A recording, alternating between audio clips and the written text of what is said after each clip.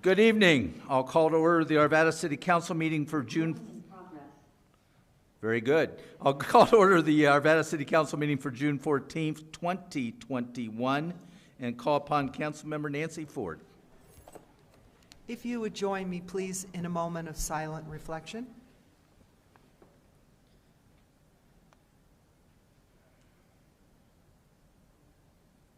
And now for the Pledge of Allegiance. I pledge allegiance to the flag of the United States of America and to the republic for which it stands, one nation, under God, indivisible, with liberty and justice for all. Kristen Rush, if you'll do the roll call. Mayor Williams. Here. Mayor Pro Tem Miller. Here. Councilmember Pfeiffer. Here. Councilmember Ford. Here. Councilmember Jones. Here. Councilmember Marriott. Here. Councilmember Simpson. Here. Very good. We have the approval of the minutes of May 17th, 2021. Do I see any changes or corrections? Seeing none, those will stand approved as presented. Moving on, we have some public comment on issues not scheduled on our agenda tonight. And I know we've got one person signed up, Kia. And is it Rules? I'm sorry, if you'll come on down. Good evening, Mayor Williams and Arvada City Council. My name is Kira Reese, and I am a resident in District 1. I'm also one of the newer members of the Arvada Sustainability Advisory Committee, and I'm here representing the committee tonight to talk about our excitement for the waste hauling program that's beginning next month. We're looking at about 18,000 households that will be getting new receptacles, and with this is going to come a lot of choice that consumers did not have beforehand about the kind of services that they're going to have available to them. We're also looking at hopefully an increase in recycling rates. Currently, our Arvada households, maybe about 40% of them, have recycling bins, and Colorado isn't known for being like really up on recycling compared to the national standard. So we're hoping Arvada could lead the way in getting our state to put more of that recycling refuge into these receptacles. And third, the thing that we didn't really talk about beforehand because we didn't know is the economic benefit to consumers.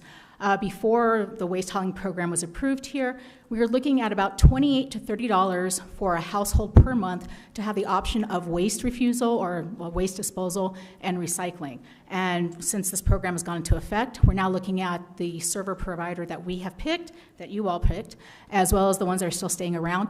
That number is going to go down to $11.50 to $19.90 a month. So that's $28 to $30 a month, down to $11.50 or $19.90. So we're just really looking forward to this program starting next month. We want to thank you for your support with it, and we're looking forward to the other benefits that will come along with hopefully like the large item disposal as well as yard waste. So thank you so much for having this go forward.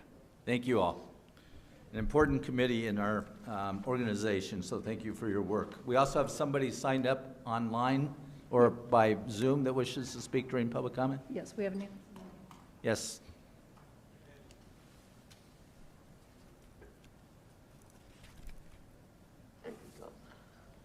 Good evening.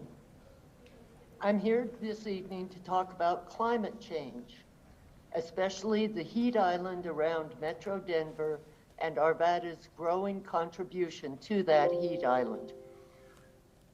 There's a local TV station that shows the wind patterns, the ground level wind patterns around the state of Colorado. What's very interesting is those wind patterns circle the Denver metro area. I wonder why. And then I started looking at my wind vane in my backyard, and the wind more frequently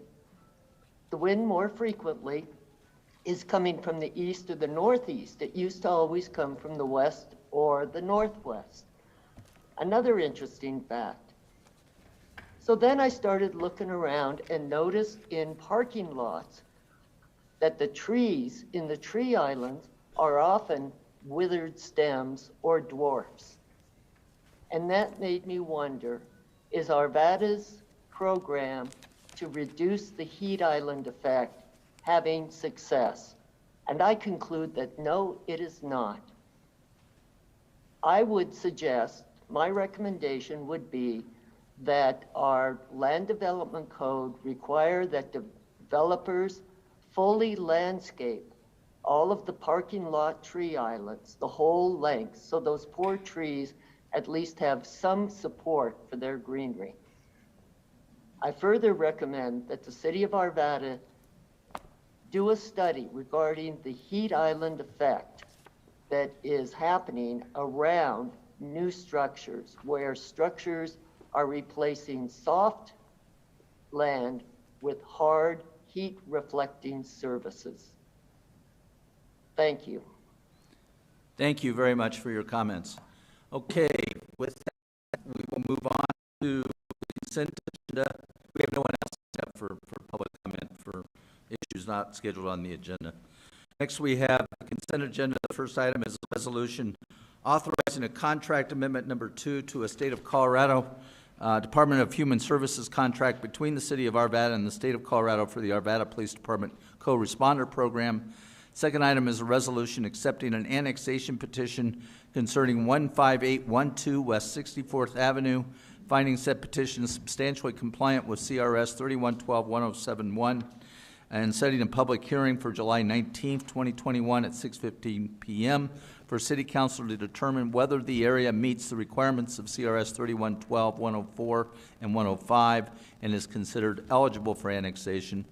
Third item is a resolution authorizing the Second Amendment to the lease agreement by and between the City of Arvada and T-Mobile Central. Fourth item is a resolution authorizing a construction contract agreement by and between the City of Arvada and Garney Companies, Inc. for 1.5 million gallon water storage tank in amount not to exceed $3,147,000. Final item is a resolution authorizing the issuance of a purchase order in the amount of $402,586 to LL Johnson Distributing Company, Inc. for the purchase of turf maintenance equipment. Mr. Marriott. Thank you, Your Honor. I move that consent agenda items R21-080 through R21-084 all be approved. Ms. Simpson, do you wish to speak? Okay. No problem. All votes are cast. Consent agenda is approved 7-0. The next item is a resolution approving the 9th and 10th Amendment to an employment agreement by Arvada Urban Renewal Authority, Maureen C. Fair, as Secretary and Executive Director. I would ask for a motion to address this issue. Mr. Marriott. Thank you, Your Honor. I move that resolution R21-085 be removed from our agenda. Thank you. All votes are cast. That passes 7-0 as well. Do we have a presentation with regard to the appointment to the Transportation Committee? Mr. Devon, anything on that?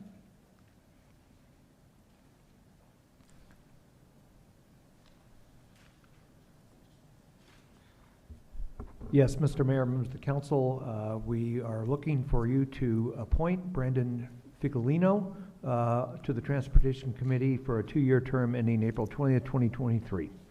Entertain a motion. Mr. Fiver.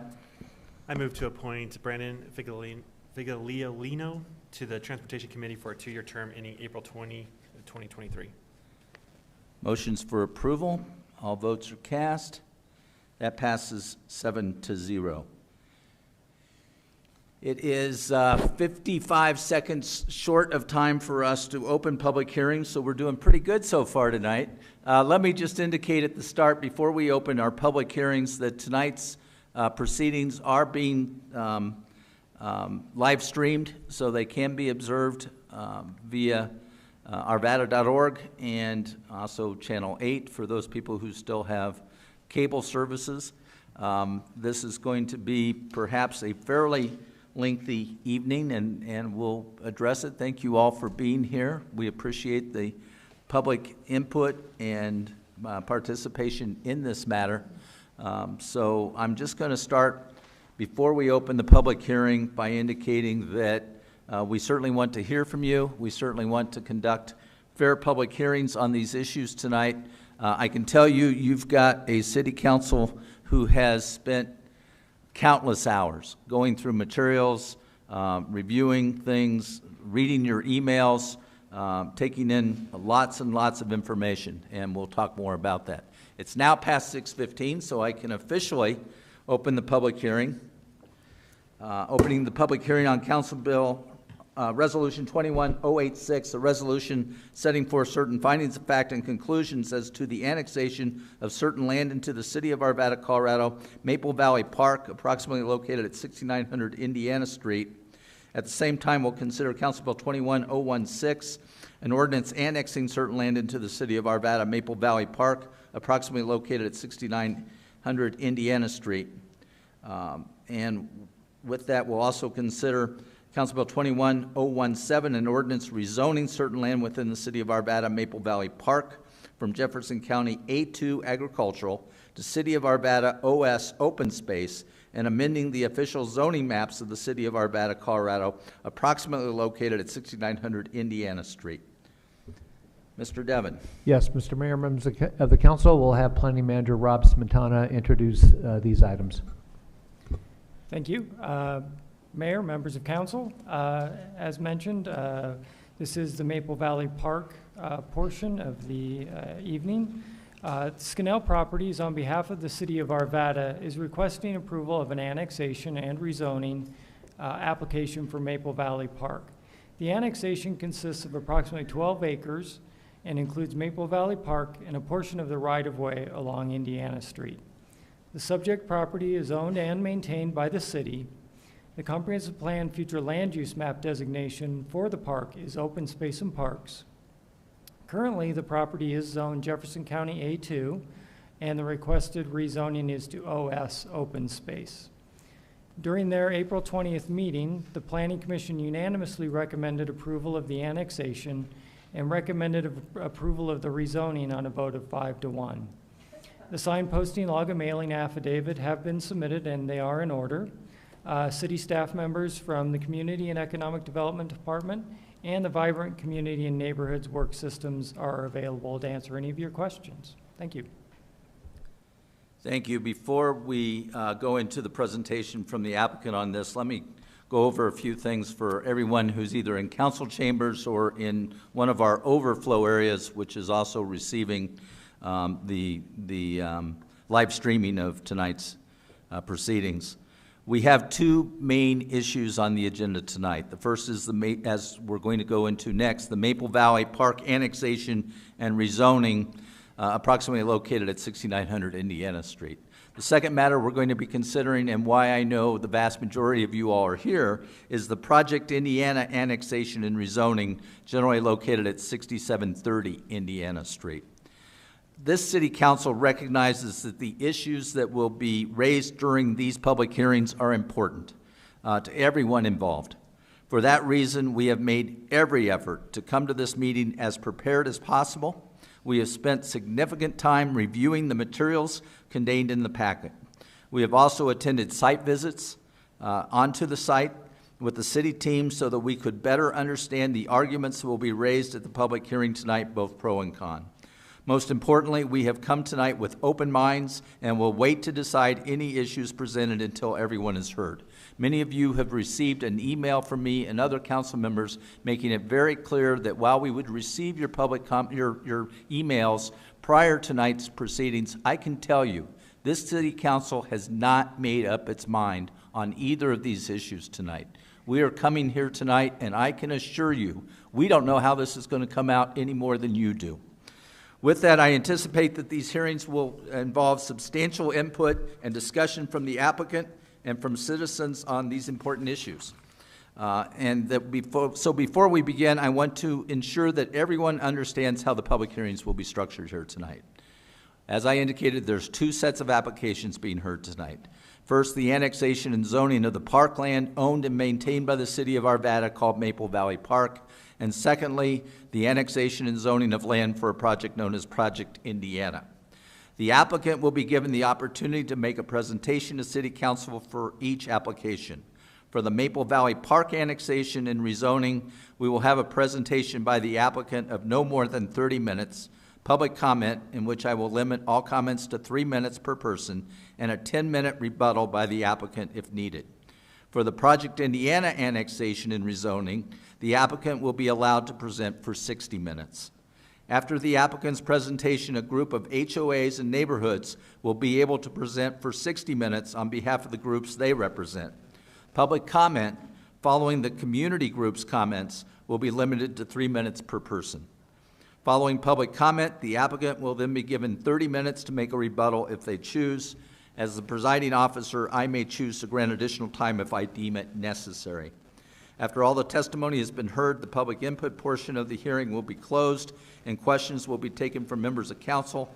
Following City Council's questions and discussion, City Council will vote on each application. Now, I want to give you some guidance in terms of public comment. City Council welcomes public comment on these applications. However, it will be helpful to us if everyone who speaks follows certain guidelines. First, we understand that everyone who will speak tonight is passionate about these issues. Please make it a point to be respectful to each other and to the process. That's one of the things I love about Arvada. We disagree agreeably. You look at some other cities, states, national, international, where people don't remain civil. And we maintain civility in Arvada, and I'm so proud of that. And I'm sure that you all will help us maintain that here tonight. Don't interrupt a person who is speaking. Don't speak unless it's your turn to speak. Don't yell from the audience, no applause, no boos, none of that stuff. This is a dignified proceeding that we're going to have here tonight. Anyone who disrupts the public meeting may be removed from council chambers. And one of the things that I've seen over the years is sometimes somebody will be at the podium and speaking and they'll want to point something out to the applicant or to the opposition and turn around and start pointing at them and directing comments to them. Don't do that. Speak to us. We're the deciding factors. We're the ones who are going to make the decision on this. All comments need to be directed to us as your city council.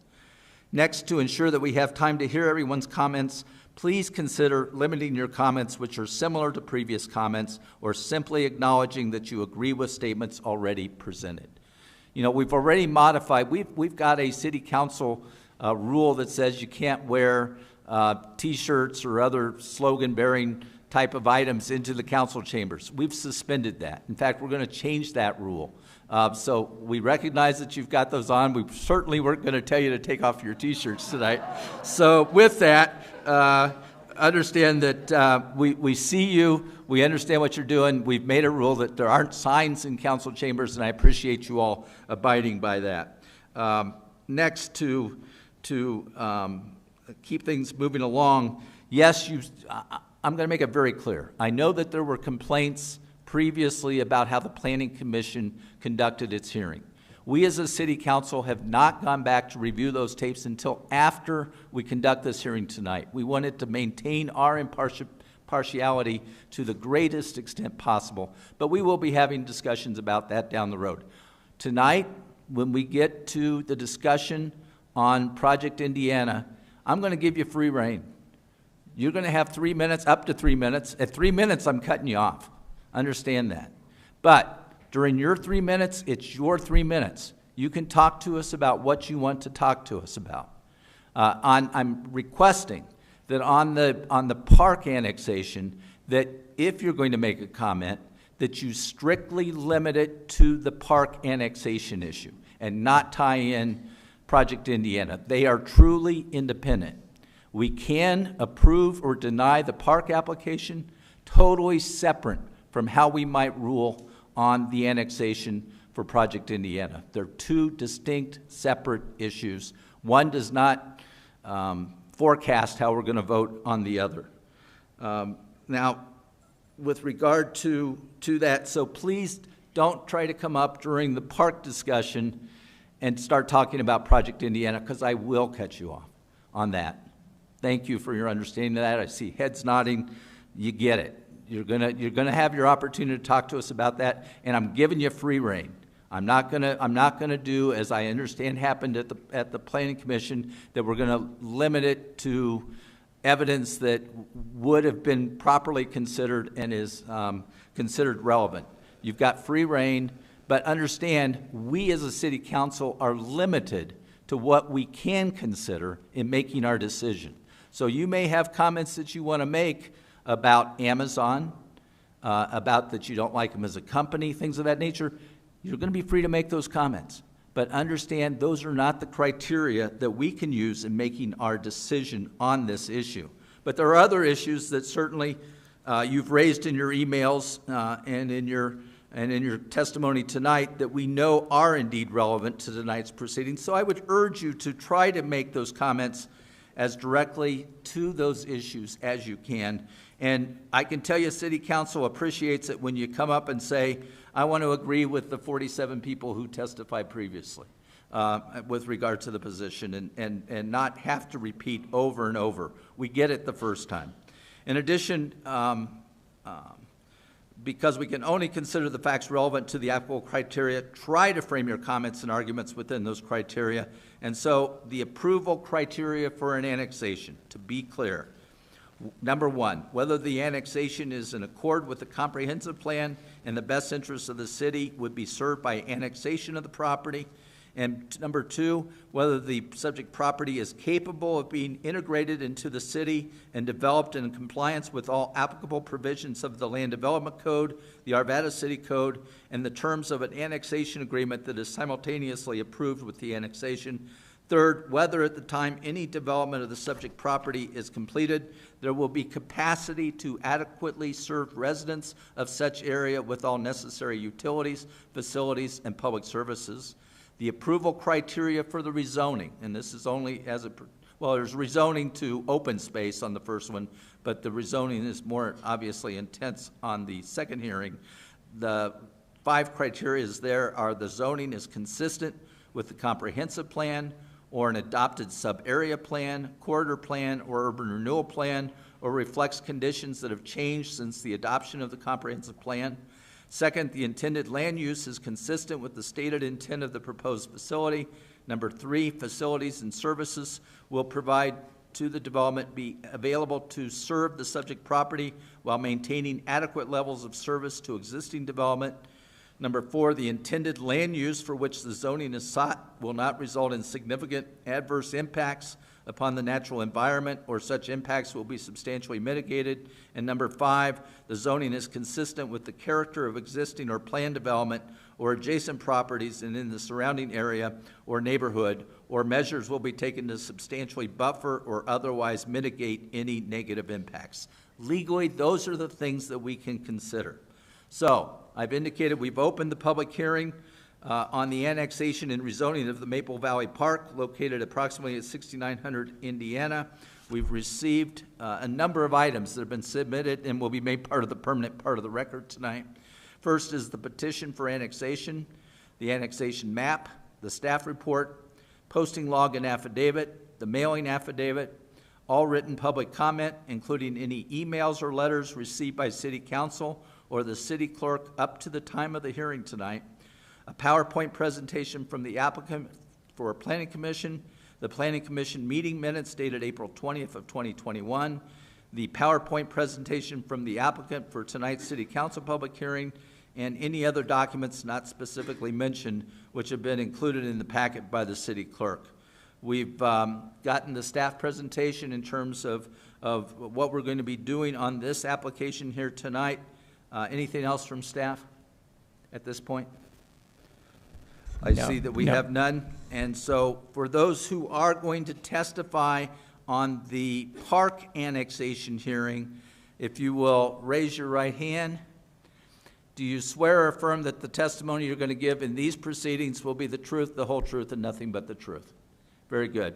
And I've indicated, and I know we've got attorneys for both applicant and the loyal opposition tonight, that would you both stipulate that to the extent we have somebody who slips through the cracks and may not be properly sworn in, that you're waiving any objection in further proceedings as to the fact that they may not, that we don't have evidence that they were properly sworn in?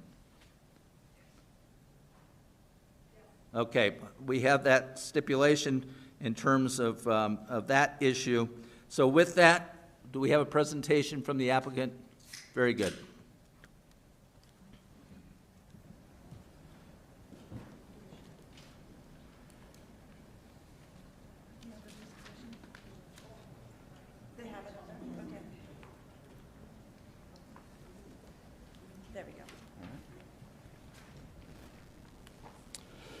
Good evening, Mayor, City Council members, City staff, and members of the public.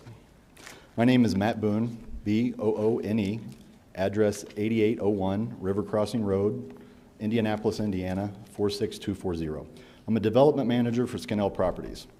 Skinnell Properties is the applicant named on application for the proposed annexation of the property commonly referred to as Maple Valley Park. This annexation application was filed for Maple Valley Park property at the city's request to allow for cohesive land use and planning under the city's land development code. As applicant, we are not proposing to undertake any development within Maple Valley Park. Next slide. Maple Valley Park is located just north of 68th Avenue and east of Indiana Street and is approximately 12.3 acres. It is owned by the city. But for the land to the south that is subject of the separate annexation and zoning applications that will be heard later this evening, Maple Valley Park is surrounded by land within the city limits. Next slide. Once annexed into the city, the property would be zoned and preserved as open space. Next slide. Next slide. The three criteria for annexation are consistent with comprehensive plan and best interests of the city, capable of being integrated into the city and developed in compliance with applicable code, and capacity to adequately serve residents of such area with utilities, facilities, and public services. The proposed annexation and use as open space is consistent with a comprehensive plan. The park property is capable of being integrated in the city as it's already owned by the city and used as park. As no such development of the park is proposed, no additional capacity is required in connection with such annexation. The staff report includes staff's findings and conclusions that this application meets annexation requirements, with which we agree. Next slide. In closing, this concludes our presentation for application for the proposed annexation of property commonly referred to as Maple Valley Park. We thank you for your time and your consideration of this application. Very good. Now, I understand that we've got a couple people who wish to speak if, with regard to public comment at this time. Mayor Williams, I'm sorry, we did have Mr. Rusink from the Parks Department who did want to speak as well, so I apologize. We just wanted him to be the first public comment. Great. Mr. Ruzick? I was going to grill you during questions from council, but instead you may go ahead and make your comments. Thank you, Mayor Williams. Members of City Council, I just wanted to add the context to this request in that whenever there's an opportunity for the city to annex a piece of property owned by the city as a park into the city, we look at that as we did in this case. It's supported in the park master plan that we eventually want all city-owned parkland to be annexed into the city. So our parks rules and the way Arvada Parks operates can operate in this case too. We do own and have taken care of Maple Valley Park for a number of years, but this opportunity presented itself and we support its annexation into the city as part of our overall goal supported by the Park Master Plan. Thank you. Okay. Public comment. Good evening, members of City Council. My name is James Silvestro. I'm a land use attorney for the law firm of Ireland Stapleton. I'm here tonight on behalf of the Ralston Valley Coalition, the loyal opposition to Project Indiana. I appreciate the city allowing me to go first in addressing the Maple Valley Park annexation. Ralston Valley Coalition does not oppose that piece of what's before the city tonight. And I would encourage anyone, obviously, can't stop anyone from exercising their First Amendment rights. But I would encourage folks who support the Ralston Valley Coalition, who are in opposition to Project Indiana, to understand that these are completely separate applications. We internally have some questions about why this came up through Skinnell as opposed to the city just doing it itself. But based upon the mayor's representation, other things we've heard from the city, these are truly independent. And so with that understanding, we are in support of the annexation of the park. The city's owned it for decades now, and obviously they're fully in control of the site, and RVC is a passionate users of the park, passionate defenders of the park, and we welcome that relationship moving forward. Thank you very much. Anyone who would like to speak on this issue? And do we have anybody from the other rooms? We don't have any from the other rooms, but we have 2 on Zoom. Very good. Kristen Rush, if you'll tell us who. First one is Stuart Schwartz. Okay.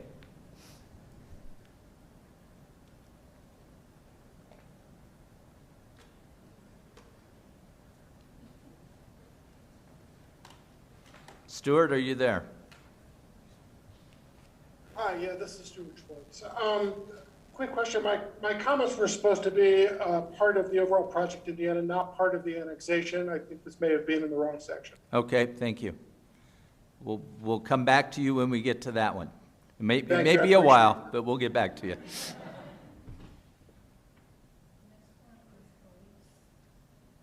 Bolts.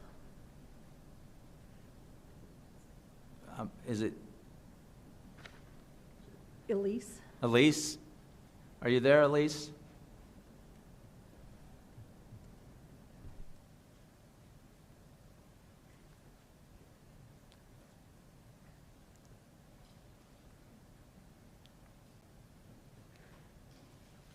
Nope.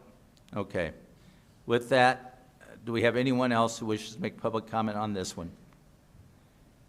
Seeing, yes, we do have, yes, ma'am. You'll come up to the podium and state your name and address. We'll.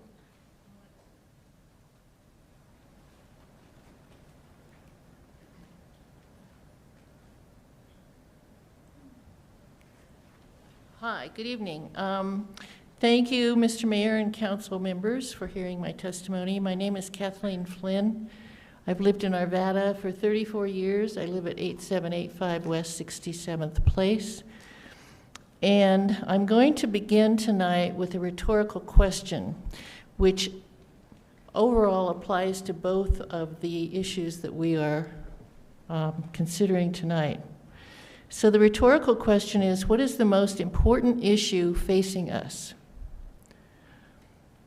The answer is the environment and climate change. How does this pertain to the proposed building of an Amazon distribution center? And ma'am, I'm going to ask that you not speak to that issue. You can certainly speak to the annexation of the park at this time. And you'll certainly be given an opportunity to speak during public comment on the annexation as it pertains to Project Indiana, okay? No, because I'm not going to be here that long. Well, ma'am, I'll let you finish your 3 minutes. Thank you. So every county, every state, every city, every family, and every individual has a responsibility to slow climate change. Our lives depend upon it. Building such a facility in a park or near a park with green space would destroy hundreds of trees, thousands of square feet of permeable ground, and would pollute Ralston Creek, certainly during construction and probably long term. It would destroy the habitat of birds and mammals. It would cause noise pollution, air pollution, light pollution. It would destroy a lovely walking and biking path, which I use quite frequently. Is this the kind of city Arvada wants? Do we want commercial buildings and big box stores everywhere with crowded cross streets and more pavement? Or do we want to do our part for the environment and protect what little green space we have? I suppose the city council is thinking about possible tax income for the city. People who work at such a facility generally earn about $15 an hour, and at that rate, they couldn't afford to live in Arvada. So if they have to commute, that's even more air pollution.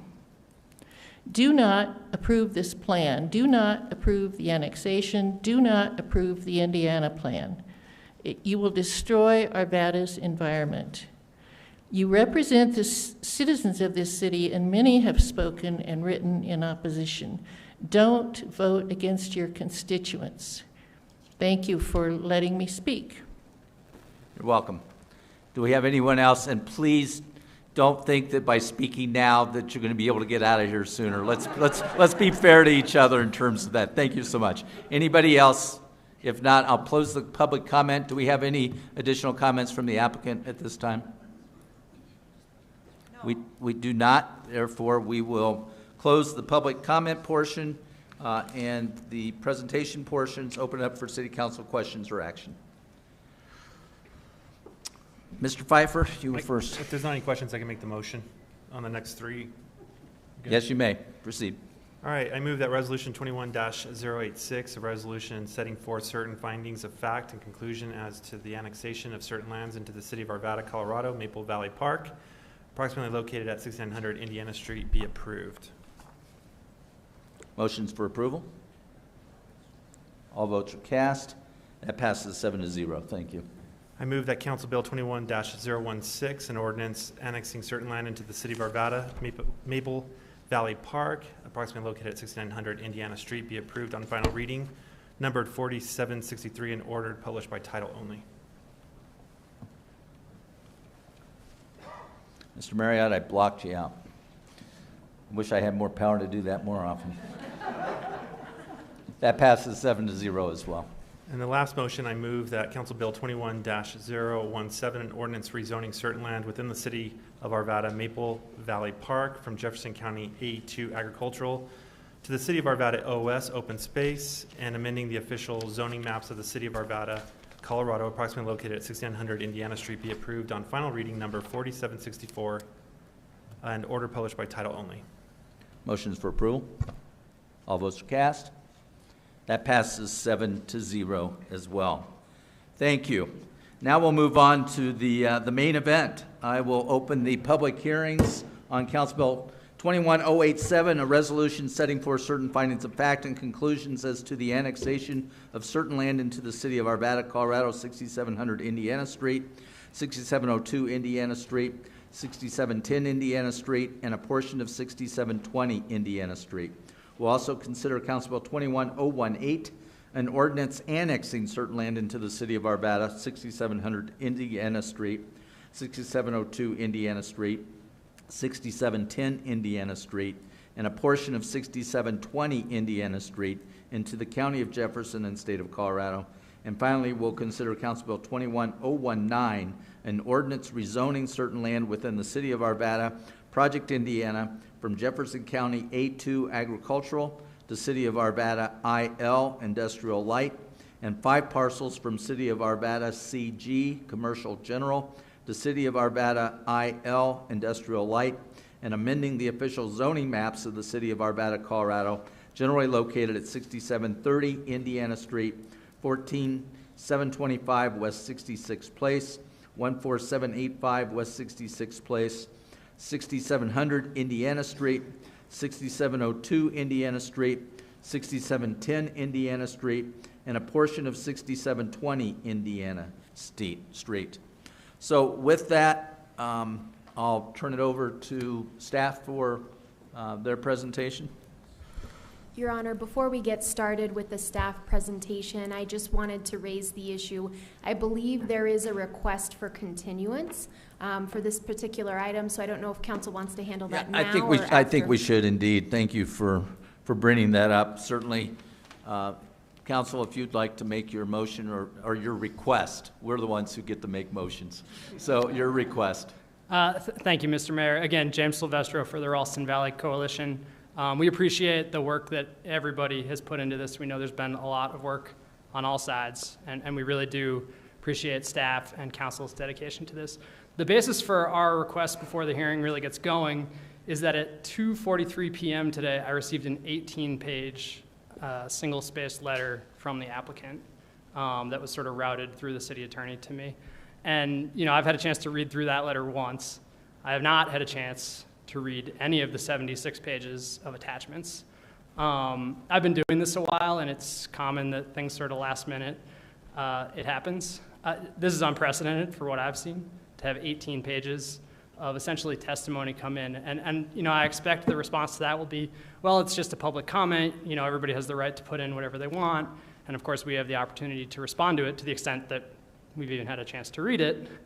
You know, my concern here is that if it takes an 18-page single-spaced letter to respond to the issues that we raised last week, that there's just too many moving parts here. We'll see in their presentation tonight, and I think city staff can back me up on this, they're now claiming that their site plan application has changed. They haven't actually submitted anything as far as we know, but they're claiming they've scaled down certain things and made other adjustments to try to mitigate the impact of the site. We've had no opportunity to really study those changes. I found them yesterday in the city's packet. Perhaps you did too. Obviously, all of the materials that they've put in studying the impacts of this facility, there's two sides to all those stories, but everything that they've done is based on an earlier version of the site plan that's no longer pending. And so I hate to make this request. We have put in hours and hours. I know you all have, and I know they have. We just feel like there's no way for the city to actually get its arms around the decision that's before it tonight. And so we're requesting a continuance.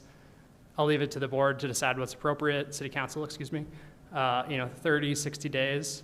If they need more time to get their studies updated, I'd leave it to them if it's 90 or 120 days. But we just don't think that the city or the people of Arvada have the information they need to really address what's before the city tonight. Thank you. Thank you. Ms. White?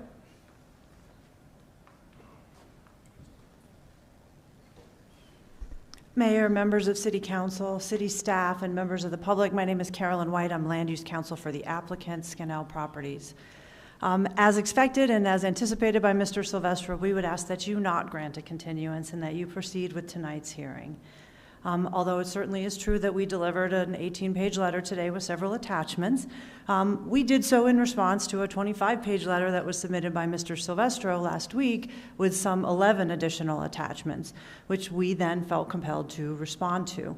And unlike a court of law, where there is the rules of civil procedure which govern the rules by which parties are supposed to exchange information back and forth, in this proceeding, which has quasi-judicial elements to it, certainly, this is a public hearing, and we as the applicant have the burden of proof, and we also have the ability to introduce evidence right up until the minute when you make that final vote and the matter is final.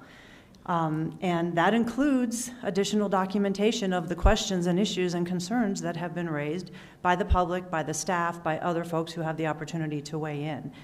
I fear that what will happen if you choose to grant a continuance is this. Mr. Silvestro will write another letter in response to our letter. We'll get it shortly before the hearing, and then we will also feel compelled to respond again. And that process can certainly continue as long as we all want to let it continue. I'm happy to spend my whole summer writing letters back and forth. But the purpose of tonight's hearing is actually for you to receive the evidence in support of and in opposition to the proposal before you. That's what this hearing is all about. All the extra stuff that we've exchanged back and forth is additional information for your consideration, and this is our opportunity to share that information with you. And we certainly intend to do that, and we will present the information that's contained in the letter for your consideration, and I know Mr. Silvestro has lots of information to share with you as well. One last point about the site plan, and I'll just mention that, again, quite common for the site plan to evolve right up until the minute the final vote is held. In fact, you yourselves can and frequently do require changes be made to the site plan at the public hearing. And the site plan that is proposed that we're hoping to show you tonight was directly in response to one of the requests made by the opposition. So we are responding by agreeing to do exactly what they requested, which is provide additional buffer area. So if that's the basis for a continuance, then that could serve as a deterrent to applicants agreeing to provide the concessions that are being requested by those in opposition. We're all here, we're ready to go. We'd like to present this information to you, and I believe you are ready to and capable of ruling on it this evening. So we would ask you not to grant the continuance. Okay, thank you. Thank you. Ms. Morris, do you have anything to add? Yes, Your Honor. I'd just like to add some context to this particular request and to point out the code provision under the Land Development Code by which you would make this decision. Under Section 82313 of the Land Development Code, subsection C, it indicates that requests for continuances may be granted at the discretion of the body holding the public hearing. There is also a City Council Rule of Procedure, Rule 4, subsection F, which allows council members to make a motion to continue a matter on the agenda. That motion is debatable, and if approved, it has to be approved by a majority. One other thing to provide some context for City Council before you begin your discussion and make a determination is that we do have instructions for individuals who want to submit written materials for the public record. We have instructions located on our website. Those instructions do say that individuals are allowed to submit written materials up until 5 p.m. on the day of the hearing, on the day that the hearing is scheduled. Historically, we have interpreted that to include materials responding to public comment as well from either individuals who are in favor of or opposed to the development at issue. So just to provide that context, that's all I've got, and you're free to make a determination or determine if you want to make a motion. One clarifying question I've got is that there was an issue raised in terms of a requirement for presentations to be submitted by last Thursday at 5 o'clock. Are the presentations we're hearing tonight in terms of the PowerPoint presentations, are they the ones that were submitted prior to 5 p.m. on Thursday? That is correct. So it would be the PowerPoint presentation, not necessarily the written comment, which we accept up until 5 p.m. So that's the distinction. It is, and it's my understanding that we did receive both presentations prior to 5 p.m. on Thursday of last week. Okay, do I have any council member that wishes to make a motion on this matter? I do not. Therefore, we will be proceeding with tonight's hearing as scheduled. For the record, I'll indicate that I understand the position being taken by Mr. Sylvester, who articulated it well.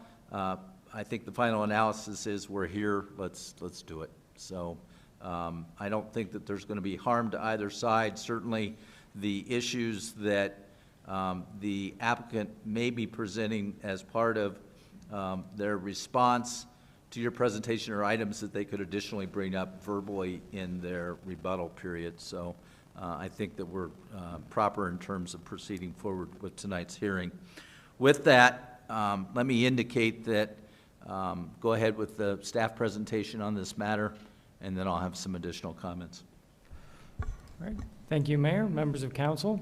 The applicant is requesting approval of an annexation and rezoning application of approximately 25 acres of land and the rezoning of approximately 5.3 acres of land already within the city limits in order to develop an approximately 112,000 square foot warehouse fulfillment and distribution center.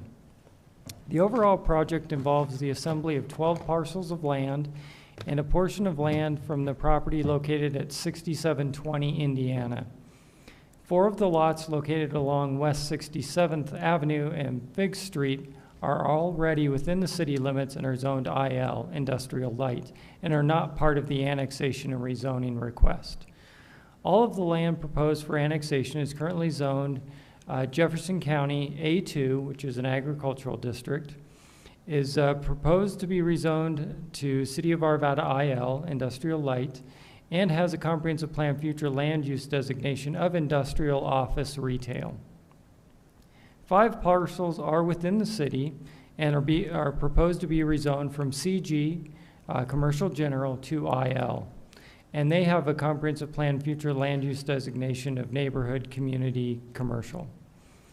During their April 20th meeting, the Planning Commission recommended approval of the annexation on a vote of 5-1 and recommended approval of the rezoning on a vote of 4-2, subject to one condition, and that is on page 15 of the staff report, and that states, in order to substantially mitigate negative impacts to Maple Valley Park and nearby residential neighborhoods, a landscape buffer with a 6-foot masonry wall shall be built along the northern boundary of the park, northern boundary with the park.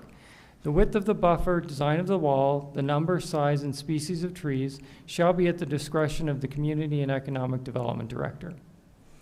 The signed posting log and mailing affidavit have been submitted and they are in order.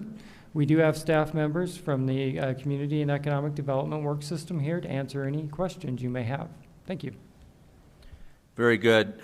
The following items have been submitted and will be made a part of the permanent part of the record for this: the annexation petition, the annexation map, the proposed annexation agreement, the staff report, the posting log and affidavit, the mailing affidavit, the updated distance exhibit, the Planning Commission meeting minutes dated April 20th of 2021, the PowerPoint presentations from the applicant and other groups to the Planning Commission, all written public comment, including emails or letters received by City Council or the City Clerk up to the time of the hearing, the Project Indiana development plans, the petitions from Protect Maple Valley Park Group, the PowerPoint presentations from the applicant and other groups to City Council, and any and all other documents not specifically mentioned which have been included in the packet by the City Clerk. And I will represent, and I'm sure other council members would agree, some of us have gotten phone calls on this, and we were very careful to indicate that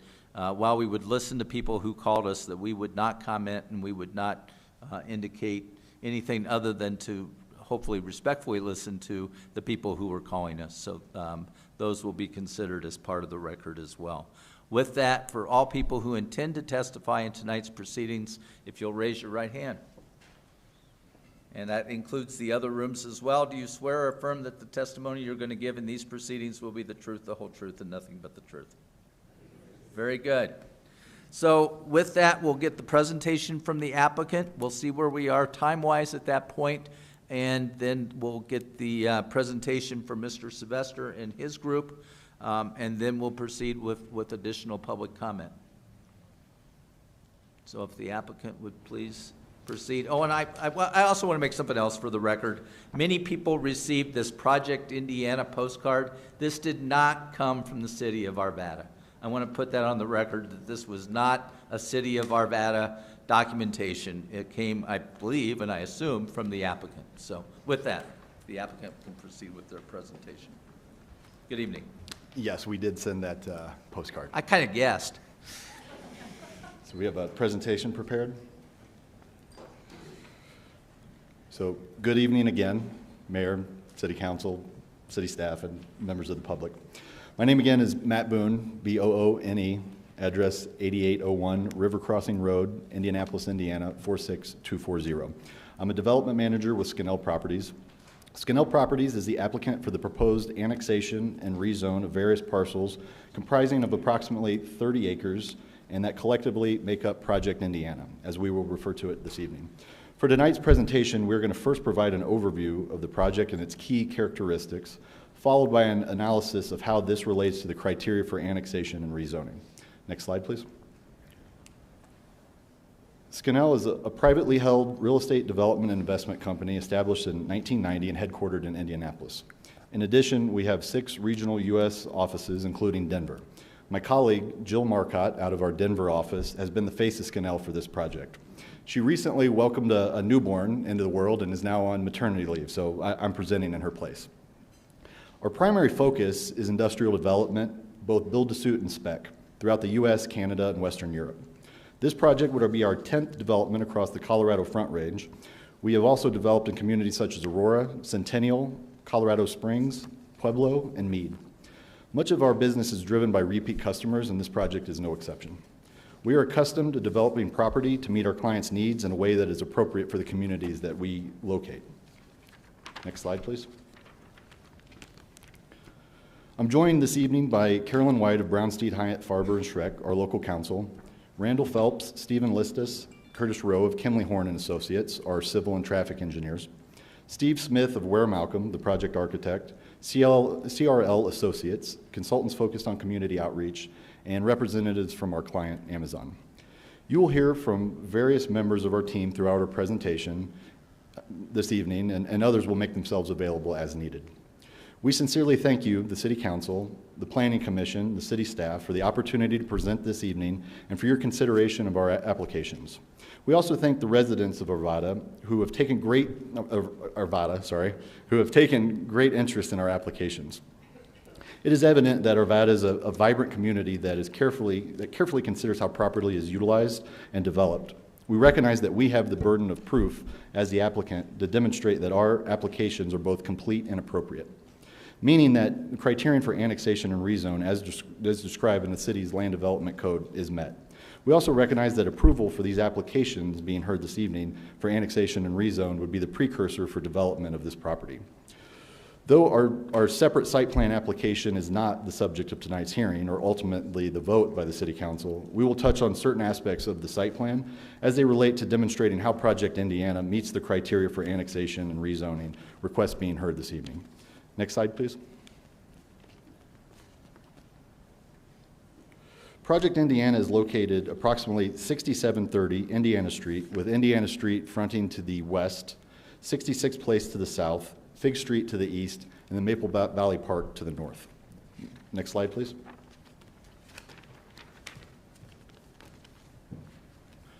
Next slide, please. The property is comprised of 10 parcels and a portion of another that totals approximately 36 acres, minus land dedication of over 2 acres for right-of-way to Indiana Street, as well as dedication to Maple Valley Park. Surrounding Maple Valley Park and Project Indiana is land already within the limits of the city, shown in green on this slide. So this property is essentially a whole within the city limits. Next slide, please. The 3 parcels and a portion of another, shown in blue on this slide, are the subject of the annexation and the rezone application for the project. Next slide, please. 3 parcels of the property, shown in orange, are already within the limits of the city and zoned commercial general. The remaining four parcels, shown in purple, are already within the limits of the city and already zoned in light industrial. Next slide, please. The annexation and rezone requested for the property will allow for a consistent zoning of the entire property. An additional annexation and rezone application that you heard earlier for Maple Valley Park was at the city's request to allow for consistent land use and planning under the city's land development code.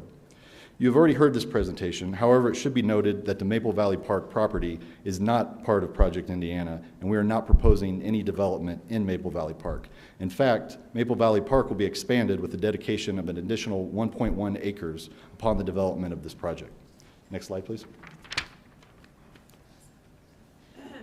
The property to be annexed and rezoned for Project Indiana is surrounded on all sides by property that is already within the city.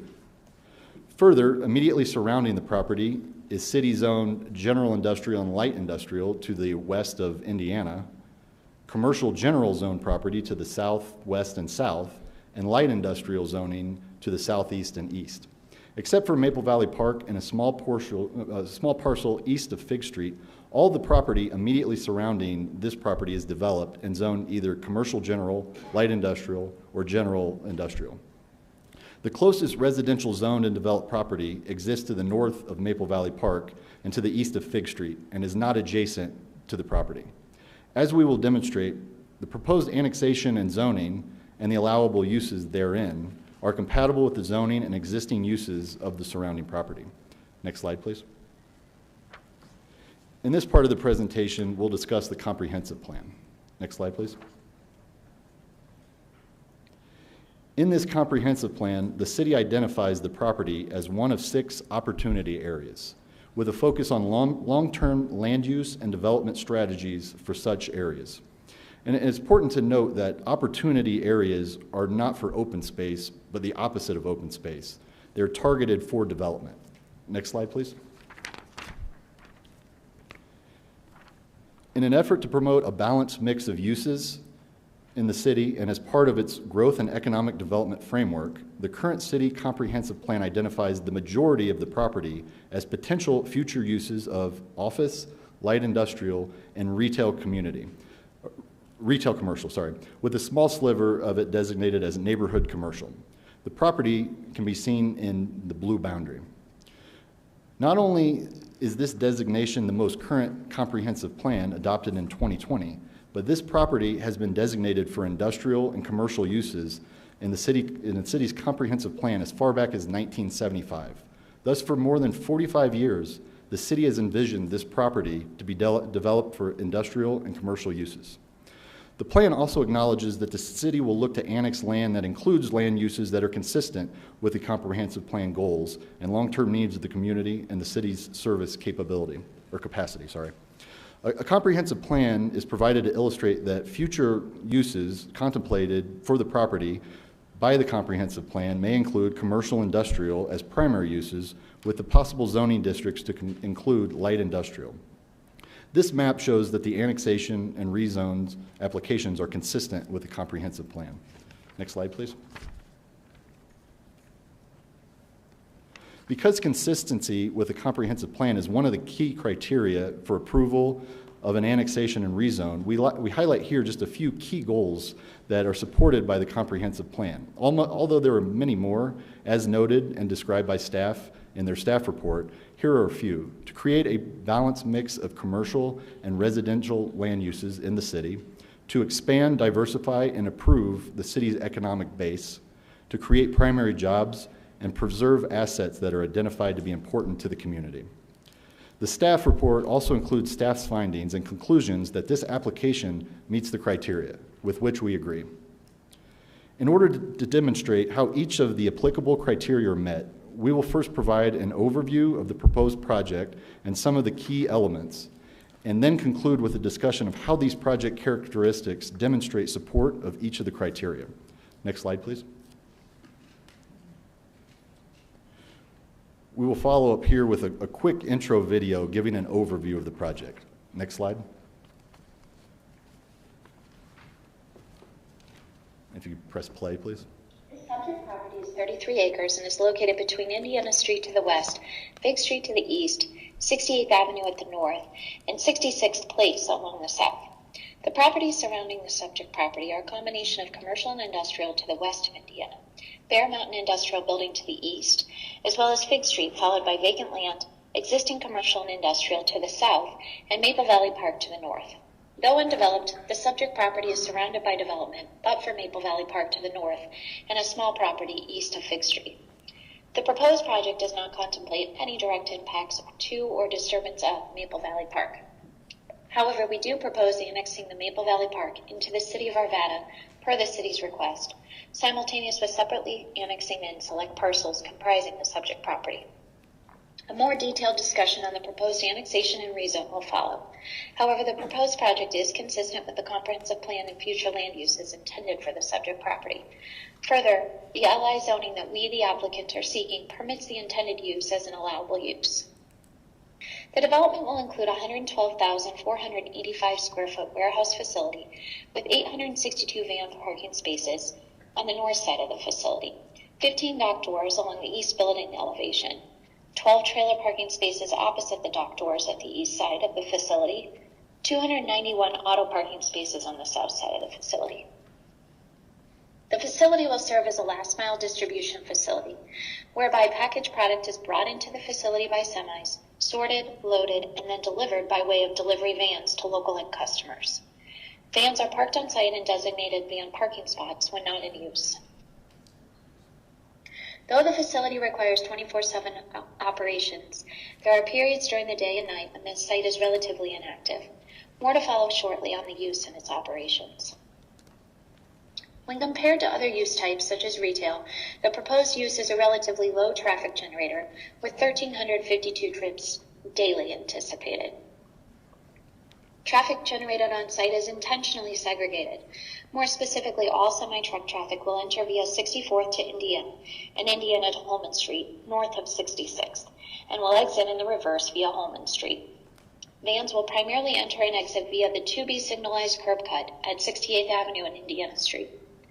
A traffic signal is proposed at the site driveway at 68th and Indiana Street, which will allow for a safe and controlled left turn out of the facility onto Indiana southbound. Other site plan features include an on-site stormwater detention pond at the northeast corner of the site. The pond is designated to meet all applicable stormwater management regulations and will outfall at Fig Street. Significant landscaping and intentional buffering is planned, particularly along the north property boundary abutting Maple Valley Park. Pedestrian access will be provided to Maple Valley Park at Fig Street.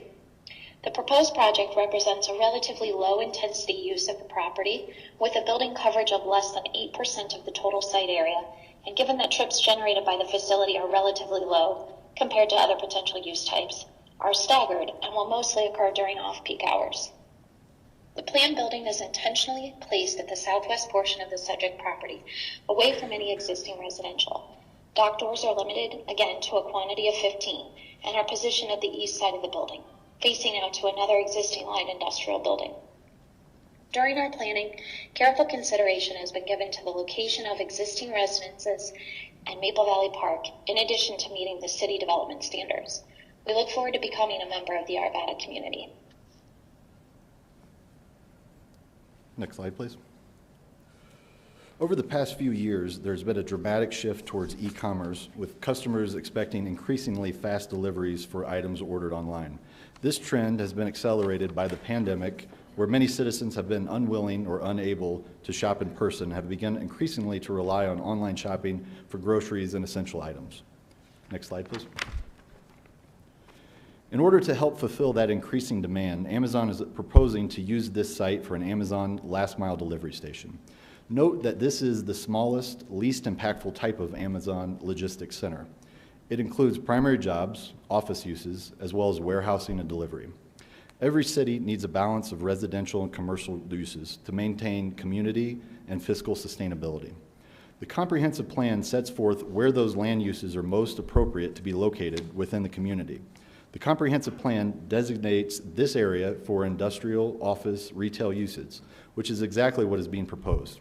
Further, the proposed use is about the lowest intensity type of industrial use that could be envisioned. Thus, this intended use is fulfilling the city's vision as set forth in the comprehensive plan. Next slide, please. In these next slides, we're going to discuss the community outreach that we have conducted. Next slide, please. As part of the process, the code requires us as the applicant to conduct a neighborhood meeting. We not only had this required meeting on November 18th, but we also conducted a voluntary meeting on March 11th. At this voluntary meeting, there were more than 300 participants. The meeting lasted nearly 5 hours. There were more than 500 questions asked during the meeting, with 52 unique questions answered. And then after the meeting, there was an additional 19 questions answered via email. Next slide, please. Here are all the other items we conducted as part of the community outreach. Notices were mailed out in advance of both of the required and voluntary meeting. We launched a website with frequently asked questions. We contacted 79 of the neighborhood organizations and offered to present. We presented to the Jefferson County EDC, presented to Chamber of Commerce. We had one-on-one outreach to local businesses. We sent the informational postcard that we talked about at the beginning, and then we had door-to-door canvass to 3,000 residents. It should be noted that we reached out to Protect Maple Valley Park representatives on several occasions without response. Next slide, please. Here's a sample of the project's frequently asked questions that were located on our website. We had 26 frequently asked questions and our response to those. Next slide, please. So during our community outreach, the planning and zoning hearing, and news articles, it was very clear what the community was concerned about. And in fact, the community has organized its comments into these 4 major categories of concern. And they are traffic and parking, lighting, noise, air quality, land use compatibility, and reduction of environmental impacts to the park. During this part of the presentation, we will further clarify these areas of concern. Next slide, please. The first category is traffic and parking, which seems to be one of the largest concerns. Next slide, please. Project Indiana proposes several off-site roadway improvements. The next several slides will depict vantage points of these improvements. Next slide, please. The existing condition of the roadway is shown here as opposed to the proposed condition. Next slide. You can see the addition of turn lanes and acceleration lanes northbound. Next slide, please. The proposed improvements to Indiana Street are again shown in this slide, as well as the sidewalk along the frontage and enhanced landscaping between the road and the proposed building. Next slide, please. This slide further depicts the acceleration and turn lanes, as well as proposed signalization to the intersection with 68th. That allows for protected and controlled left turning movements out of the site on southbound to Indiana Street. Next slide, please. This project will double the length of the improved portion of Indiana Street along the frontage. The only way to get more capacity in the road is to add lanes. The improvement proposes to continue 2 full through lanes along the frontage. Next slide, please.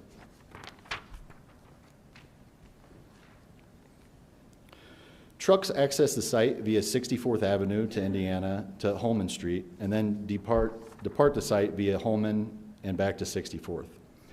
We understand that truck routing and existing roadway network capacity is a major concern for the community. During normal operations, approximately 21 semi-trucks will deliver to the site each day. 80% of these trips will be during the hours of 6 p.m. to 6 a.m. The issue of roadway capacity comes into consideration during peak hours, both in the morning and in the evening. Most people have an 8 a.m. to 5 p.m. type of job where everyone's on their way to work around 8 a.m. and everybody leaves to come home around 5 p.m. This creates peak hours on the roadway. These hours of delivery do not contribute to peak trips and therefore to capacity. Next slide. Next slide, please. The biggest argument you'll hear from the opposition is the concept that 1 truck equates to 2 trips. For the purpose of Arvada zoning, a truck arriving to and leaving the site is 1 trip. Similar to if you leave your house and you go to the grocery store and you come home, did you make a trip to the grocery store or did you make 2 trips?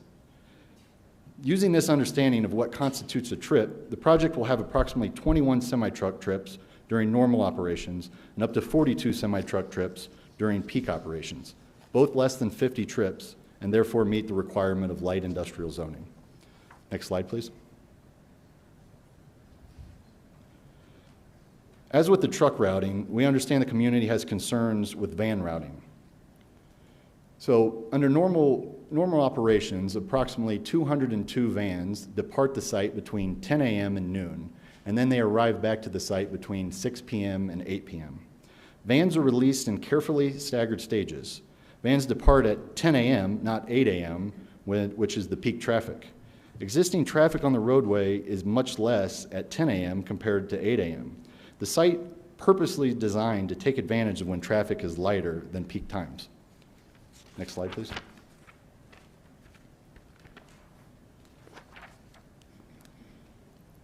Can you press play? Might be a little hard to see here. Here's an animation that shows the typical departure process of vans at the facility. A group of vans will drive up to the loading area under the canopy while other vans park in staging behind them. While in the loading area, each van driver will take approximately 30 minutes to load his or her van, and the vans will depart synchronized groups from 10 a.m. to around noon. This departure process is one of the most carefully managed processes at an Amazon delivery station. To ensure this is carried out with safety and prudence, they utilize a yard marshal, a kind of almost air traffic controller, to oversee this, who directs the vans as they depart. Great attention is paid to the van groups as they exit onto the public street. At these delivery stations throughout the U.S., the on-the-road, how they refer to them, operations, are critically important to ensure that they are properly serving our partners in the community we're a part of. The site is described to be 24/7 operations, but it should be noted, nighttime activities are limited to loading and unloading of line haul trucks, and other activities take place inside the building. Next slide, please. This slide is very important to give context to how low the intensity use for traffic is relative to other potential uses permitted under the office, industrial, retail, future use, land use, as described in the comprehensive plan. Pay close attention to the total daily trips of 1,352 as compared to, say, a grocery store or a supercenter, which is over 10 times that. Also, very important is the number of peak trips generated by the development. 1 a.m. peak trip compared to hundreds by other similar uses under the comprehensive plan, and 91 p.m. peak trips compared to thousands generated by the other uses under the comprehensive plan. Next slide, please. There have been many questions in the community why certain intersections were evaluated and others weren't. Our traffic engineer is on hand to answer any questions about that, but I would just say that it's important to note that the city has approved the scope and methodology used for the traffic study and has no further comments on it.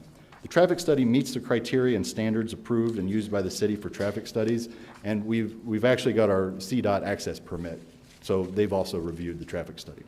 Next slide, please. Here is a graph showing the peak hour and daily total trips that was previously in the table. You can see this development is minimal compared to the other uses listed in the comprehensive plan. Next slide, please. So here, this is a slide of the original site plan presented to the Planning Commission. We've heard loud and clear from the neighbors that they believe there's too much parking, there's not enough buffering to the park, and we understand compromise in order to show good faith to the community. So we went back and we carefully examined our plan, and we came up with something we hope everyone will be, enthusiastic about. Next slide, please. We therefore identified a total of 190 van spaces that can be eliminated without negatively impacting operations, and we propose to convert those parking spaces to additional on-site landscape buffer. Next slide, please.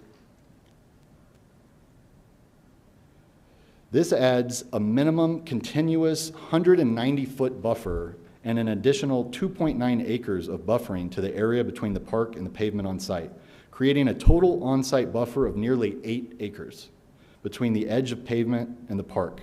To put this in context, the portion of Maple Valley Park presented earlier in our annexation application is only 12.3 acres.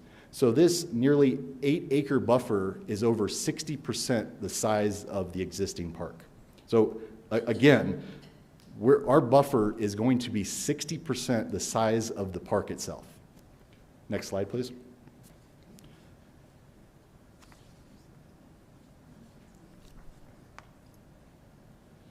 This slide is a rendering of the original plan presented to the Planning Commission. Next slide, please. This slide is a rendering of the plan reducing the 190 van spaces and adding 2.9 acres of additional buffer between the parking lot and the Maple Valley Park. Also, please note that our plan dedicates 1.1 acres of property to the city to benefit the park. Next slide, please. The second category of concern is light, noise, and air quality. As it relates to light pollution, this plan takes extensive measures to mitigate potential light pollution. Next slide, please. The project lighting plan uses full cutoff light fixtures, and this means that light is directed directly downward. As you can see, lighting only illuminates areas in the nearby vicinity of the poles. We also are utilizing 22-foot tall poles instead of the maximum 35 feet tall poles allowed by code. There is no light spill outside the property limits. As you can see in this slide, anywhere that's not yellow has a nearly 0 foot candle measurement. The lighting plan conforms to city requirements. The site will also use motion activating dimmers that will reduce illumination by 70% after 5 minutes of no movement in the vicinity of the light poles. For context, the average foot candle on site is 2, where a typical foot candle on a kitchen preparation area is 30.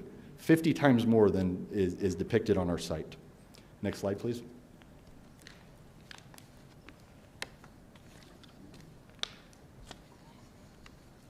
We also heard concerns from the community over noise. The Land Development Code restricts daytime decibel levels below 70 decibels and nighttime decibel levels below 65. A noise study is not required for annexation or rezone. However, we had a short form study prepared in the very beginning of this project, which identified no noise impacts to the neighborhood. And hearing all of the concerns, we went ahead and conducted a very detailed acoustical analysis. Next slide, please. The results of this acoustical analysis show that the maximum decibel levels emitted from both vans and semi-trucks for this project are 50 decibels or below, where the threshold is 65 at night and 70 during the day. So this slide right here is a detailed model of the vans, and what we have is receptors at the closest residence, and they're labeled B, C, D, E, and the maximum receptor is 49 decibels for the vans. Next slide, please. This is a detailed model for a truck in the truck court, and again, we have receptors at the closest residential properties, and on this slide, you can see the maximum decibel is 50 decibels produced by the trucks. So clearly, we meet the concern that the community has. Next slide, please. We heard concerns from the community over air quality. The next slide discusses Amazon's sustainability initiatives. Next slide, please. You may have already heard this, but if not, in 2019, Amazon co-founded the Climate Pledge, where Amazon made ambitious commitments to achieve net zero carbon by 2040. Some of these commitments include the following: making 50% of all Amazon shipments net zero by 2030, and powering all of the operations with 100% renewable energy by 2025. Now, what does this mean for Project Indiana? Specifically, Amazon is committed to reducing its operational-driven carbon footprint on a local level. By reducing the operational carbon footprint, they make buildings more efficient by utilizing renewable energy sources. One way to do this is by designing most of the buildings to be electric vehicle, EV, ready. Here, Amazon is committed to the following: to invest over $10 million for EV infrastructure at this delivery station to ensure the site will be EV ready. Amazon's intent is to have a full EV delivery van fleet by 2025 at this facility, and EV van fleet deployment could start as soon as 2023. Next slide, please. Thirdly, an area of concern identified by the neighbors and requirement for this application is to prove compatibility. First, let's be clear, when we're talking about compatibility, we don't mean the same as. Rather, it means a situation where two things which are not the same can coexist in harmony, where any negative impacts are mitigated. As we have demonstrated throughout this process in tonight's hearing, that is exactly the case. Next slide, please. First, the surrounding commercial and industrial uses to the east, south, and west are the same. So our use is clearly compatible with those uses. To the north, the adjacent use is Maple Valley Park. As we have discussed, this application is proposed to have a use which is relatively low impact compared to the other commercial or industrial uses which could be located here based on the city's comprehensive plan. Further, the application protects and mitigates impacts on Maple Valley Park in terms of lighting, noise, and air quality, as we have shown. The site plan is being further revised to increase the buffers even more to nearly 8 acres, providing extra protection to Maple Valley Park. Finally, the city's own plans, dating back to at least 1975, clearly envisioned that this industrial use could be compatible with the surrounding uses in this location, because the city has contemplated this property being used in this way for at least the last 46 years. Thus, the proposed use is clearly compatible with the surrounding uses. Next slide, please. Fourth and lastly, we've heard concerns from the community about impacts to the park. Most importantly, Project Indiana does not propose any development within Maple Valley Park. Next slide, please. The site has been designed to be compatible with the surrounding developments by positioning the building away from any residential, locating it at the southwest corner of the property. And as you can see, this is the same location as an existing industrial building to the east, or if you're looking at the slide, to the left. Screening of dock doors used by trucks by placing them only at the east side of the building, where they and the adjacent truck court face an existing industrial building instead of residential. The building itself is again 112,485 square feet, which provides for a very low building coverage ratio to a site this large, less than 8%. It's about the same size as a typical home improvement store like a Home Depot or a Lowe's. The reduction of 190 van spaces allowed adequate room for us to provide a 4-foot tall berm to further heighten our 6-foot screening wall. The green circle depicts the closest location of the Ralston Trail looking towards Project Indiana. Next slide. This slide depicts vantage points looking at the site from the closest location of the Ralston Trail. Notice with the berm and the screen wall, you don't see any vans. Next slide, please.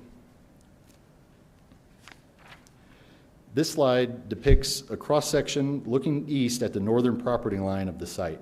Again, note that we are providing 190 feet of buffer, a 4-foot tall berm, a 6-foot tall screening wall, and to provide some context, the minimum width of the park in this location is 200 feet. So our buffer nearly doubles the perceived width of the park in this location. Again, we are providing nearly 8 acres of buffer, which is over 60% the size of the park itself. In this slide, you can see a person at the edge of Maple Valley Park property with the berm, wall, and elevation changes. The parking lot is screened from their view. Next slide, please. This slide demonstrates distances from various features of Project Indiana to the trail and to residential properties. For example, the closest house in Maple Valley is 782 feet away from an existing building. The new building will be even farther away. From the closest residential home is 803 feet. Next slide, please.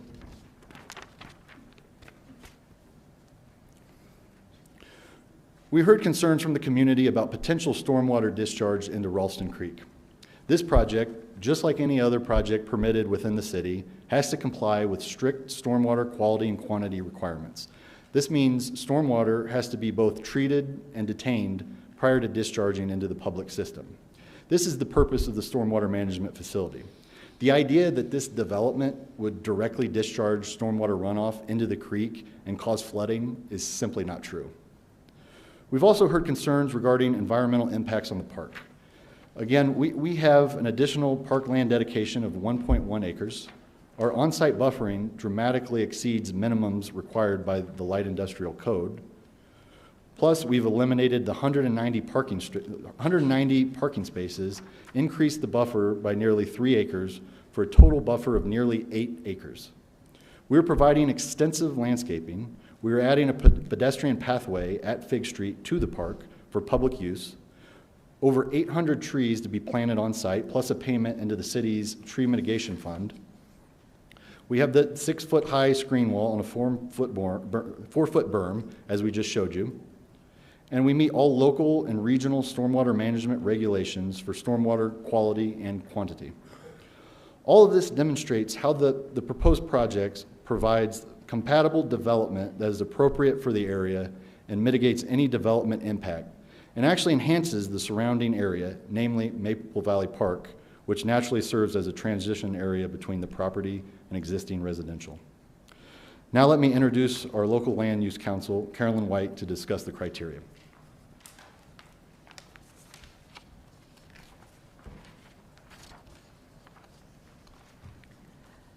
Thank you. Good evening once again, Mayor, Council, City staff, members of the public. My name is Carolyn White. I'm Land Use Counsel for the applicant. May I please have a time check on how much we have remaining? We've got, Ben, do you have that? 36 minutes. Oh, 36 minutes elapsed. 36 minutes have elapsed. Thank you. 24 May I minutes. also request that any unused time of the 60 minutes be provided at the end to add to our rebuttal? That'll be fine. Okay, thank you very much. Mayor, as you noted earlier this evening, ultimately your decision tonight must be based on the 8 applicable criteria for annexation and rezoning/zoning. The same criteria apply whether you're doing initial zoning of newly annexed property or rezoning of property which is already within the city. And as Mr. Boone explained to you a little moment ago, our application includes both properties which are already in the city that we're asking to rezone to light industrial and properties which we're proposing to annex to be zoned to light industrial. The same set of criteria applies to both, so I'm going to speak about them together. My portion of the presentation is going to focus on the key characteristics of the project that were just described to you and specifically how they relate to the applicable criteria. Although it is probably not possible to modify the project in such a way that it would be supported by the loyal opposition that is here to share their opinions with you this evening, We do want the City Council to know that the applicant has engaged in extensive public outreach in a genuine attempt to understand and address as many of these concerns as possible. And along those lines, you see, for example, some of the proposals that are being made now to further reduce the parking by another 190 spaces, add some additional buffering, and so on.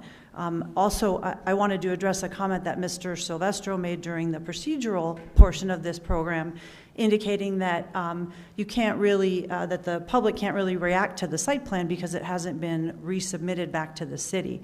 I would just refocus us that we're talking about annexation and zoning and not the site plan. I recognize that we ourselves have spoken about the site plan on several occasions and will be continuing to need to do so, but technically we could just submit an annexation and zoning application and not submit a site plan until after that was decided one way or another, understanding that there would be the need to discuss some components of the site plan in the context of annexation. It has been submitted to staff and is working its way through the process. If and to the extent council were to impose conditions on this procedure tonight as part of an approval, such as removing 190 parking spaces, that would be incorporated into the next iteration of the site plan and submitted to city staff for their approval. And that is the normal course of things. In fact, normally you wouldn't even have a site plan to work with in the context of annexation and zoning. So I just wanted to clarify that little procedural issue. As was described previously, the project team conducted an additional voluntary public meeting. It was conducted remotely. We had more than 300 citizens participate. We had more than 500 questions submitted in the chat and live, and all of those questions were answered but for 19, according to a letter submitted by the then council representing that group, and those questions were subsequently answered in writing in part of the Planning Commission, and that information is also contained in your packet. So I say that only to illustrate the magnitude of the level of detail and attention that has been paid to this project and to addressing and responding to questions and concerns by the project team. And finally, as you know, we provided an additional letter this evening containing some additional information specifically responding to certain components of the issues raised earlier by the neighbors and by Mr. Silvestro, and we'll speak about those in a moment. So in closing then, let me briefly revisit the criteria specifically relating to the key characteristics of the project that we've spoken about this evening. May I have the next slide, please? So as you know, there are 3 criteria for annexation, the first of which is consistency with the comprehensive plan. This slide summarizes the basis for our conclusion and staff's conclusion that there is in fact demonstrated consistency with the comprehensive plan by this annexation. I also regret to inform you that this is my only graphic in the rest of my presentation, and sadly all the rest of my slides have only text.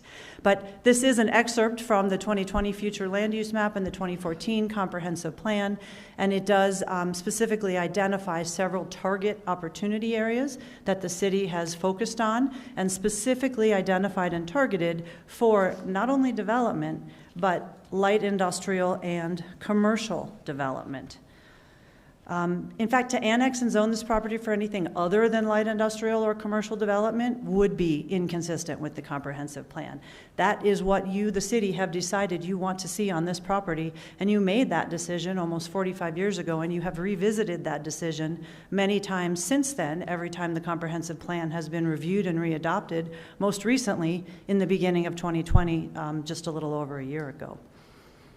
In addition to the future land use map talking about the specific land use type itself, there are also several other features of the comprehensive plan that this project supports and furthers, and we've listed a couple of those goals on this slide. There are more listed in both our correspondence and the staff correspondence. I won't itemize them for you this evening. May I have the next slide, please? The second criterion for annexation is whether or not the property is capable of being integrated into the city and developed in compliance with the applicable code. So the key question here is it capable of being integrated and developed in compliance with the city code?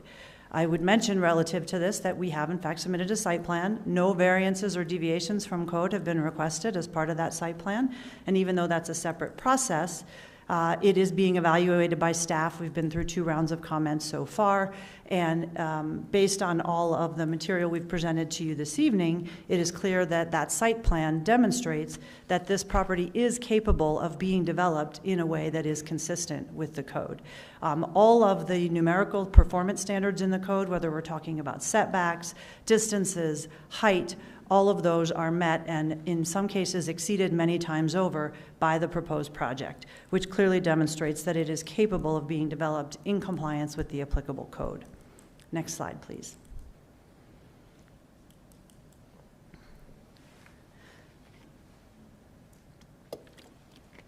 The third criterion for annexation relates to whether or not there is capacity to serve residents of the area with utilities, facilities, and public services.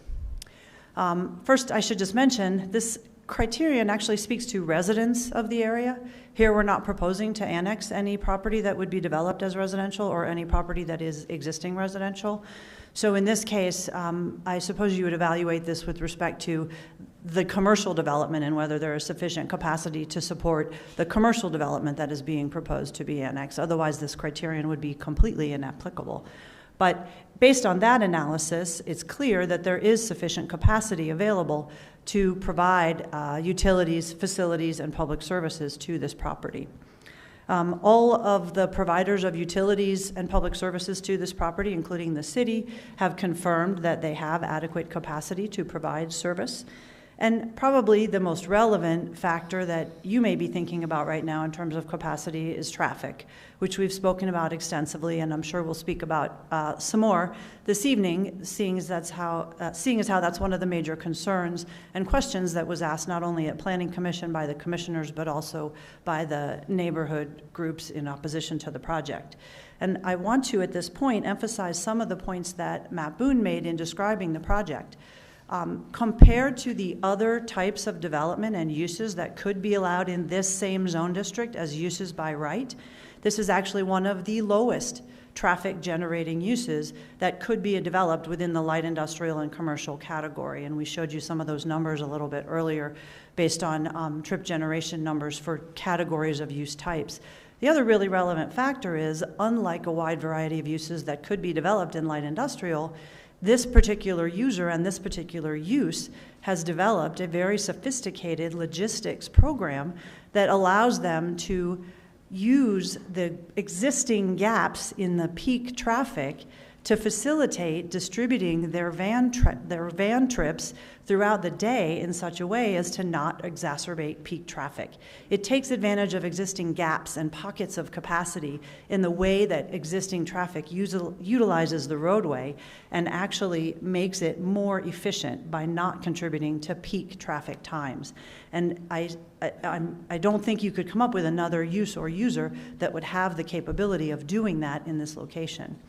Additionally, as was described earlier, this project will be making significant improvements to the existing roadway along Indiana Street, doubling the length of the improvements to Indiana Street, increasing and paving the turn lanes and the width, providing a detached sidewalk and a tree lane, and in fact, alleviating some of the existing problems in that vicinity to the benefit not only of their own traffic, but the existing traffic, the regional background traffic in that area.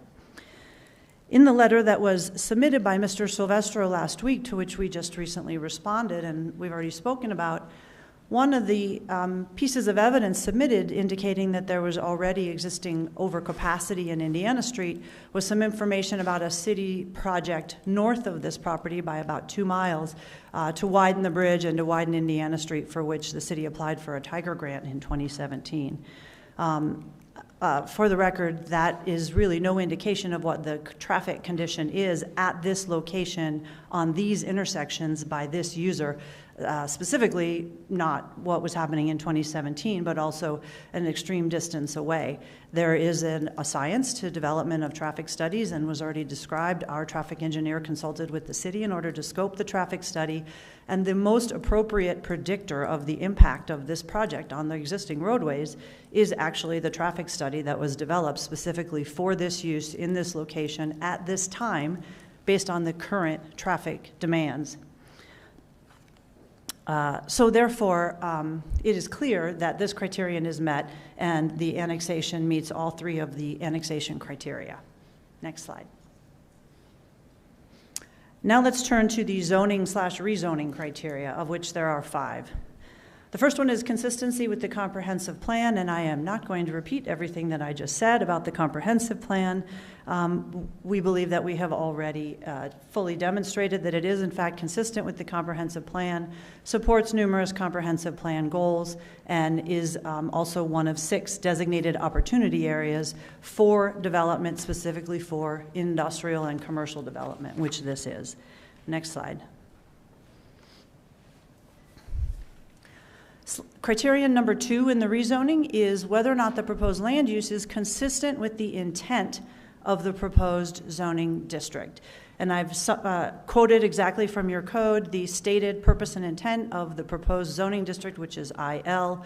I call it light industrial.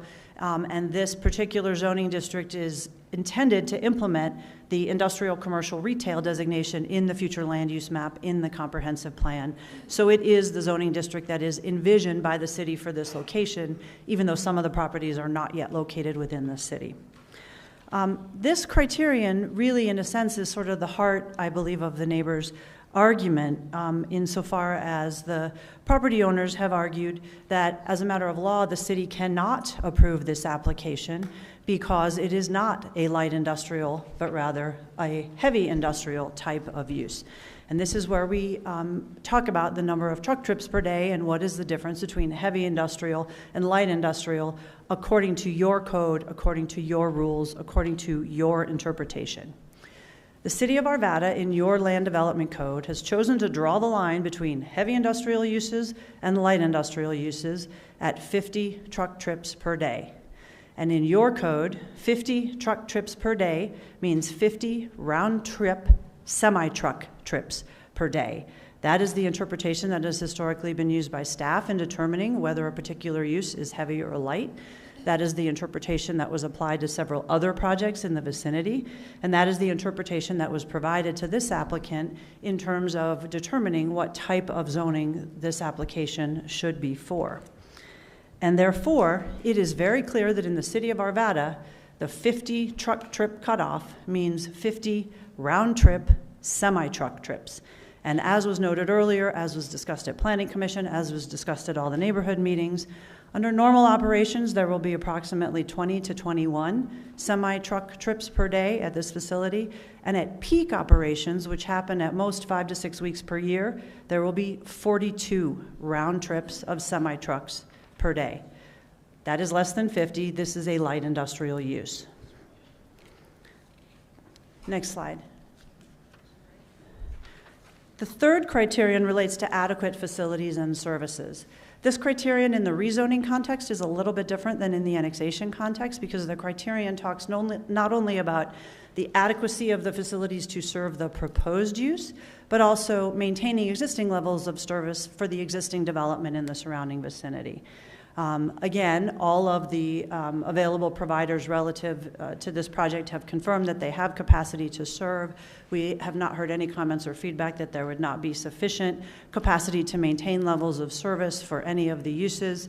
We've already talked about traffic and how this will actually contribute in a significant way to building improvements along Indiana Street and accommodating existing traffic as well as the new traffic to be generated by the proposed use, and therefore this criterion is met. Next slide, please.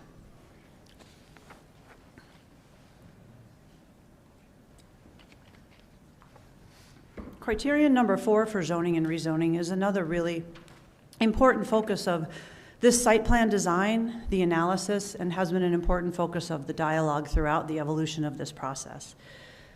I want to be clear and really emphasize that what this criterion says is that there are no adverse impacts, significant adverse impacts upon the natural environment, or such impacts will be substantially mitigated.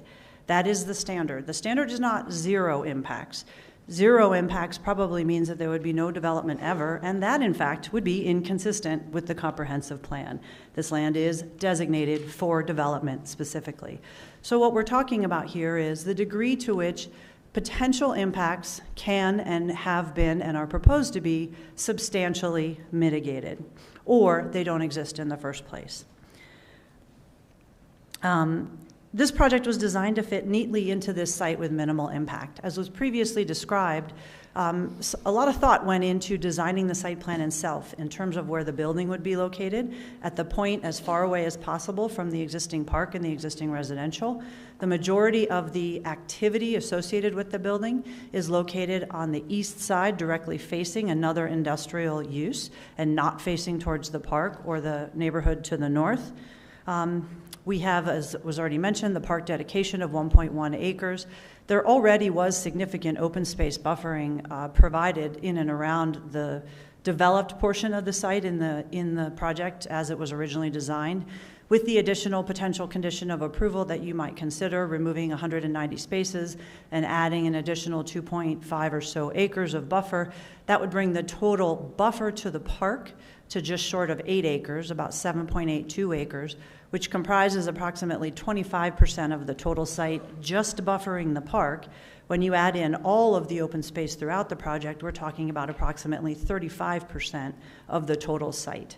That indeed is significant mitigation of potential impacts on any potential recipient users and properties and developments to the north. And if I didn't make it clear before, I would anticipate that if you were so inclined, you would make that a condition of approval if you proceed to consider these applications this evening. And then it was also described in great detail the light mitigation techniques in order to preserve to the maximum extent dark skies. What you saw on the screen was a photometric plan that was submitted as part of the site plan, demonstrating that the light that would be emitting beyond the paved areas into the buffer areas on site, much less into the park 190 feet away, will be approaching near zero, almost unable to be measured, around 0.1, 0.2. It's hard to imagine an industrial use that would meet the comprehensive plan goals and yet could incorporate such substantial mitigation as what we're talking about here. As I already mentioned, the only way to ensure no impact whatsoever would be simply to prohibit development on this property, which, in addition to not being consistent with the comprehensive plan, would also affect the private property rights of those property owners. Therefore, this criterion is met. Next slide, please. Finally, criterion number 5, the criterion is consistency with existing and planned development. And this is quite similar to the concept of compatibility, land use compatibility that we discussed earlier and discussed with Mr. Boone during his portion of the presentation. I want to emphasize again that consistency does not mean the same as. It means something that is compatible, that can exist in harmony, even if it's different. And clearly, this council and this city determined that light industrial use would, in fact, be consistent with surrounding development and proposed development when you designated this property for that use 45 years ago, and when you did so again just a little over a year ago. In this case, actually, it is exactly the same as the uses on 3 sides. The only area that we're talking about in terms of consistency and compatibility is really the northern boundary of the project, where it is adjacent to Maple Valley Park, as has been discussed. The question before you tonight is not, should this property be developed or not? You've already decided that. You decided it a long time ago, and you keep deciding that every time the question comes before you. This property is designated for development. It is not designated for open space. And the question isn't, what type of development do you want to see here? You have already decided that also. You did so again a long time ago. You did so again very recently. This property is designed and slated in your plan documents for industrial development. The question before you tonight is really, is the project that's being proposed light industrial development as you have determined you want in this location? We believe we have demonstrated that it clearly is, and we have our entire team here to answer any additional questions you may have about the details related to that. Not only does Project Indiana meet or exceed all of the applicable criteria, the project actually represents and is bringing to fruition some of the key goals in the city's vision for what this property should eventually become. We look forward to hearing the public comment and then discussing with you further afterwards, as well as addressing any questions that you may have. Thank you for your time and attention to our application. Thank you, Ms. White. How much time does she have? 3 minutes. So you got 33 minutes. I'll take it. Okay, and I appreciate the audience. You've been very respectful. I appreciate that. You sat on your hands. I know you've got thoughts in terms of that presentation, but you were very respectful. I truly, truly appreciate that. Council want to take a short break? Okay, we'll take a 10-minute break.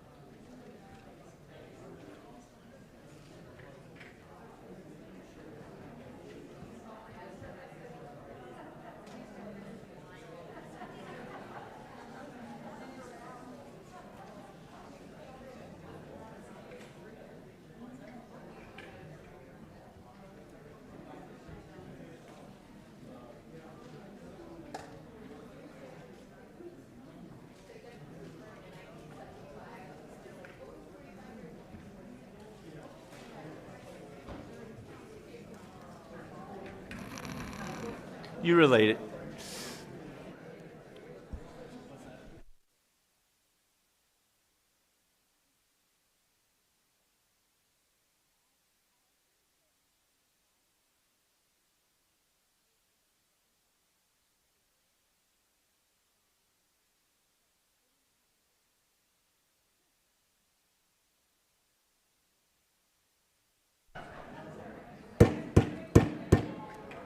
Recording in progress. Thank you. If everyone will please take your seats. Again, thank you for your courtesy. You've been terrific. And now we're going to hear from Mr. Sylvester. Mr. Sylvester, we look forward to your presentation. It's with an O. Silvestro. Okay, I'm sorry. Sylvestro. Common mistake, no problem.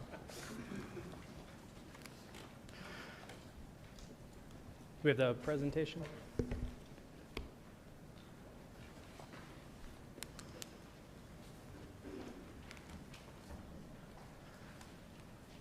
Good evening, Mr. Mayor, members of City Council, people of Arvada. As mentioned previously, my name is James Silvestro. I'm a land use attorney for Ireland Stapleton. Here tonight on behalf of the Ralston Valley Coalition. It truly is a pleasure to be here in person, unmasked, vaccinated. It was a long layover, but it feels That's good something to be we back. can all agree to tonight. I think so. So anyway, it's great to see all your smiling faces. And again, before I just jump into it, I want to, again, extend our thanks to city staff. It's been a lot of paper. It's been a lot of information. We really do appreciate the help that they've provided us. And of course, we want to thank you all for the time and careful attention to such an important matter. Next slide, please. So I just want to begin with who is the Ralston Valley Coalition. Formerly, this group was known as Protect Maple Valley Park. RVC is a grassroots group dedicated to protecting Maple Valley Park and the existing quality of life of residents and businesses, specifically in West Arvada. RVC is supported by thousands of Arvadans. Many of you have probably seen the petitioners out. They've been pounding the pavement, working hard. My slide says 8,800. My notes say 9,500. I was just told that 9,800 citizens have signed up in opposition to Project Indiana to have their voices be heard. Next slide, please. Here's a map based off the 8,500 number of where those folks live. You can see that it's not concentrated in any one area. Specifically on the west side, you can actually see the gap where the property location is, 36-acre site, so it's substantial, of course. But all surrounding there, and then as far down to I-70, all the way over where we are now, the other side of Arvada. Next slide, please. And here's the project site that you're familiar with. I think it's important to say right at the outset, the Ralston Valley Coalition is not a NIMBY group. The Ralston Valley Coalition is not a NIMBY group. We understand and respect private property rights. We understand and respect the fact that this site will become developed. What we're concerned about is that the city is squandering the opportunity here that they have for this site, which could be a crown jewel for Western Arvada. We'll get into the comprehensive plan in a minute, which talks about how infill is supposed to be focused on pedestrian micromobility, mixed uses, the very same retail and office type uses that you all had designated for this site under the comprehensive plan. This is not the right site for a heavy industrial use. Next slide, please. As I mentioned, it's a 36-acre site. There's been some discrepancy about that. I don't really understand why, because we've added up from the assessor's website each of the little parcels. It's just under 36 acres. It'll be a 2.5-acre warehouse. You can sort of picture how big that would be. And 23 acres of new parking lots. Rather than using this as an infill opportunity to help step down the intensity of land uses closer to 64th Avenue, Scannell and Amazon are planning to pave over this site next to the park and to use it to store and fill upwards of 500 delivery vans every day. This is going to create a massive heat island next to the park, as well as more than 25 acres of impervious surface that will eventually drain into Ralston Creek. Next slide, please. Now, we just heard literally for the first time that Scannell has amended their site plan in response to, I guess, my letter from a week ago. And they specifically said that the changes they're making aren't going to affect their operations. So I just find the timing of that a little curious, that it's an 11th hour thing, when obviously the public has been letting them know how they feel about this for, almost a year. RVC was not given any notice of the change in the site plan, and we don't have any evidence that Scannell has actually submitted a revised site plan. This is typical of what seems to be the ever-changing nature of this proposal. It's been impossible to nail down Scannell on what is actually planned here.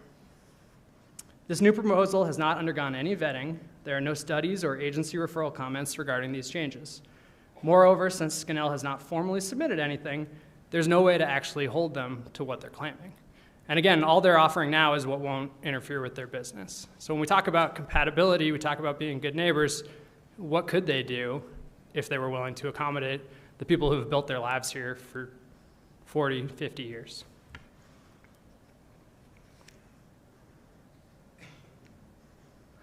Under Arvada's land use code, both annexation and rezoning decisions necessarily turn on the intended use.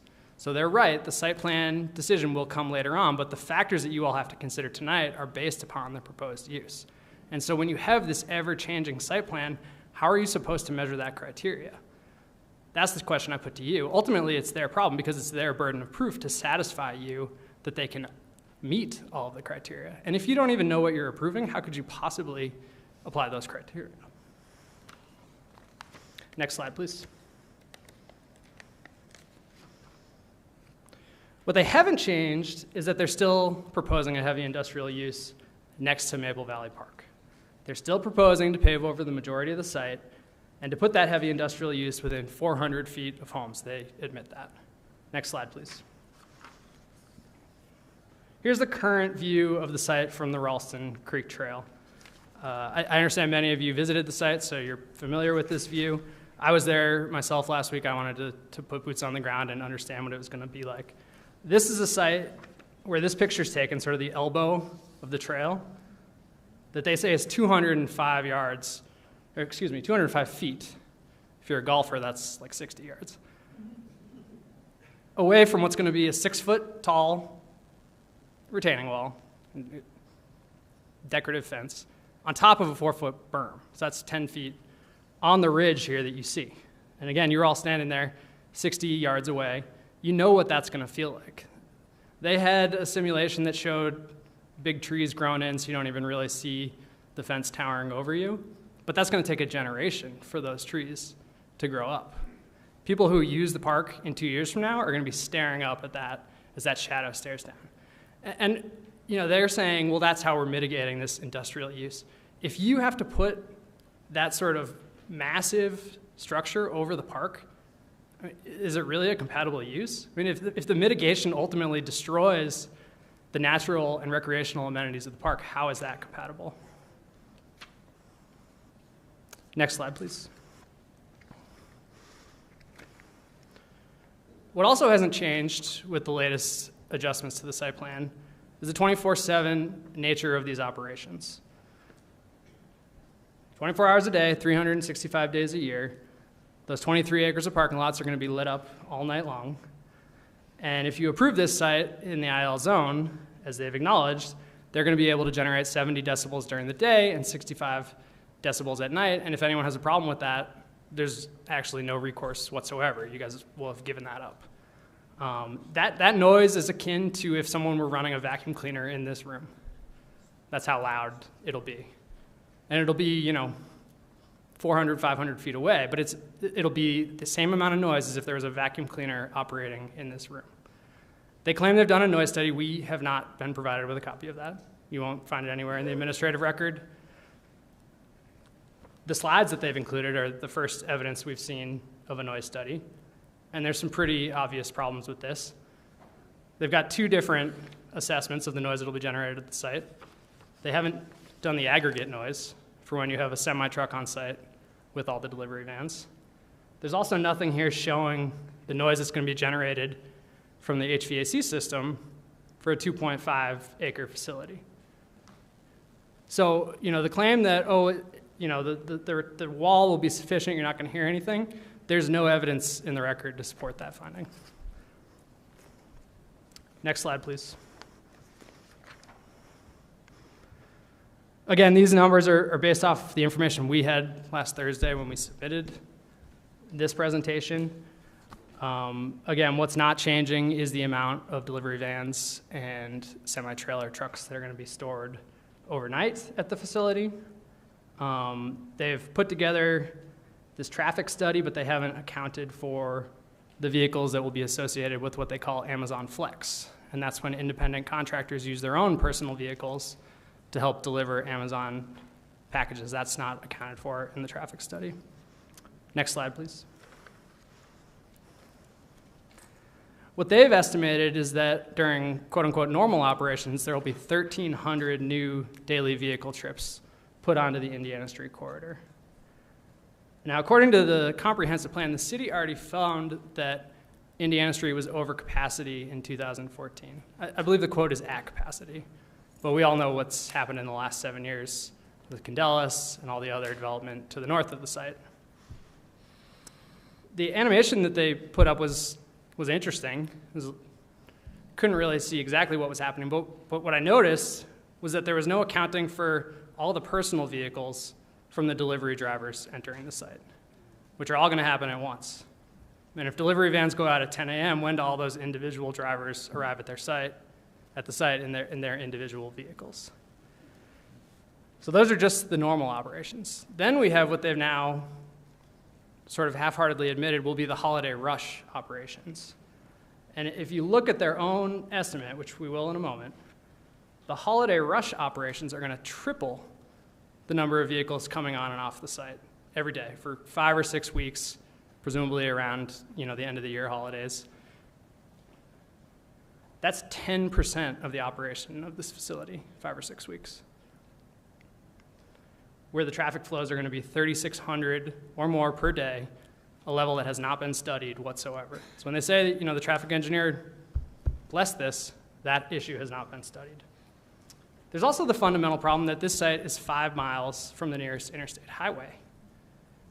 And you all know it's not a direct shot. There are several different heavily trafficked intersections that these semi-truck trailers are going to have to navigate to get to Interstate 70 or even potentially I-76, 5 miles away.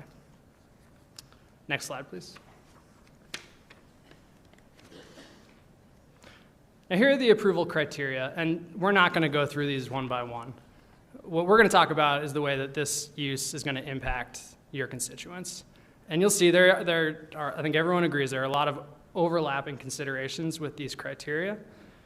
But the key is to remember that Scannell has the burden of proof on all of them. And so if you find that they can't satisfy one of these in your mind, then you cannot vote to approve this project.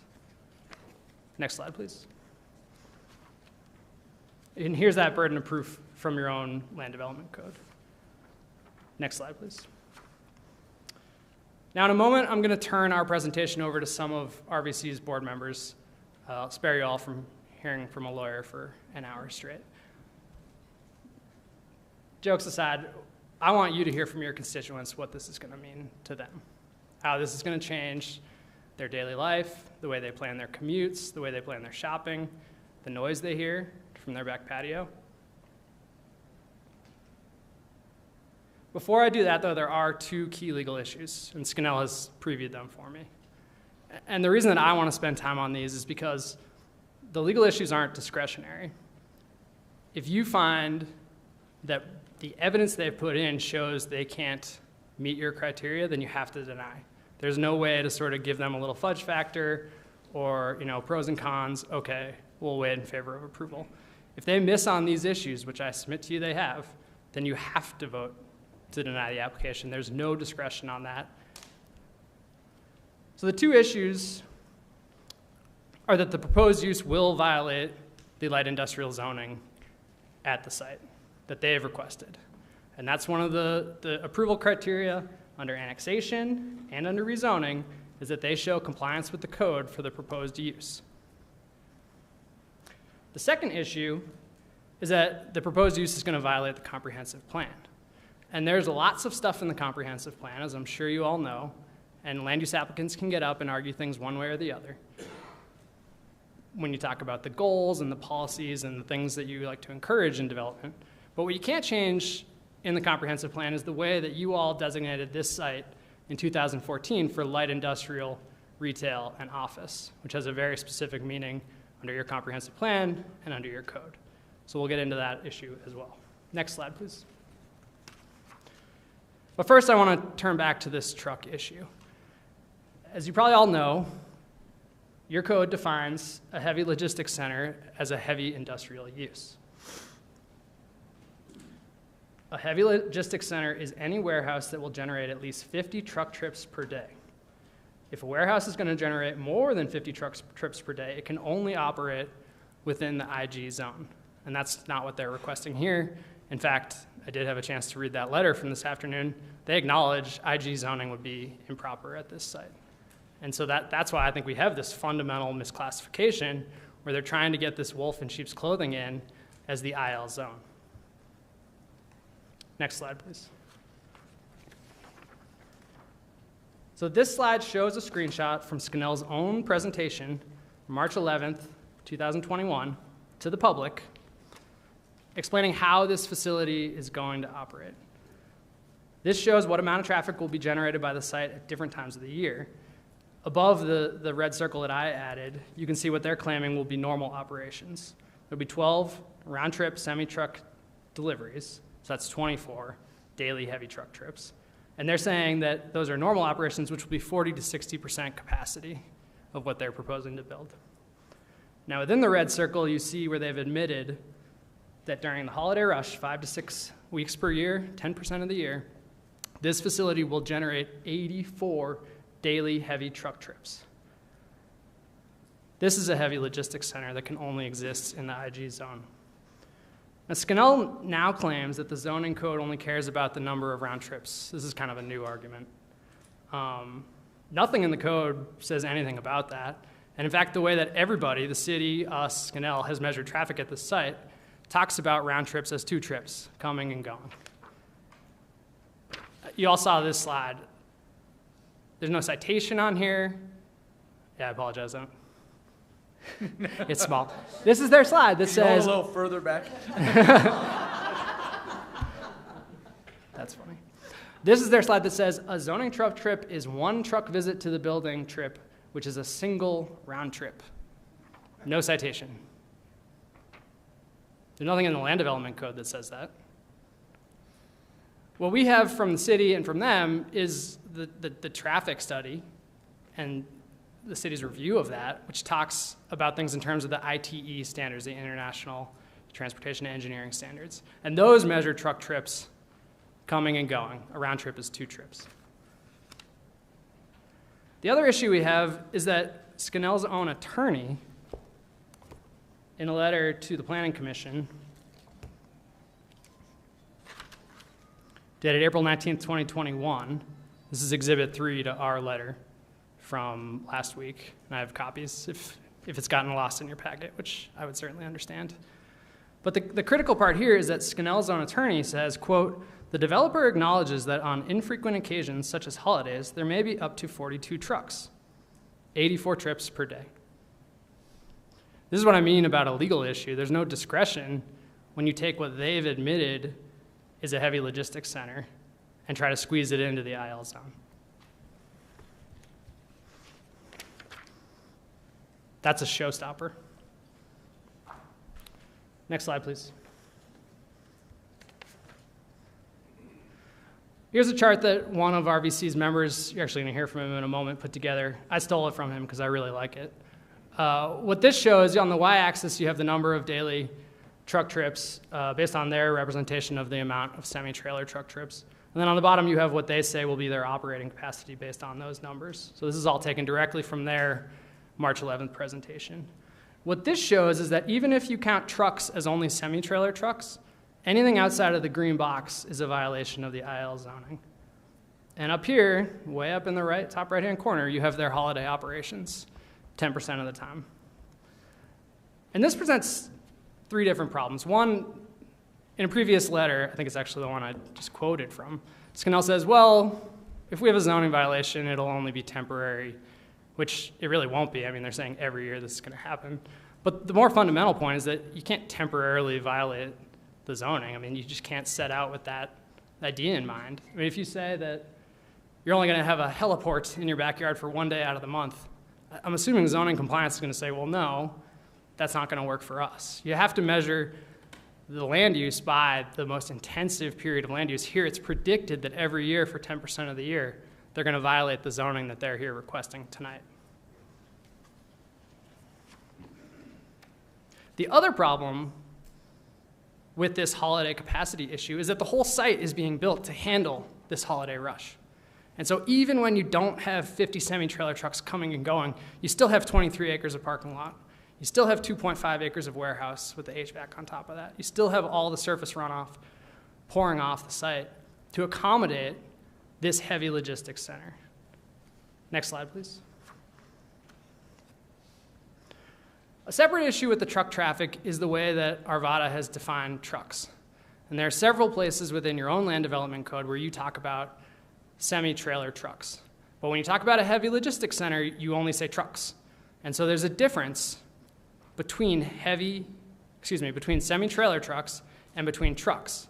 Semi-trailer trucks are a subset of trucks. The heavy industrial zoning actually says that if you have 30 semi-trailer trucks per day, then that's obviously heavy industrial. So the question becomes, well, what does 50 trucks mean, just trucks, mean under the heavy logistics center definition? And there are a couple different places elsewhere in your code where you have defined trucks to include delivery vans. Specifically, the way that you measure traffic enforcement is borrowed from the state of Colorado's model code, which defines a truck as anything that's used to deliver property. There's also a federal regulation that says that delivery vans should be regulated as trucks. That's the 49 CFR 571.3 reference.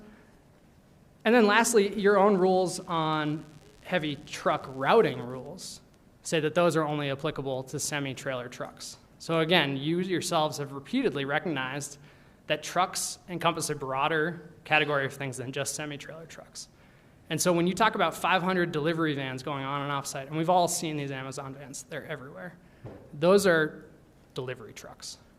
And so even if you take away the holiday operations, which again, they've admitted are going to violate zoning, this use is going to be a heavy logistics center that violates the IL zone at all times of year. Next slide, please. Just ask yourselves, what is this use going to be? It's not going to be a Home Depot or a Costco. Its sole purpose is logistics and distribution. Massive amount of packages are going to flow through this site, 24/7 operations. That's not the same thing as a big box store. Next slide, please.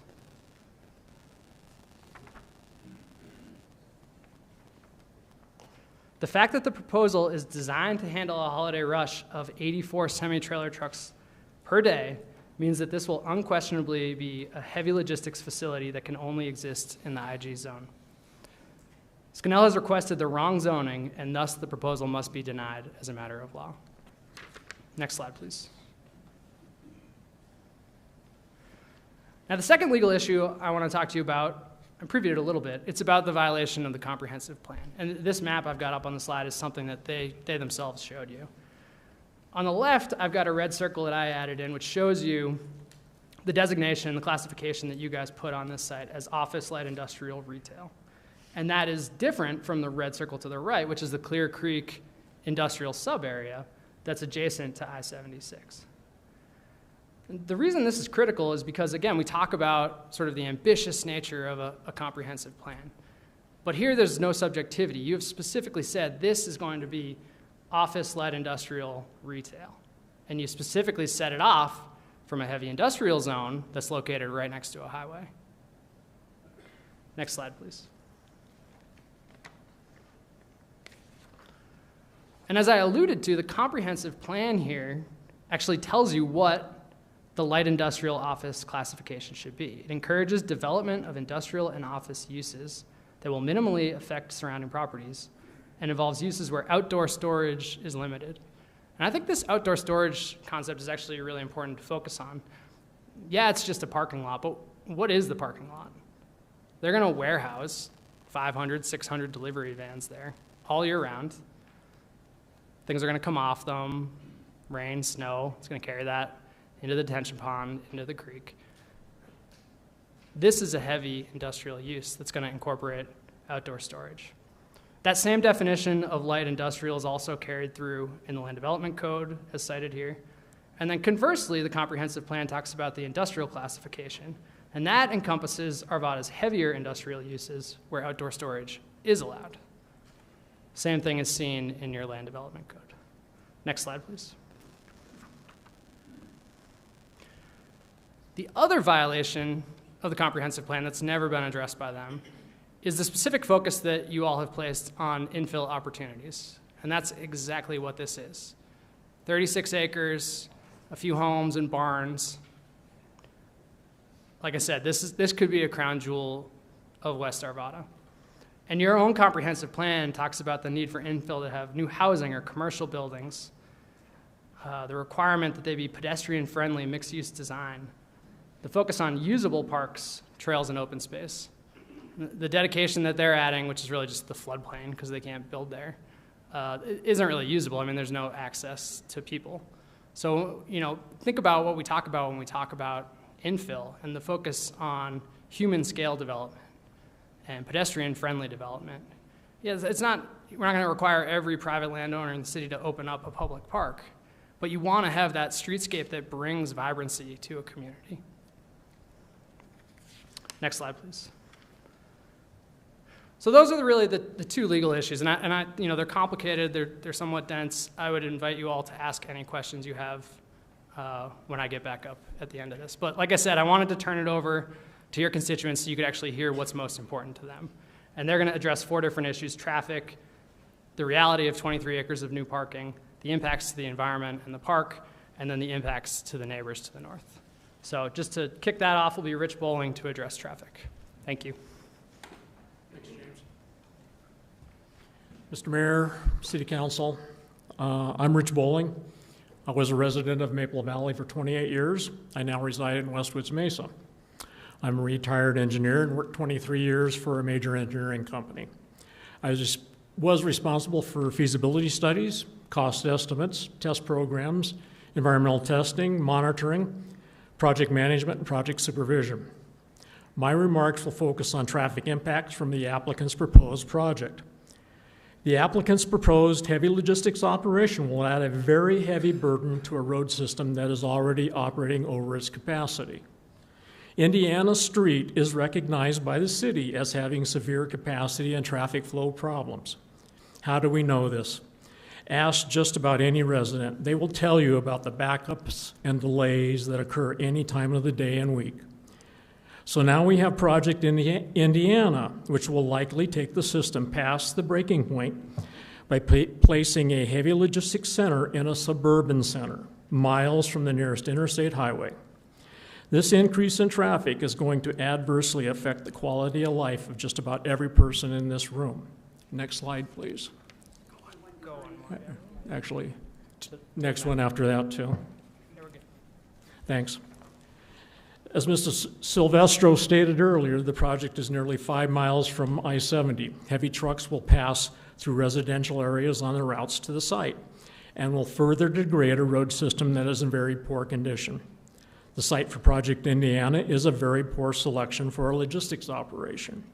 Most comparable Amazon distribution centers are in heavy industrial areas, near highways, and not close to residential areas. Next slide, please. The applicant would have you believe that Project Indiana is a small last-mile center doing local neighborhood deliveries. That is far from reality. During the March 11th public meeting, the applicant stated the center will have a delivery radius of 50 miles. Putting things into perspective, deliveries from Project Indiana would cover over 7,800 square miles. Incorporated City of Arvada is only about 40 square miles. This is not a local delivery center, but a heavy regional logistics operation. This heavy logistics facility will have huge impacts on area traffic. Next slide, please. The applicant supplied a traffic impact study that is supposed to assess the traffic impact of the project. This canal traffic study performed by Kimley Horn is flawed and fails to adequately assess the existing traffic and the impacts of the proposed project. These are exactly the type of studies that I spent my career reviewing as an engineer. The study fails to account for or explain the following: realistic baseline traffic counts for non-COVID level traffic. It does not have plausible assumptions such as rush hour durations, the manner in which traffic arrives and leaves the site, weekly traffic pattern variation. Kimley Horn claims that it used Amazon-specific data rather than standard traffic assumptions, but they've never provided anything to substantiate that data. If this proposal is approved, nothing will require Amazon to time its operations around rush hour. The biggest failing point of the traffic study is it did not study the holiday traffic. Holiday traffic volume is about 3 times the volume that was studied in the TIS. The holiday traffic impacts rush hours at 7 a.m. and 5 p.m. versus what was studied in the TIS, which was 9 a.m. and after 6 p.m. The holiday traffic is entirely different than their normal operations. The study did not study the impacts to the surrounding neighborhoods. Fig Street, that was part of the pre-application meeting that was supposed to be studied. 69th in Indiana, which you all know is probably a problem area and people have been complaining for years, it was not studied. There's no rationale for not studying them. There's no rationale for all of a sudden 3/4 movements at the intersection of 69th and Indiana. And there's really no rationale for the signal that would be totally for the sole benefit of Amazon. What will these new traffic patterns do to the neighborhoods? That has not been studied. Next slide, please. By far and away, the biggest flaw in the applicant's traffic study is that it does not account for the annual surge in traffic that is expected around the holidays. This surge has never been studied, and it wasn't even disclosed to the public until the public meeting on March 11th. As explained earlier, the operations overview data clearly shows that the project is designed to operate at a much higher level than what was studied in the traffic study, and that the project is a heavy logistics operation. Next slide, please. This table that I created, which compares the 3 different sets of traffic data that have been provided by the applicant. This shows the estimated trips for the personal autos, for warehouse workers, personal autos for van drivers, delivery van trips, semi-truck trips, and Amazon Flex routes. One must note that Amazon Flex routes can be parceled out to multiple drivers, which can range from 1 to 4 drivers per route. So the applicant has likely understated this traffic. The applicant has supplied no data for their retail operation, let alone an explanation of their retail operation. So the figures shown do not include traffic for retail operations. The conclusions from this traffic data are the normal operation and traffic study volumes are far below those for holiday operation. The applicant has understated traffic for Amazon Flex and retail operations. The holiday traffic will be about 3 times what was studied in the traffic study and will have much greater impacts than the applicant is projecting. Next slide, please. This graph, which you saw shortly before created, shows the number of semi-truck trips per day in relation to the level of plant operation. As previously explained, a heavy logistics operation generates 50 or more truck trips per day, while light industry warehousing and distribution operations must generate fewer than 50 truck trips per day. A line showing the 50 truck trip level is shown on the chart. One can easily see that holiday operations clearly exceeds the limit for light industrial zoning, and that's all the yellow shaded area. Further, to comply with light industrial zoning, the center can only be operated at levels using less than 48 truck trips per day, or at a center capacity of 80% or less. But the scale and impact of the facility is being constructed to account for when Amazon intends to operate at more than 100% capacity. The applicant clearly intends to build and operate a heavy logistics center. Next slide, please. In summary, Indiana Street is already over capacity. The proposed project is located well off an interstate highway. The applicant's traffic will affect residential areas on the traffic routes. This issue has not been studied. The center location is atypical for the applicant's other Colorado locations, which are sited near an interstate and in industrial areas well away from residential areas.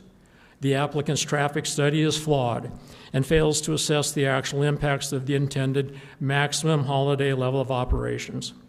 The applicant's documented traffic data clearly shows the proposed project is designed and will operate as a heavy logistics operation and will violate light industrial zoning. The existing traffic infrastructure along Indiana cannot handle this heavy industrial use, and therefore we ask that it be denied. Thank you for the time to speak. Thank you, sir. Can we give the remaining time so that that's where they are? 25 minutes. Okay, very good. Hello, everyone. I'm Jean Schwartz. I'm a resident of Maple Valley Subdivision. I'm a certified landscape architect with the state of Colorado, and I was a certified planner with Jefferson County for 16 years. Thank you all for the opportunity to speak today. We've been focusing a lot on heavy truck traffic that will be generated by the proposed use, but the volume of deliveries also directly impacts the scale of the proposed use in the form of the 23 acres of parking that would be constructed to support this heavy logistics center. Specifically, the 24/7 operation of these 23 acres of parking will have a significant impact on adjacent properties, residences, and the natural environment. Among these impacts are increased stormwater runoff, water quality, increased noise, and light pollution. And those are the issues that I am going to address. The huge amount of parking right up against the property line also makes it so that in several places there's no buffer or even a setback between this heavy logistics center and Maple Valley Park. Next slide, please. The Amazon development proposes 25.5 acres of impervious surface, 23 of which are for parking. Why so much parking? On 2 different occasions, city staff asked Canal to explain why so much parking was needed. And to date, the applicant has refused to answer this question and has refused to conduct a parking study to determine whether it could possibly cut back on some of the parking and increase the buffer between the proposed use and the park. Of equal concern to the magnitude of stormwater flows is water quality. The proposed detention pond discharges into the Ralston Creek. This sediment-only detention pond would not treat or otherwise detain polluted runoff that would not settle out, meaning there would be no active treatment of substances such as heavy metals, gasoline, and oil, all of which would ultimately flow into the Ralston Creek. The Kimley-Horn Drainage Report of November 12, 2020 indicated that 31.79 acres of the site are contributing to drainage. The development site is 36.18 acres. We had a little discussion about 36 or around there. This leaves, oh, I'm sorry. What? Let's see, we're on, should be on stormwater, on 30, slide 35. Thank you. We're concerned that the detention pond is not sized to handle the additional 12% of stormwater runoff. And if not into the detention basin, where does the additional runoff from this 12% go? Next slide, please. As everyone will remember, Arvada experienced a damaging flood in 2013 when Ralston Creek overtopped its banks, but it could have been worse. Next slide, please.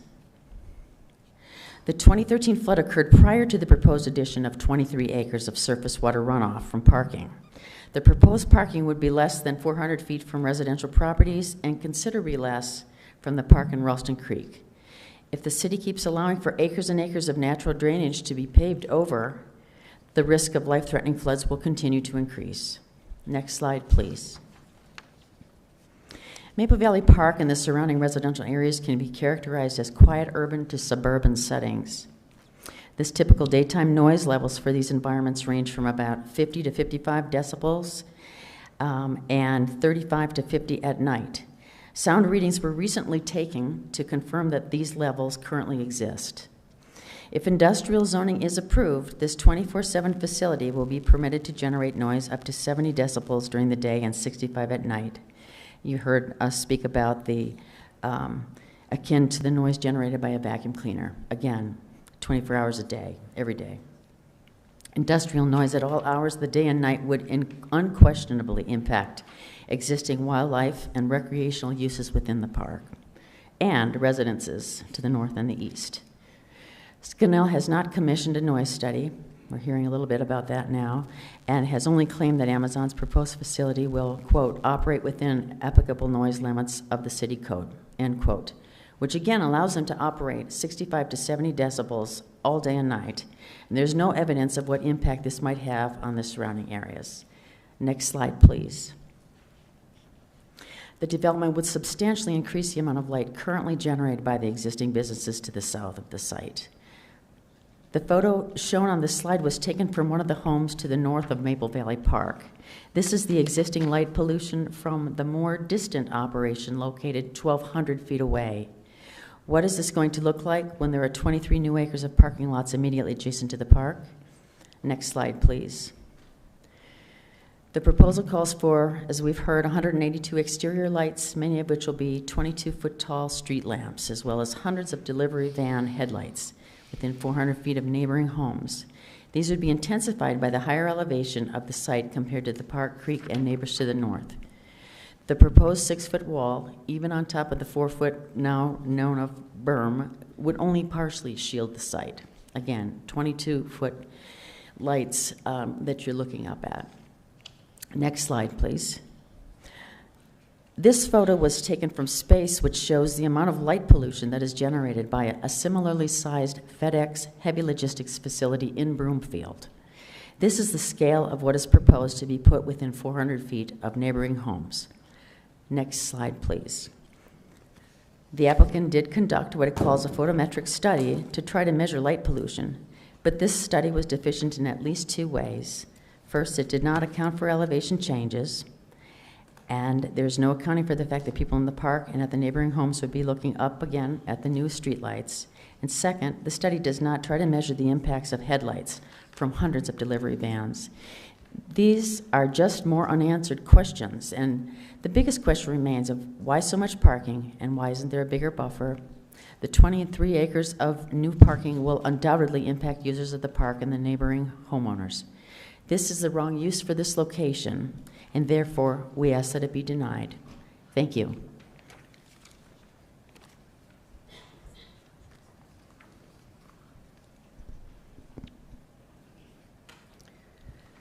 Mr. Mayor and City Councilors, my name is Linda Brown.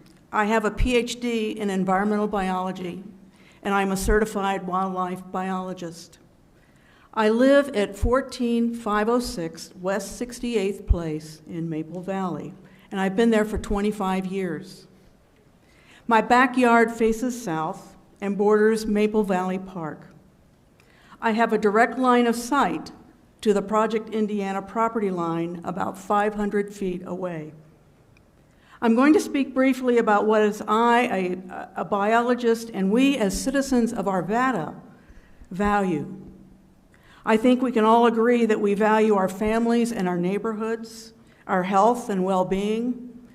We also value our city's parks and open space, our streams, trees, and wildlife, and our recreational opportunities. Project Indiana will create adverse environmental impacts on all of these in Maple Valley Park. Next slide, please. But first, I want to highlight what the city of Arvada says about its open space, about its parks, and many natural features. In your master plan visions, there are statements that include focusing attention on improving the ecological health of our open space network and waterways to benefit wildlife habitat and outdoor recreation opportunities. In your parks, trails, open space master plan, the city defines open space as parcels of land set aside to preserve land, water, vegetation, historic, cultural, or aesthetic features in the natural and primarily natural state. It also says Arvada's natural areas are protected by the 3,400-acre open space system. The city's land development code specifically calls out the need to preserve natural features such as stream corridors, wetlands, and riparian areas, wildlife corridors, mature trees, ditches, and natural ponds. These words describe how the city values its natural features: preserve, protect, retain, improve, enhance. In its December 2020 cover letter to the City of Arvada, Scannell Properties stated that the Project Indiana will have no significant adverse impacts on natural resources, specifically Maple Valley Park. The citizens of Maple Valley have asked Scannell for environmental surveys and impact studies of Maple Valley Park and project property to support this statement. To date, Scannell has provided nothing.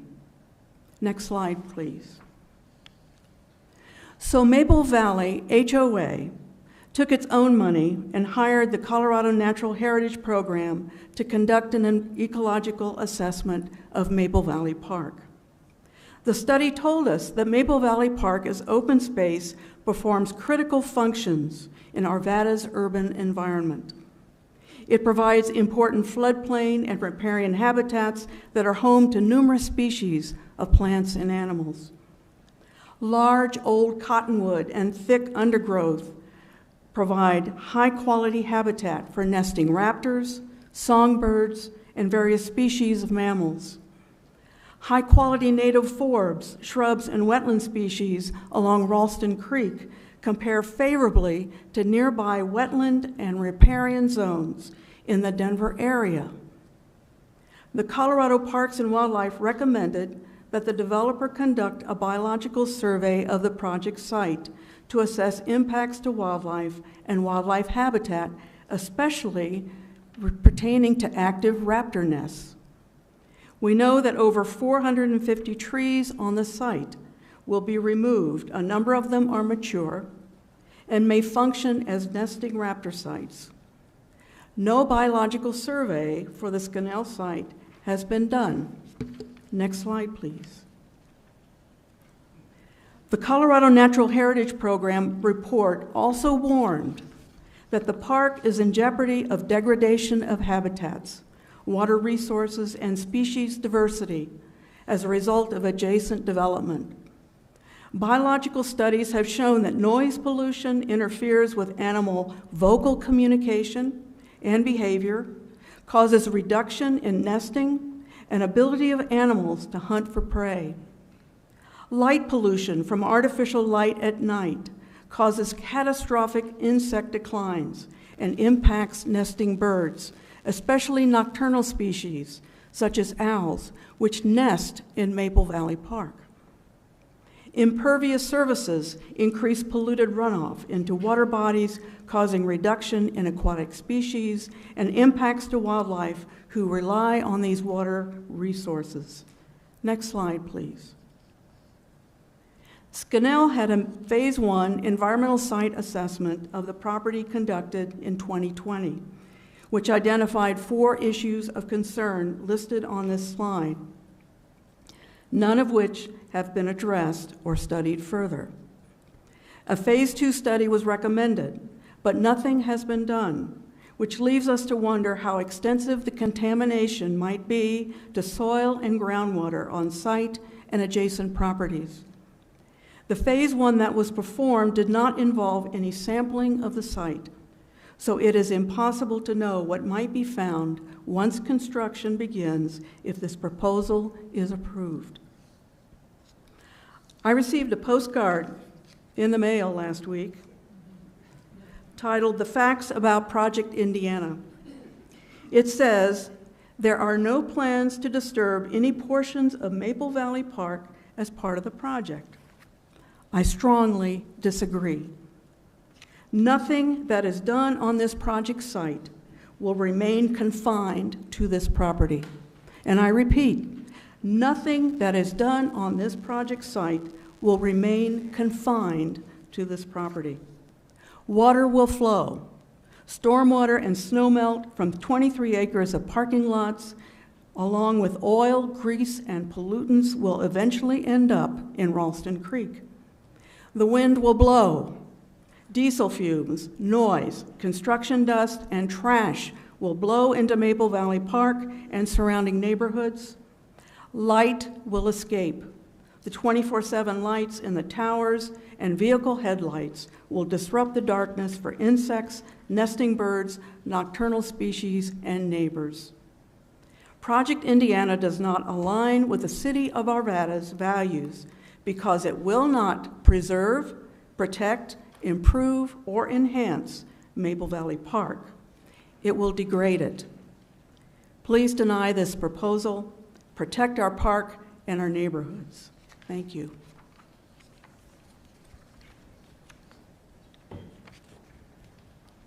Can I get a time count, please?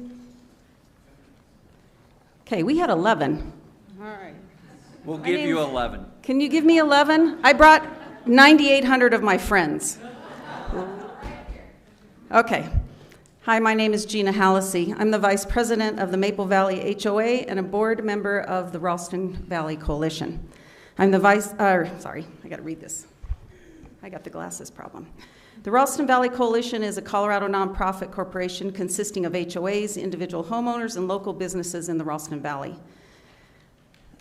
This coalition, along with nearly 9,800 residents in the Protect Maple Valley Park petition group, oppose Project Indiana. Collectively, we represent over 11,000 citizens. We believe the proposed development violates the Arvada Land Development Code and is incompatible with the adjacent open space and nearby long-standing residential neighborhoods. The proposed heavy logistics facility will have an extreme negative impact on our homes. Are we on my? Yeah, we're on my slide, sorry.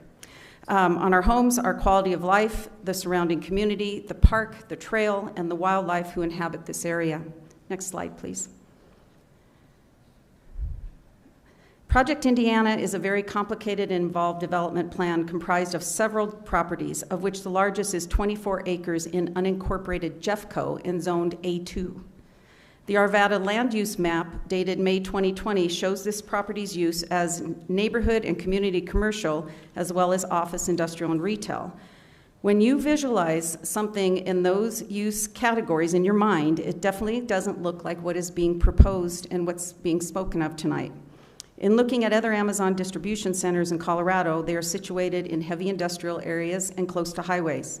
Actually, pretty much around the whole country. We've researched a lot of them. The proposed use is clearly not light industrial and is incompatible with the current character of the community. Any infill development at this location must step down in intensity between 64th and 68th. Otherwise, it's not compatible with the existing residential to the north. Going from A2 to a heavy logistics use is not the best use of the property. It would be the worst possible use of the property. We are not opposed to development of this property. We are merely opposed to this incompatible heavy industrial use. The size and the location of this property presents an incredible opportunity for West Arvada and the city as a whole. The city cannot squander this opportunity by providing special permission to allow a heavy industrial use to operate adjacent to Maple Valley Park and Ralston Creek. The park and trail are community resources that must be preserved, and any development at this site must complement those unique amenities. Next slide, please. Not only, are we on the next? There we go. Not only is the proposed development in contradiction to the comp plan, as others have explained, but it is in direct contradiction with other City of Arvada plans, specifically the Arts and Cultural Master Plan that specifies this property as a possible location for a creative arts district, and the Parks Open Space and Trails Master Plan that specifies this area as a high priority for park and open space expansion. A quote from the City Council strategic plan states that Arvada prioritizes quality of life, which is defined by connected, safe neighborhoods where we care for our neighbors and enjoy access to an incredible network of parks, trails, and open space. A 36-acre heavy industrial use at this site is antithetic, I can't even say that word. It just is contrary to that vision. I probably shouldn't have used that word. I was trying to kind of be like James. Next slide, please. I'm not a lawyer. Okay, this is the site plan. Given the existing development around this site, there is no question that this will be an infill development. So I want you to think about that. It's an infill development. We've all seen the pictures. Page 2-33 of the comp plan states that infill development and redevelopment that occurs in or adjacent to existing developed areas should complement the character and visual qualities of the area and existing development. It speaks to preserving existing trees, pedestrian-friendly mixed-use design principles, and incorporating usable parks, trails, and open space. When you look at that picture, is that what you see? All the old-growth trees are cut down. This is a heavy industrial use, not a mixed use, and the open space they are dedicating is not usable to the community. The proposed use does not meet the requirements of infill development. A heavy logistics center with a 24/7 operation of this size and scope will forever change the character of our community and of all of Arvada. Next slide, please. And this is probably the most important slide, because this slide was taken during the winter. Our home backs to the trail, and this site is less than 400 feet from our property. So when they all talk about the closest property, that's me. This picture was taken from my backyard last winter. You can see the raptor nest. If you look really close up to the top, you can see the raptor nest in the tree. And you may not know that Maple Valley Park is a birding hotspot with 97 species documented on ebird.org. I never knew what was in my backyard. I never knew what was in my backyard until somebody came knocking with something that was so invasive. The impacts from noise, light, air, and visual pollution caused from this heavy industrial use will negatively affect the park, the wildlife, and the Maple Valley neighborhood, and will surely decrease our property values. The city of Arvada has made an investment in the infrastructure and planning of these communities, parks, and open space for years. The property tax revenue generated from increased home values in this area has substantially increased over the years. I just paid my property taxes. It's due tomorrow. I just went there today. I'm kidding you. It's doubled. This area has numerous stable residential neighborhoods that need to be protected. The history of the Ralston Creek Trail, and this area specifically, which was known as Ralston Crossing in the early 1800s, should also be protected, as that history is part of how Arvada came to be. Arvada's comp plan states minimize the impact of new development on natural areas to allow continued cohabitation of people and wildlife. Everybody's mentioned that tonight. The applicant has not demonstrated to this community how their development impact will be minimized to allow for cohabitation. To the contrary, their development violates numerous codes, regulations, and guiding principles that Arvada has adopted, and therefore it should be denied. And I have 10 more names I want to get on the list. Thank you all. I think I might have 3 minutes left if I go to the next slide. 4? Thank you. I think the word was antithetical, which is a big word,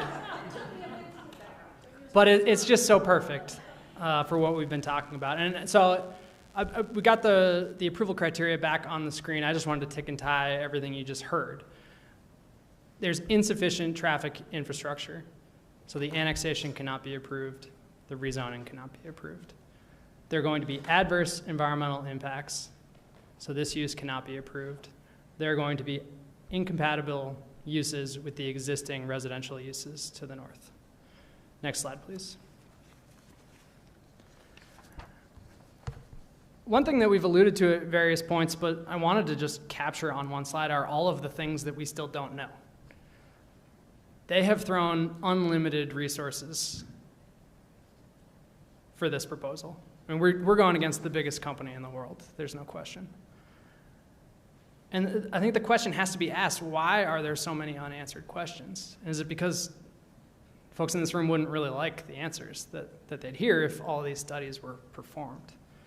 The first two really go to the fact that the site plan is still in limbo. We have nothing enforceable. The annexation agreement talks about quote unquote final plans. There are no final plans, so I don't know how you enforce that contract. The third bullet point here is the Jefferson County minor adjustment application. They're going to actually subdivide the Hathaway property to bring part of it into Arvada and leave part of it in Jeffco. They had applied for that permit in Jefferson County, and then they got county comments back asking them to make certain changes, worried about setbacks to the Hathaway property and how that's going to violate the rules in unincorporated Jefferson County. That application was just dropped. We have no idea what's going on with that. There's no traffic study for holiday volumes. There's no parking study as requested. There's no semi-trailer truck routing plan. So we have no idea how the site is going to interact with the highways and what the impact on road quality is going to be between those locations. There's no active water treatment plan. Again, this is just gravity in a detention pond. So anything that doesn't sink is going to go to the creek. We still haven't seen a noise study. I held up those maps earlier. There's nothing to show the total additive noise that's going to come off this use. We have no way of knowing that. The lighting study, the deficiencies were mentioned there. The biological survey that the state of Colorado recommended that they perform to understand what the impact to wildlife would be on this site. They haven't done that.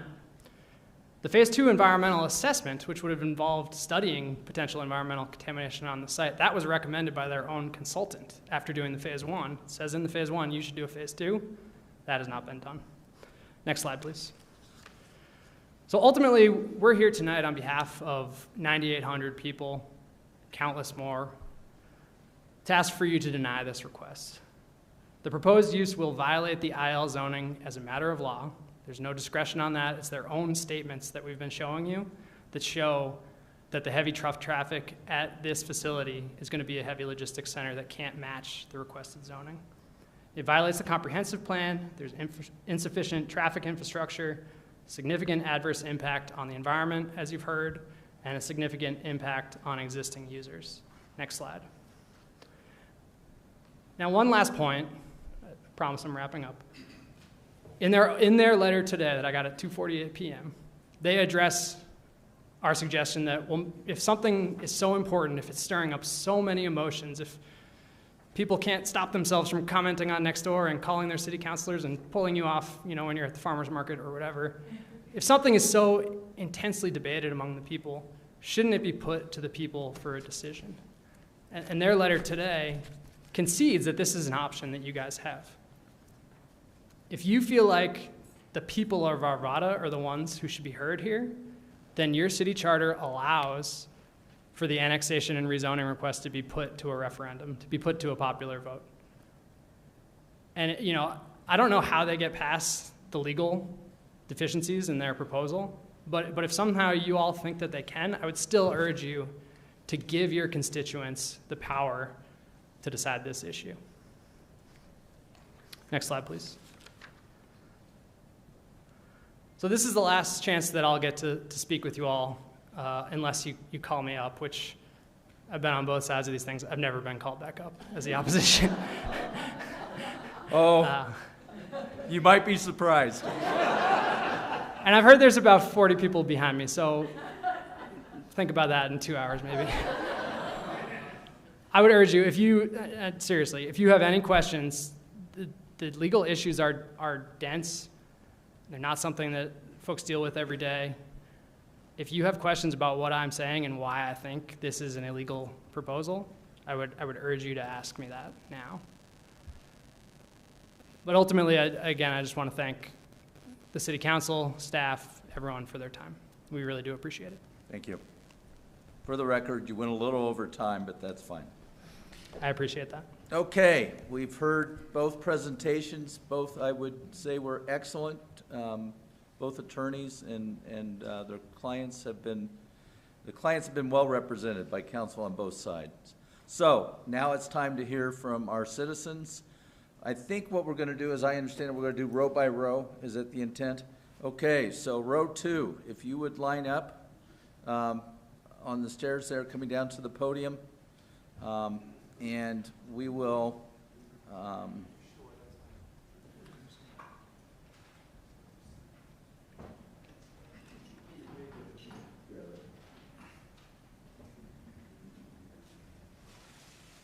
and if you'll just go ahead and line up behind this gentleman, I want to try to keep it moving as efficiently as possible, and we'll go that way. So if you'll state your name. If you filled out a sheet, you've already put your address, that's fine. So just state your name, and we'll set the 3-minute timer for you. Okay. Very good, Sounds sir. great. You may go. Good evening, and thank you very much for the opportunity. My name is Art Newsom. I live at 8396 Noble Court in Arvada, Layden Ranch. It's about 2 miles north of the proposed site. I've lived in Arvada for 5 years. I'm an software architect. I live in Arvada for 5 years. Me and my wife found this place. We came under the railroad bridge, and my wife was like, "This is awesome. This is just like when I was a child." And we fell in love with the area. So we love it. We love what the city's doing. We love what the city's trying to do, at least. But you can start to see some degrading in the plan, right? I drive Indiana, Ward, McIntyre, 64th every day. You know, I live here, work here a little, shop here, vote here. This is my home. I listened to the applicant's presentation. It was really well done. There for a while, I was like, wow, this is pretty cool. But I got to tell you, I was almost ready to jump on board. But I noticed a pattern, and that's to break down all the pieces into small pieces so that they fit nice and neatly into boxes. And that's great, except that this isn't about boxes. So I offer to you to step back for a minute and take more of a smell test about this, okay? I mean, we put in one grocery store and a light at the top of the hill, and it crippled that road. I mean, do any of you live close to here? I know they don't, but I do. So it's going to impact me, and I'm trying to understand, does it smell right? Does it make sense to put a distribution center on this road? God, no, I'm not even sure we can stand another storage unit. It's really become a problem. And even the city admits that. So I offer to you to step back long enough and forget all the numbers. 42 this, round trip that. Does it make sense? To me, it doesn't. Thank you for your time. Thank you, sir. My name's Melissa Melton. That was my husband. I live in the same place, oddly enough, at 8396 Noble Court in Arvada. And really, what I wanted to say is, if you look at the numbers that both sides put out, the bottom line is, if this is Amazon, do we think that their business is not going to exponentially grow? It's Amazon. So what are the odds that their truck traffic stays what they say it will stay, doesn't increase, that holidays stay exactly where they say, that it's only 84 trips, maybe 5 or 6, for 5 or 6 weeks? I don't see it happening, and I don't know how you would gauge that. At what point do we say, oh, geez, they've exceeded the industrial light? Do we stop them and tear the building down? Do they throttle their business? I haven't seen them throttling it yet. It seems like they're growing pretty quickly, which is why they want a distribution center in the middle of Arvada. I also would agree that it would impact the people that live there. I would hate that. If it was coming behind my house, I would be pretty ticked off. I would hate it if I was an owl living in a tree and had to look at the lights. By the way, 22 feet high for a light with a 4-foot berm and a 6-foot wall. That still leaves, by my math, 12 feet that you can see. It's not going to block any lights for the neighborhood.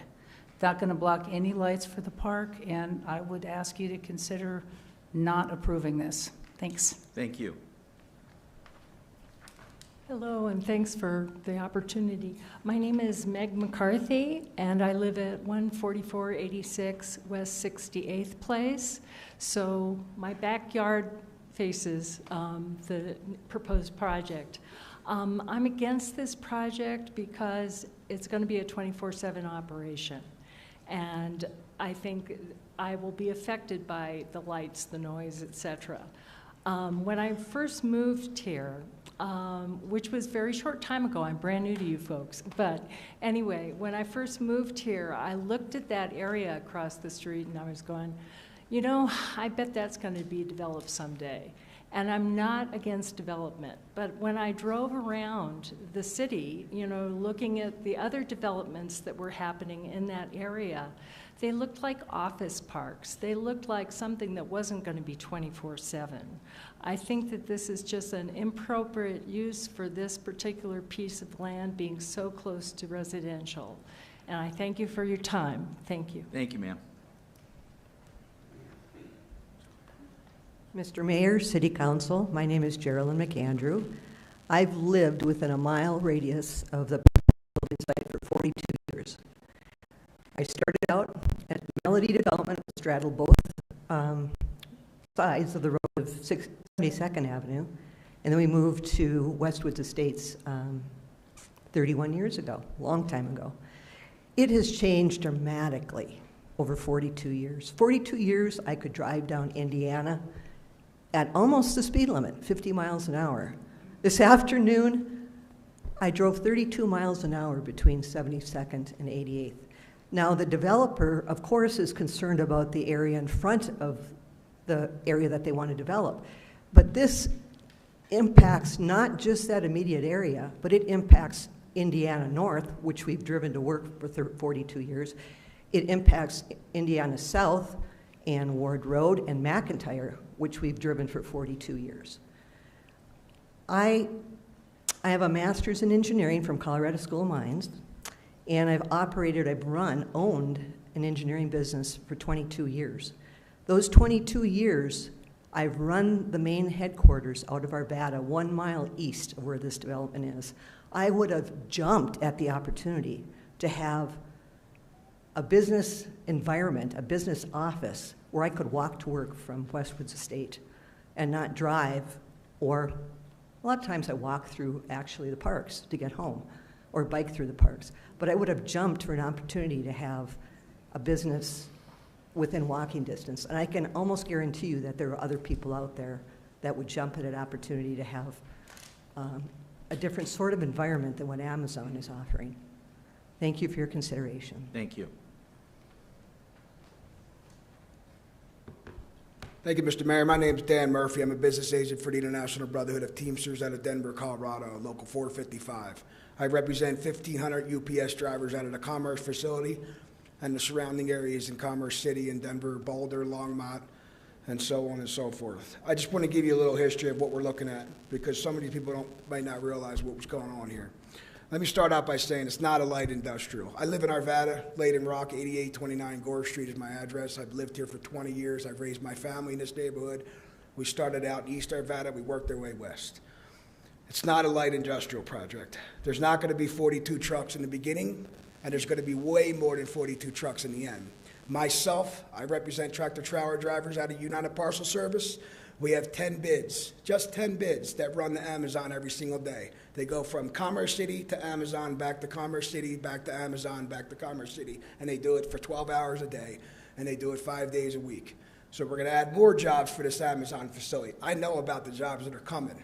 We're going to add more UPS jobs to run to this facility. They're not taking into consideration of the UPS tractors, the FedEx stuff that's coming, not FedEx, excuse me, the contractors that come here, and the Amazon Prime deliveries that they're talking about. They're only telling you what they're going to deliver. They're not telling you about everything else.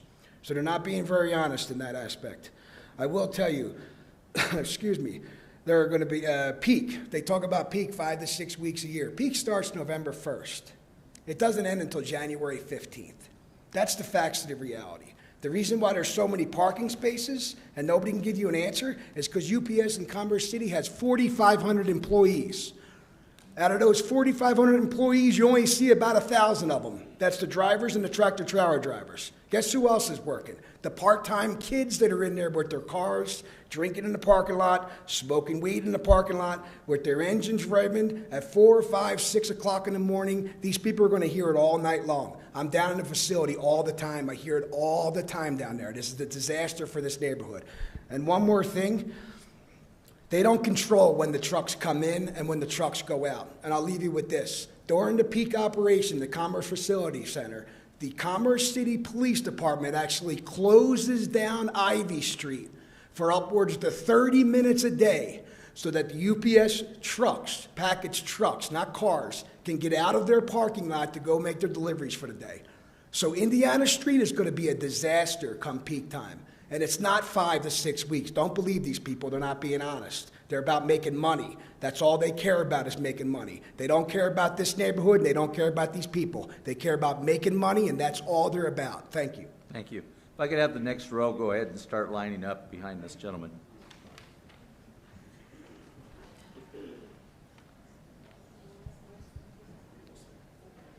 I apologize for the sunglasses. My daughter's dog seemed to have her way with him. So, Mr. Williams and Mayor and Councilman, thank you for allowing me to speak. That was my brother Murphy, 30-some years with that man. So, I am a third-generation Coloradoan.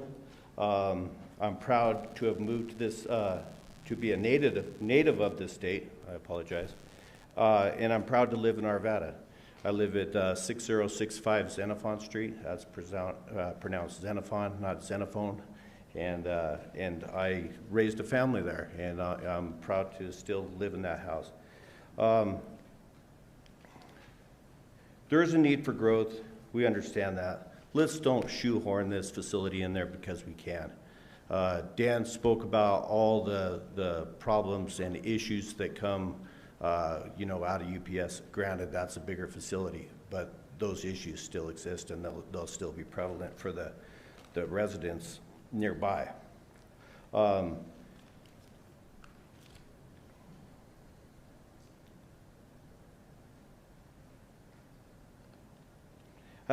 As I was in the courtroom, I was viewing the paintings on the wall. There's a lot of history in Arvada.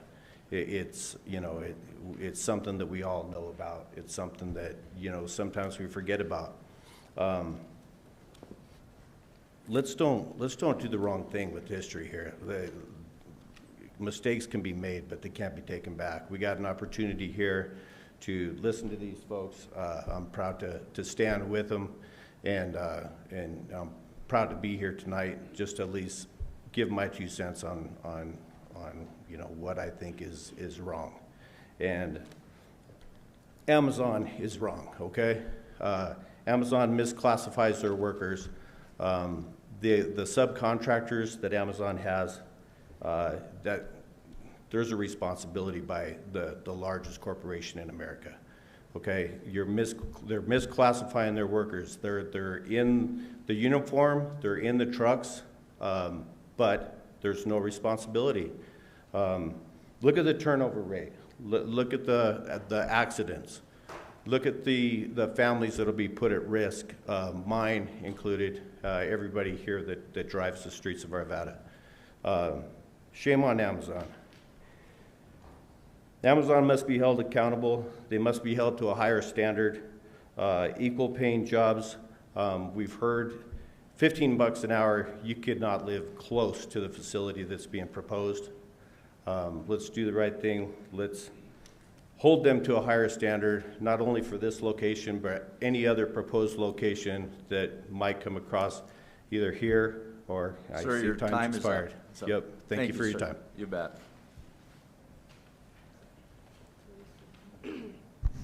I'm short. No problem. So Hi, am I. I'm Nancy Wiley. I'm a sixth-generation native of Arvada. I've spent decades watching city council, everybody, all change over, and this seems like the only thing Arvada's good at is bringing developers in and building houses, but nothing that we want. We want restaurants. We want mom and pop shops. We want shopping. We had Arvada Plaza. Used to have shopping. I just read the city report. That little tiny area is going to now have future 1,000 units, which close to 900 something. I can't remember what I counted, but 1,000. And you figure if everybody that lives in it, usually it's 2 people, there's 2 cars, double that. That's that one teeny tiny little thing. Where I live is 58th in Urban Court. South of me is this humongous, huge development that who knows how many crammed in, everything. I don't even know where the cars are going to go. Where are these people going to park their cars? And yet, we're adding all of this new development that's not even done yet to our roads that we can't even drive on without a pothole every 10 feet. Every road in Arvada, in little roads, big roads, they're all in bad shape. And then we constantly, oh, well, let's do a mill levy increase because we can, we need our roads fixed, but we spend our money on everything that we shouldn't. And then I sent you guys emails and you heard all my stuff, and I thank you for replying back to me. That really meant a lot to me. I appreciate that, especially Lauren, thank you. But anyway, everybody has said all the stuff that we need.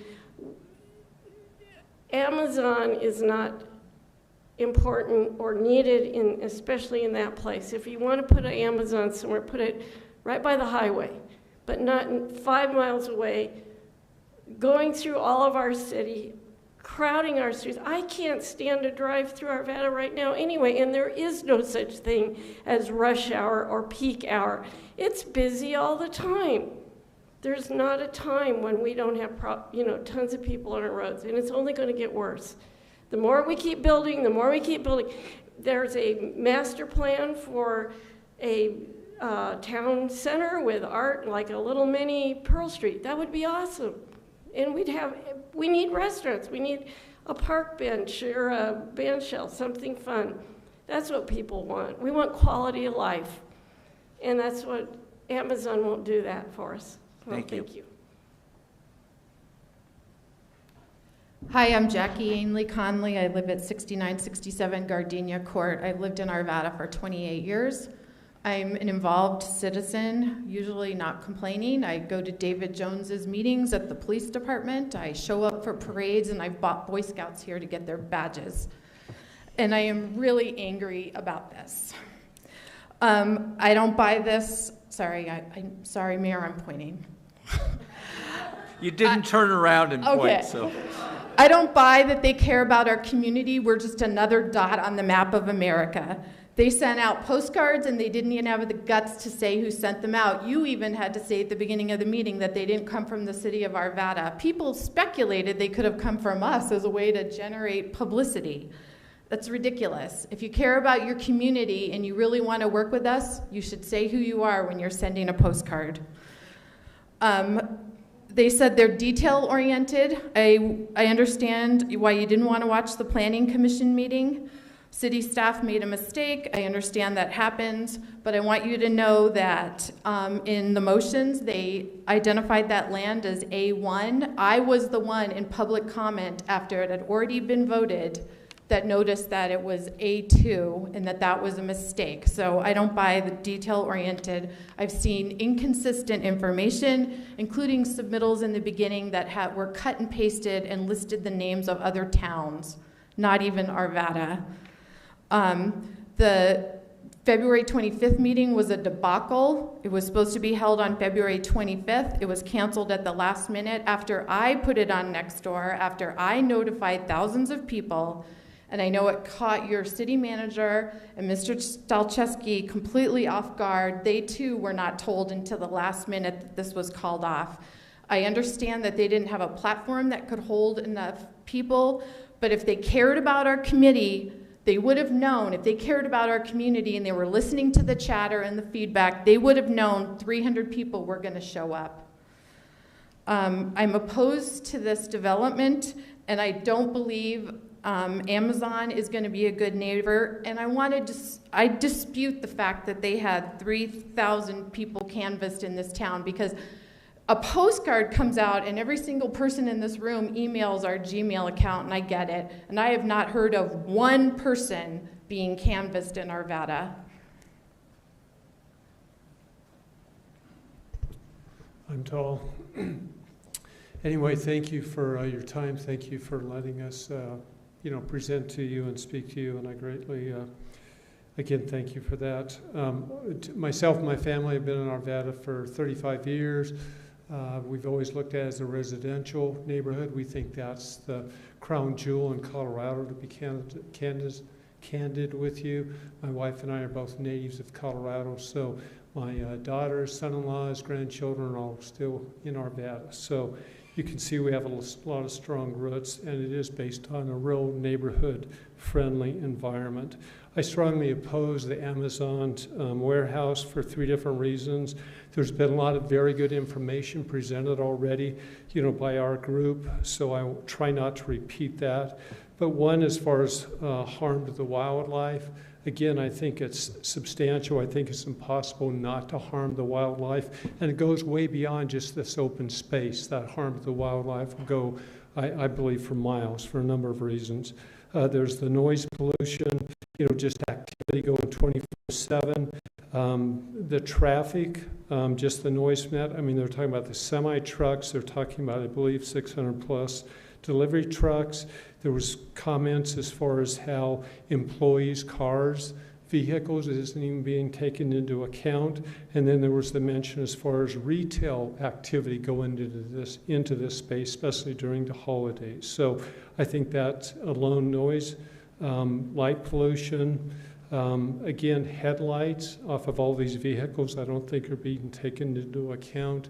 And the water pollution's already been spoken to. On the residential side, this is being established. I mean, we're talking about an industrial warehouse district. I've never seen one stuck in the middle of a well-established residential community. There's been a lot of references and comments to the north, the east. I've heard nothing to the east. You go a very, very, very short distance to the east, and it's all residential. These are backyards, kids playing, families, well-established residential neighborhood, and there's been nothing mentioned as far as to the east, more or less than all the problems to the north. So again, noise pollution, I don't know how they're going to sleep. I mean, literally. And most of the semi-traffics at night, we can already hear the traffic at nighttime off Ward Road. So anyway, there's that. And lastly, I have a great deal of respect for each one of you. A number of my neighbors are concerned about the influence that Amazon has because they are, one of the largest corporations in the world. But I sincerely say that I'm confident that you're not going to be influenced by, such a substantial firm. Thank you. Thank you, sir. Mayor Williams, members of the City Council, thank you so much for your service and for taking the time to hear our voices today. I would like to bring a separate kind of voice to this committee. One of the things that we are challenged with is our business community within the city of Arvada. Business is critically important to every community. In order to have a strong community, you must have a strong business that supports and underlies that. An important part of what we do as a business community is make sure that what we say we will do, we do. And that is what I would like to talk about today. My name is Larry Barker. I live at 16394 West 77th Lane in Arvada. I am also the chairman of the Arvada Chamber of Commerce. And I am here representing the Chamber of Commerce. A healthy community requires that we know and understand the business needs. And I would like to talk to you about a few of the things that are important from a business community perspective. The Chamber's role in Arvada is to ensure that our local economy and businesses are thriving for reasons outlined below. As outlined in the City of Arvada's comprehensive plan, the vision for this land is to be utilized for light industry or advanced industry development. As far as we know, light industry is what this will be. To be a community of choice for developers and businesses, it is critical that our community adheres to documented and approved plans and policies. A lack of consistency in this space will lead to declining investment and opportunities. We hear often what kind of business we would like to bring to Arvada. That is very challenging because we do not accept the businesses that want to come here and are proposing, that we accept the proposals and recommendations that they are bringing. We respect and trust the processes and expertise of the City of Arvada Planning, and we believe that Arvada Planning will support what is needed with this investment. Retail businesses surrounding Project Indiana will benefit from increased employment, a driving of revenue growth, and increased business taxes within the City of Arvada. We deeply appreciate the time that we have to be with you today. I hope that you will take into consideration the business impact of the decisions that you are making today. Thank you. Hi, my name's Chuck St. John, Mayor, members of the council. With everything that's been said tonight, I had to throw out most of my notes, but I was thinking about, don't you love that feeling when somebody gives you unsolicited advice or criticism? Or maybe when a complete stranger comes up and tells you what you need and they don't have any idea who you are? That's what the planners here from Indiana are trying to convince you and us, that we need a facility of Amazon in our neighborhood. Why? So we can get our packages a few minutes earlier. Amazon isn't shipping like critical organs going to hospitals for immediate surgery. They're giving us, I can wait a couple hours for the water filters I ordered. I really can. It seems crazy to do this project. So who benefits? The developers benefit. The construction people will benefit. We'll get all these new jobs, like people have mentioned before, that people will not make enough money to live close to the warehouse, so they're going to have to drive to and from work. I love the slides they were showing about all the little trucks moving around the warehouse, but nobody's really talked about in detail what's going to happen, how they're going to get from I-70 up to where they need to be on Indiana. I drive that every day. And if you look at what's going on down there, there's still housing being developed at the Ward Road light rail station. That's more traffic. There's another development at the old Jolly Rancher complex. That's more traffic on Ward Road. A large development on 57th and Ward that's going to bring more traffic to Ward Road before the warehouse that we don't need or don't want is going to be built. So if you've ever driven Ward Road or have driven it lately, it's a mess. It really is a mess. Take the double turn to go west on 64th Avenue. Make sure you stay in that right lane. That's almost dangerous in that section of the road. We already talked about the impact on the environment. And one thing I'd like to say is, once this is done, we can never go back. This is gone forever. The park has changed, the roads are changed, and our quality of life has changed. My wife and I are Colorado natives. We moved here 27 years ago because of the quality of life of Arvada. We've continued to see it slip away with progress over the years, but to put in an Amazon facility that we do not need is going to affect our quality of life.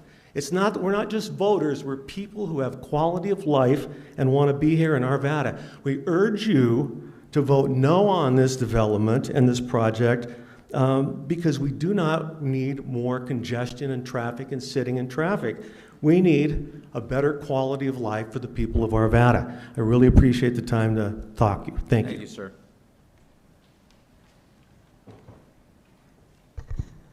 Good evening, Mayor Williams and council members. My name is Chad Laverty. We live in Maple Valley. We back to the open space, about really close to where the project's going to happen. And you know, a lot of things have already been addressed with traffic and different things like that. But we have kids. We have kids that love the open space. Today, they were swimming in the creek that will eventually be drained by the runoff of whatever development goes in, whether it's Amazon or any other park or any other business development that happens. We're really concerned about the quality of life. You know, we sit out on the back patio in the evenings and we don't hear anything. We hear Indiana occasionally, but you know, we were looking out last night and it was completely black across the open space. And we're gonna miss that with whatever happens there. But light poles that are 22 feet high We sit down lower than the ridge, and we'll definitely see them. You know, even though they say they're going to be focused in, it's going to make an impact on our life. We really hope that you guys take that into account and how that would affect your quality of life if you live that close to the development. Thank you. Thank you, sir.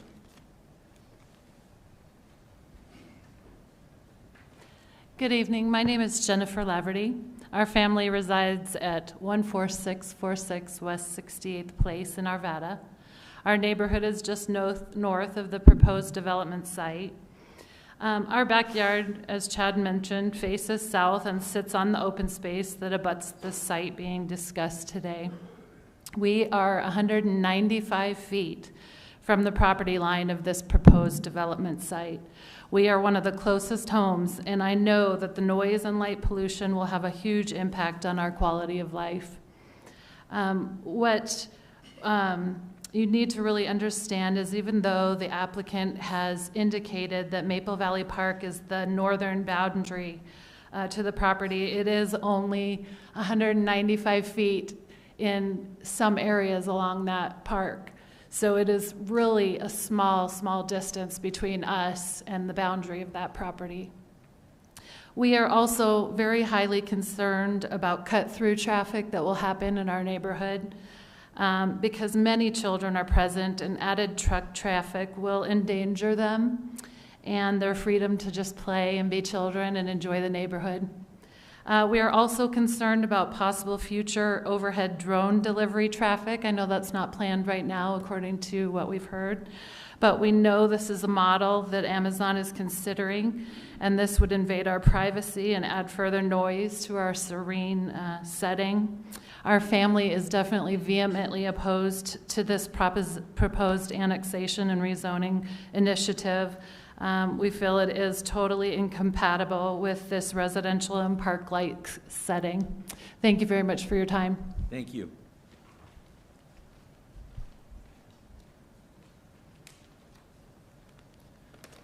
Hello, my name's James Henry. I've been a resident of Arvada for over 35 years. I have a degree in economics and have worked as an economic analyst for over 22 years in the areas of buildings, switching systems, and computer systems.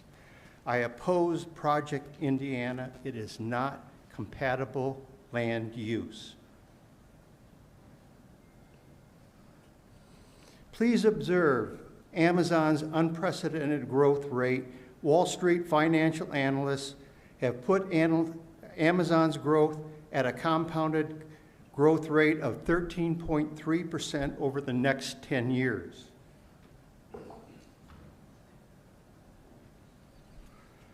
As indicated in this chart, and using the data supplied by Scannell Properties, the initial number of driver trips for semi-truck trailers going to and from the proposed Amazon distribution center is calculated at 84 trips per day, accelerating to, can you imagine, 258 semi-trips per day by year 10.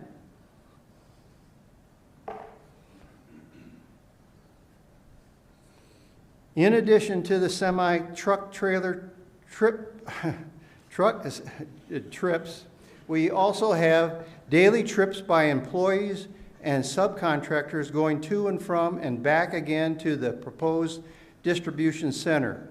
This daily van, truck, and personal use vehicles is calculated initially at 3,404 trips per day, accelerating to 10,473 trips per day by year 10.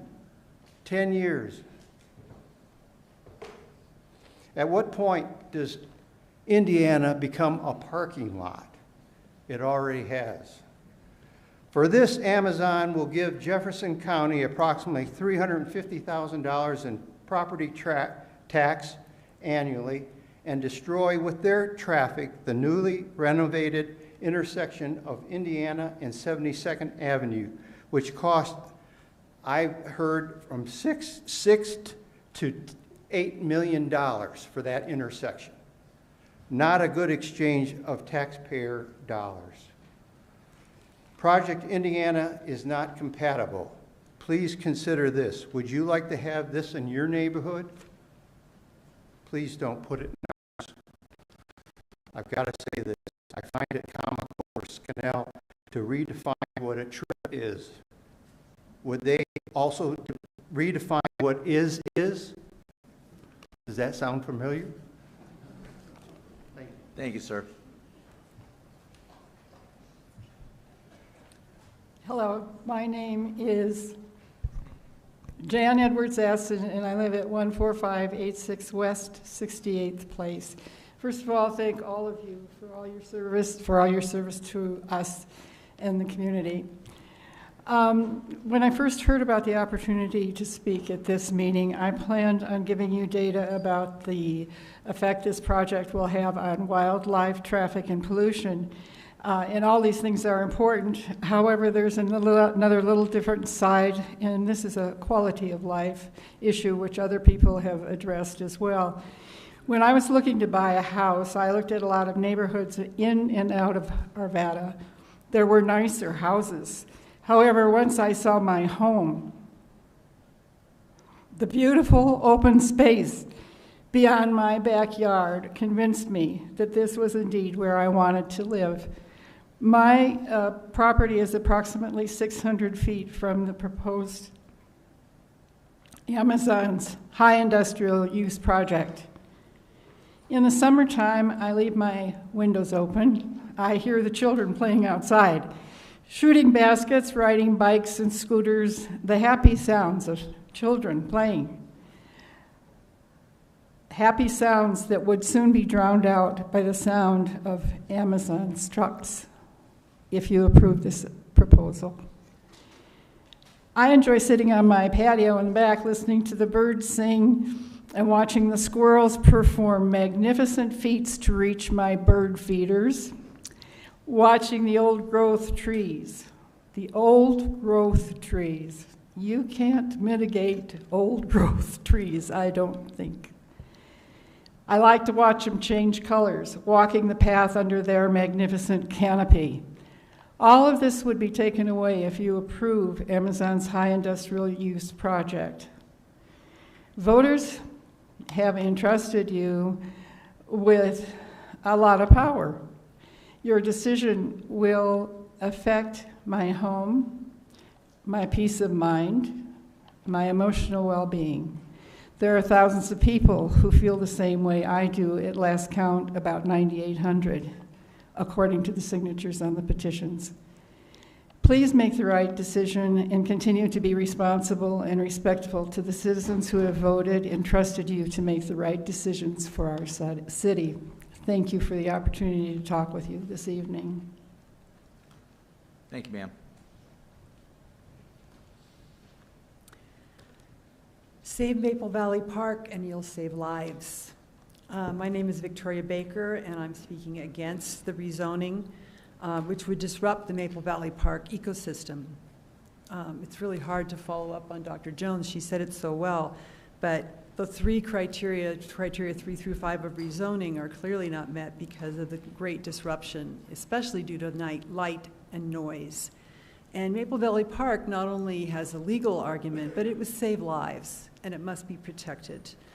My name is Victoria Baker. As I said, my qualifications to speak are I am a public health nurse and a midwife. I have a PhD in public health, and I have taught for 30 years and written and presented about the care of vulnerable populations, policy, and low birth weight.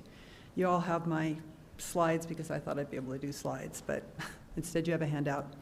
I live near the proposed development in the Geos neighborhood, and I walk through the park 4 or 5 times a week, not because I like exercise, but because I don't, and the park makes it tolerable.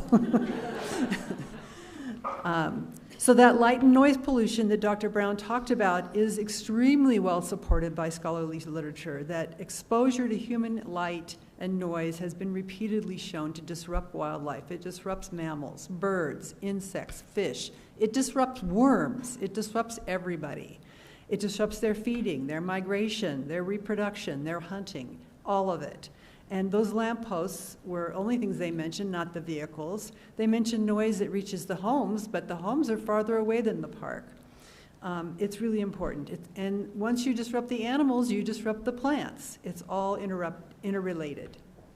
Humans also benefit from this habitat. Green space is related to human mortality.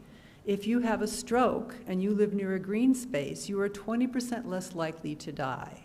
It also has been shown to lower infant mortality, low birth weight, heart disease mortality.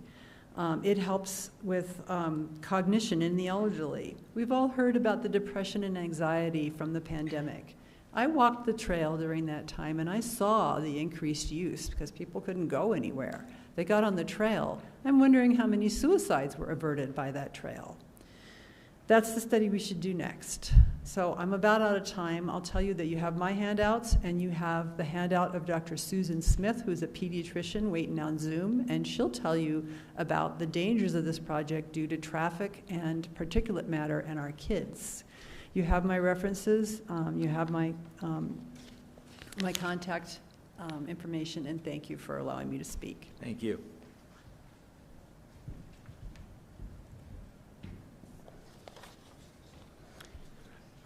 Mayor Williams and members of the council, thanks for the opportunity to share my comments and concerns about this proposed project. My name is Lyle Laverty. I'm a former Assistant Secretary of the Interior for Fish, Wildlife, and Parks, and I had the opportunity to serve with Governor Owens as Director of Colorado State Parks. And I share that with you because it helps frame a little my perspective. My wife and I live at 6286 Devaney Circle. We live in Wyndham Park. We're one of the communities that are going to be significantly impacted by this project. I should point out to you that there are some significant inconsistencies with what you heard from the proponent. We read about the project from Arvada Press. We were not contacted by the proponent on the proposed project. I have never been contacted by anyone about the project. It's important that you understand that. I'm deeply concerned about the quality of life here in Arvada. My wife and I, we came here almost 25 years ago because of the quality of life in Arvada. The proposed project that we are listening to tonight is going to have a dramatic effect on the quality of life, and you've heard about the transportation issue.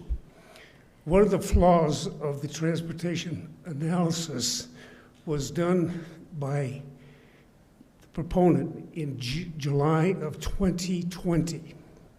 That became the benchmark for their analysis. You know what was happening in 2020 of July. No school, no business, so the analysis is flawed, and you need to consider that. It comes down to your decision tonight on splitting hairs. You've heard discussions from the proponent that we're only going to have 42 trucks.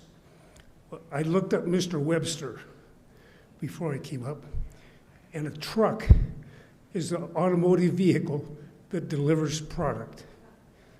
A truck is a truck is a truck.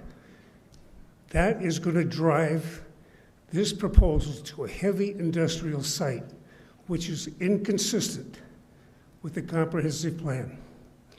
I trust that you'll consider the quality of life for the people that live here in Colorado, your constituents. Thanks for the opportunity to share. Thank you, sir.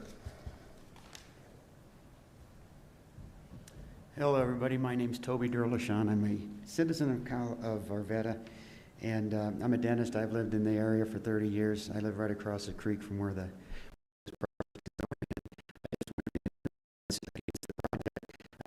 comes down to basically what Mr. Silvestro had pointed out. It's not a legal operation.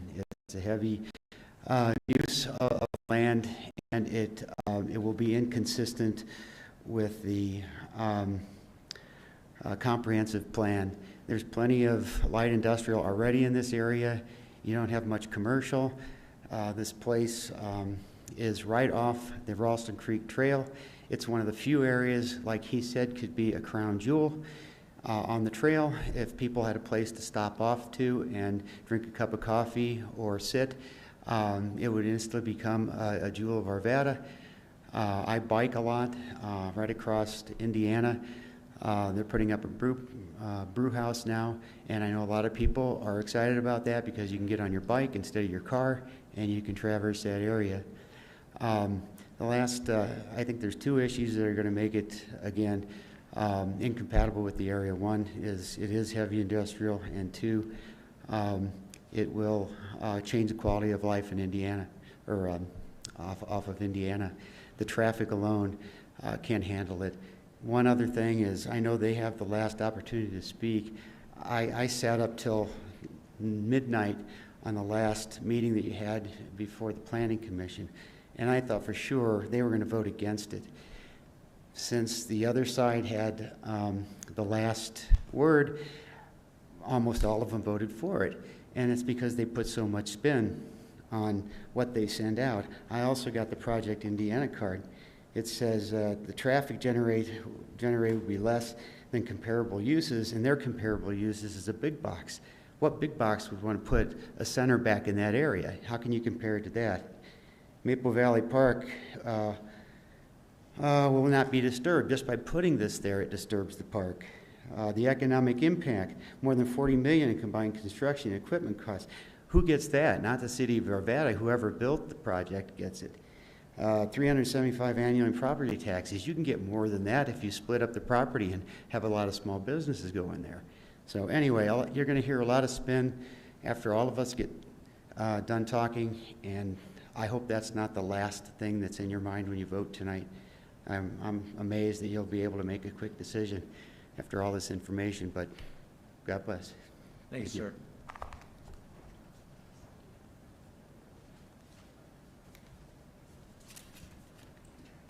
My name, excuse me, my name is Robert Martin. I live at 13860 West 67th Court. I've been a resident of Arvada for 32 years, and by myself, I have no power to change anything as far as the city government is concerned. I was a director of public works for 30 years. I've been to a lot of these meetings, believe me, probably more than anyone else. I just want to let you folks know that I agree with everything that the opposition has said this evening, 100%. But I'm going to deviate from that a little bit. And I assume that the vast majority of the people in this chambers tonight, by the looks of their shirts, are opposed and members of the Ralston Valley Coalition, as I am. That's about 1/10 of the members, and they're all voters. So the only other thing I have to say in regard to this, and this is a direct relation to what you folks will do towards the end of this meeting. And I want to make a statement that is directly connected with this hearing. I'm making no attempt to sway your vote whatsoever, or the feelings or votes Sir, of if you could direct anybody your else. comments to us. Pardon? If you could direct your comments to us. Oh, well, okay. Thank you. Yeah. All right. Just want to let you know that I personally will campaign against any member of this council, including the mayor, who votes in favor of this zoning. And to stay within the guidelines that the mayor presented at the beginning of the meeting, I'm going to just ask all of the people in this chamber that agree with my statement, would you please stand? You agree, Stan? We have to be. All right. We're here for one reason and one reason only. That's something else. All right. That's it. Thank you, sir.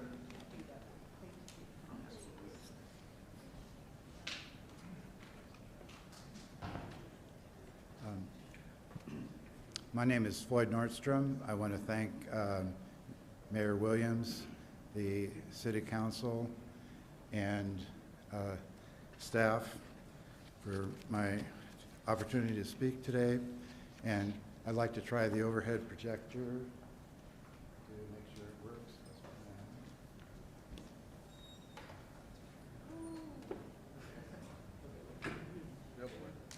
There you go. That's technology for you. Okay, I see a reflection, but hopefully it's visible. So there have been a lot of excellent points made today, and many of those have already been made by presenters.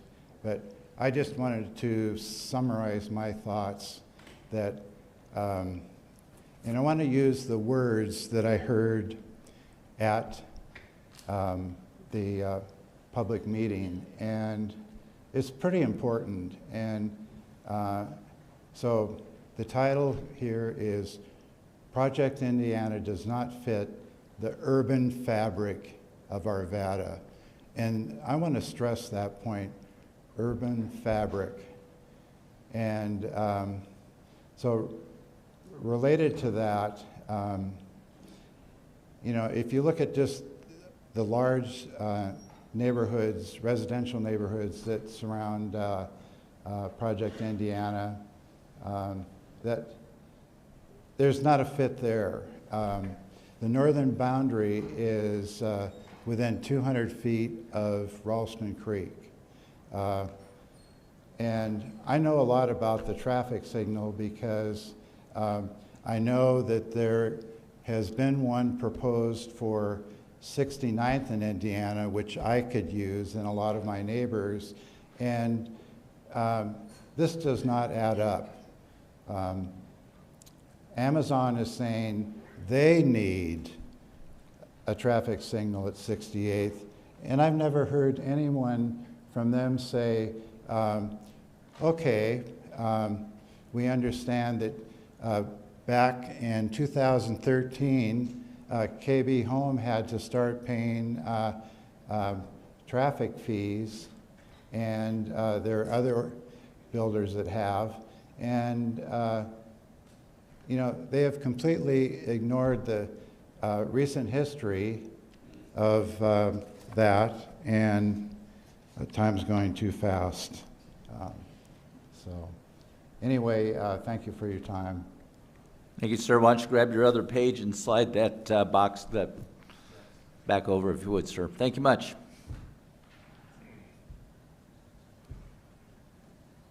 Mr. Mayor, council members, my name is Jim Cheatham, and I live in Arvada's Fieldstone neighborhood with my wife and 2 daughters, where I'm the HOA president of 223 home community. It's about 1.5 miles from the site in question.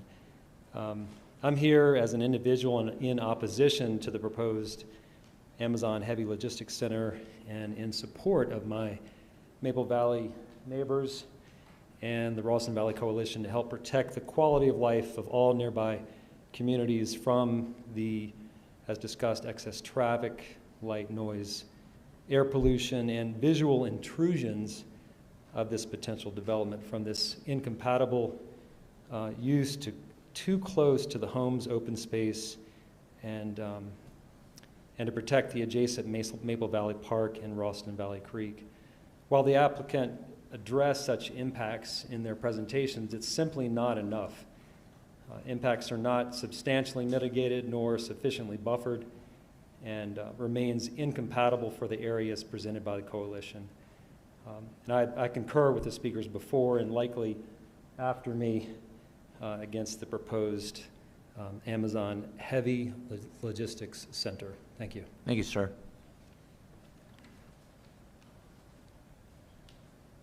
Yeah, good evening. My name is Tony Rolick. I live in Arvada over in Fieldstone. And with the exception of the gentleman from the Chamber of Commerce, I agree with all of the above before me.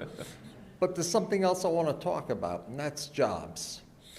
June 6th, in the Denver Post business section, they were talking about warehouse jobs, and they were talking about injuries. And there was a doctor saying that the repetitive motion of these jobs is like taking a hanger and bending it. Sooner or later, it snaps. There's a better solution. For most of my life, I've heard that the backbone of America is small business. And this property is perfect for a mixed-use development where you have the little restaurant maybe close to the creek where people can leave the creek in the park and come up, where you have maybe some small shops, even with apartments as a second floor. It's got a lot of possibilities. This is a disaster, all right? My vision of my elected officials is that the primary thing is to preserve and protect the neighborhood. The best thing they can do is enhance the neighborhood. Tonight, you can enhance it by voting no. Thank you. Thank you. We're going to take a brief break, sorry. So the people who are in line, if you'll come back to that same lineup, and then we'll add the row behind you. But we'll take let's do about a 7-minute break.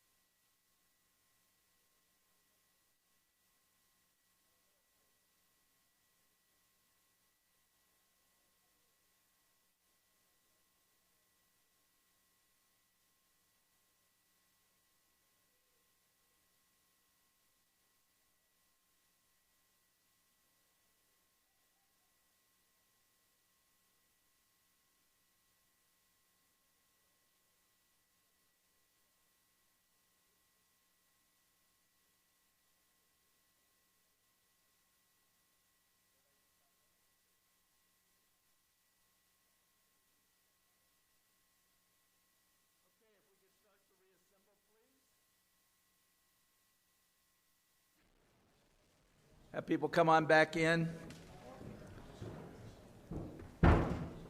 Before we begin again, I want to compliment everyone. You have been very good about staying on issue. You've been respectful of each other.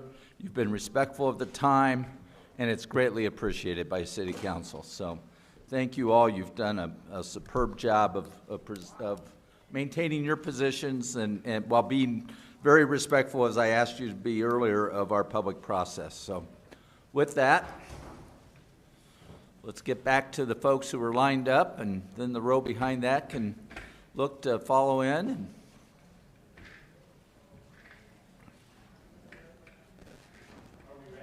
I think, well, he'll plug back in, I'm sure. Recording in progress. Hi, my name is John Christopher. I live at 13695 West 66th Place. That's in Ralston Estates. First of all, thank you for allowing me to speak, and thank you all for being here. And thanks to Dot for the candy. When I moved to West Arvada 26 years ago, it was not the allure of large warehouses and parking lots that brought us here. It was for nice neighborhoods with tree-lined streets and beautiful parks and trails. Let's all try and work together and build a space that we can be proud of, a space for community, not a space for heavy industrial, incompatible development. I know this has already been brought up, but remember the concerns of the noise, light, air, and water pollution, not to mention the traffic. The first time I heard of this proposal, I was told that it was 12 semi-truck trips a day. Now, by Mr. Boone's count, it's up to 21. What's it going to be by the time that the facility is opened? Not to mention what it's going to be years down the road.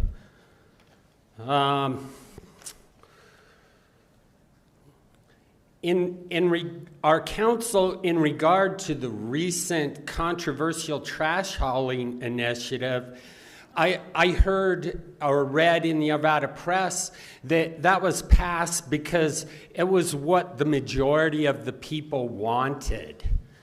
So it seems to me that the majority of the people don't want an Amazon facility. So I would challenge all of you in the council to vote for what the people want and just say no to Amazon. And remember, it's the people of Arvada that you all work for, not for big business and developers. Thank you very much for your time. Thank you, sir.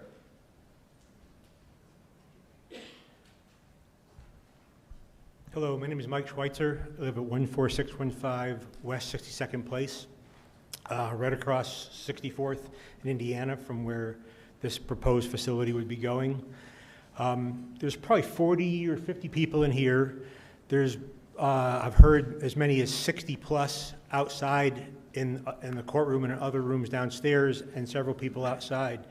And I haven't heard one person except for maybe the economic development guy who was on the fence. Everybody else you've heard from here doesn't want Amazon here. And I'll make my talk short and take a little bit of different tact. We elected all of you. The citizens of Arvada elected you. You work for us, not for them. Thank you. Thank you, sir. Hi, my name is Phil Langford. I live at 16878 West 65th Circle. That's Westwoods Links, right across from the Westwoods Golf Course. We have been in Arvada for over 35 years. I love Arvada like you guys do. Thank you so much for doing what you're doing. I just look at the problems with traffic. The infrastructure is just not built for having, 21 semis or whatever they're talking about. Just a personal note, I got behind a semi on 72nd and Indiana, and we were going from you know, on 72nd to Ward Road, I had 15 cars behind me because we had to stop at 2 stoplights. I mean, having that many trucks in this kind of infrastructure, we just can't have this kind of development going on in this specific place. There, you know, there are other places that might be great for Amazon, like over by I-70 and, you know, Wadsworth or Sheridan. But this is not compatible with, you know, what we think the development should be. Thank you. Thank you, sir. Mayor, council. So basically everybody's taking the wind out of my sails. My name is Brian Rowland. I live at 13604 West 63rd Circle in Arvada. I've been in the cargo business practically my whole life. I've worked for Airborne Express, I've worked for UPS, and when I was down in Florida, I did some consulting and stuff like that. In short, I love this town. I've lived here for 21 years, and I think what you guys have done with this town so far, I've been impressed. That being said, who has a hairdryer? Do you use a hairdryer in the morning? Okay. That is 50 decibels. An idling semi is 100 decibels. If you put a semi under a load going uphill, like on 64th Street, that is 100 plus. A gunshot is like 180. And I could go on. I mean, as much as I like that they researched whatever they did, on their best day, their product, what they're selling you, it'll never work. It's a bill of goods. They're selling you, and they're gonna leave town, and you're gonna be stuck with this. And when it comes to marshaling trucks, it's the human factor will get involved with this. And they will just, the barn door will be open, and people are gonna come and go as they please. And it's gonna be a truck stop. There's gonna be so much truck noise and truck action, and your neighborhoods are gonna be, basically, there's gonna be tractors and trailers lined up everywhere. And as far as the $15 wage, like the UPS guy said, you're gonna have to get a better police department, or even a greater police department, and they're going to be busy, because with a larger infrastructure like that comes everything else that you could think. Now, I'm for growth, and I'm for Arvada, but the scope and what your plans are for the city of Arvada, you're gonna change everything, and these people are gonna be gone. They're getting paid by Amazon, and Amazon's paying the law firm. They don't care about you. They have a job, they need to get it done, and we're gonna be here, left, stuck with this. And I know that you people are fair. I just hope that you make the right decision, because I truly believe that this is going to be a catastrophe, that we don't have the infrastructure. What you're gonna have to do is gonna be a nightmare to get out of. But thank you for your time. Thank you. Before the next speaker comes up, I've been given a note by the city clerk that we've got a 10-year-old on Zoom who I would prefer to get to bed, so we're gonna go ahead and interrupt for a 10-year-old. If you'll state your name. Hello, I am Madhvi Chittur. Dear Mayor Mr. Mark Williams and all council members. I am Madhvi Chittur, 10 years old. I am an ecoethics advocate, the founder of Madhvi for Ecoethics at age 6. I am also known as the No Styrofoam Ninja. I live at 6499 Poppy Street, Arvada, Colorado, 80007. I particularly represent the Arvada children and youth. Thank you, Mayor Ms. Lauren Williams, for responding to my email. So, yeah, I request one thing. So my reasons that Project India is not compatible for Indiana location is that Arvada West is a residential area. The Amazon Distribution Center will make this area an industrial area. Please keep the residential and industrial areas separate. Number 2, I understand that Amazon intentionally distributes traffic outside of rush hours. Hence, I contend that the non-rush hour traffic will be very high, leading to noise pollution with no quiet time at all.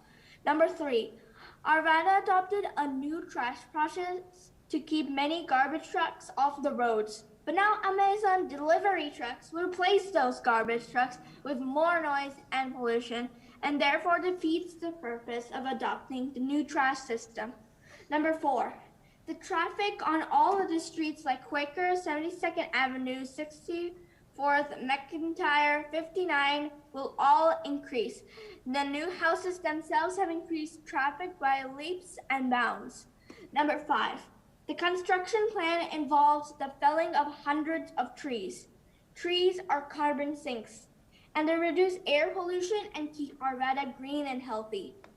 Number 6, the Amazon warehouse would be 4 stories tall and have lots of lights, which cause light pollution.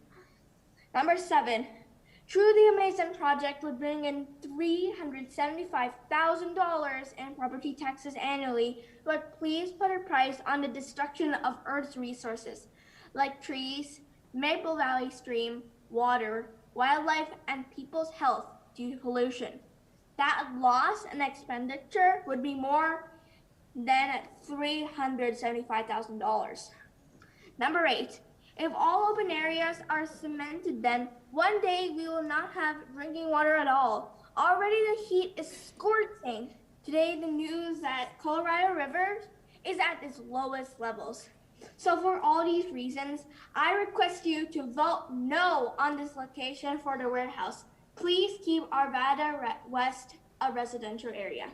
Thank you. Thank you very much. I didn't know who this speaker was going to be, but this is a young lady who's come before us here at City Council on a number of occasions. I've gone to her school. She's been a strong advocate for sustainability issues. So this was not a, this is very typical of this young lady. So with that, we'll move on to the next speaker. Thank you for letting me interrupt. Good evening, Council and Mayor. My name is Ann Schweitzer. I'm the president of Wildflower Ponds. Our neighborhood is located just to the south of the proposed site, across 64th, between Indiana and Gardenia.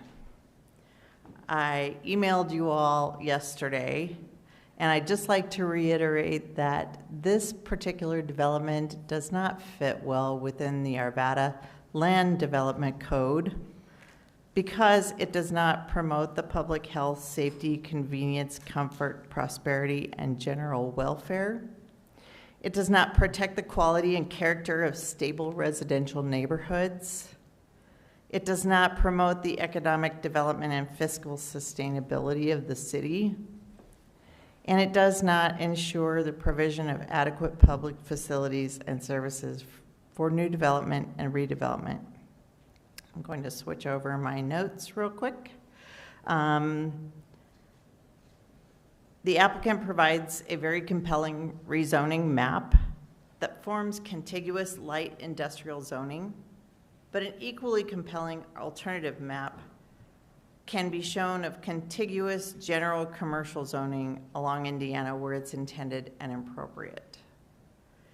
In fact, the city's own future land use plan clearly shows the intended use of these parcels along Indiana as neighborhood or community commercial, which light industrial clearly is not.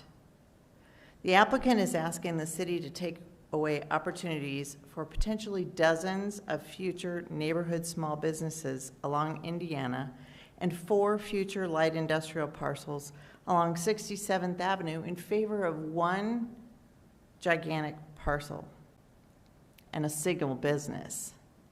Well, the development across 64th from our neighborhood has been an Albertsons and a Walmart and a church And that large single resident, business resident, is difficult. We ask that you consider what happens should that one business leave and its massive building and massive parking they leave behind go vacant. I strongly urge you to vote no on the rezone and ask that you support future neighborhood businesses as outlined in the future land use plan. The comprehensive plan is listed, but not the land development code. Conditions of annexation, the capacity to serve current residents. There is capacity, but roads are an issue, not just traffic.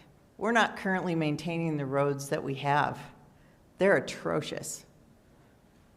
Also, and I may ask for a little extension. No, I really do need to keep it moving along. Sure. Okay, thank you. Thank you. Good evening, Mr. Mayor and City Council members. My name is Beth Lovering, and I reside at 7258 Kendrick Street. I oppose the Amazon Distribution Center project because this project provides only a few primarily low-paying, high-turnover jobs, so it does not contribute to employment diversity identified in Criteria 1, nor the well-being of the potential employees who are potential residents of Arvada. Amazon has touted the benefits of the project, saying that they will bring jobs. In their March 11th presentation, they listed 83 full-time employees during normal operations, 46 weeks per year. That's not a huge number of jobs.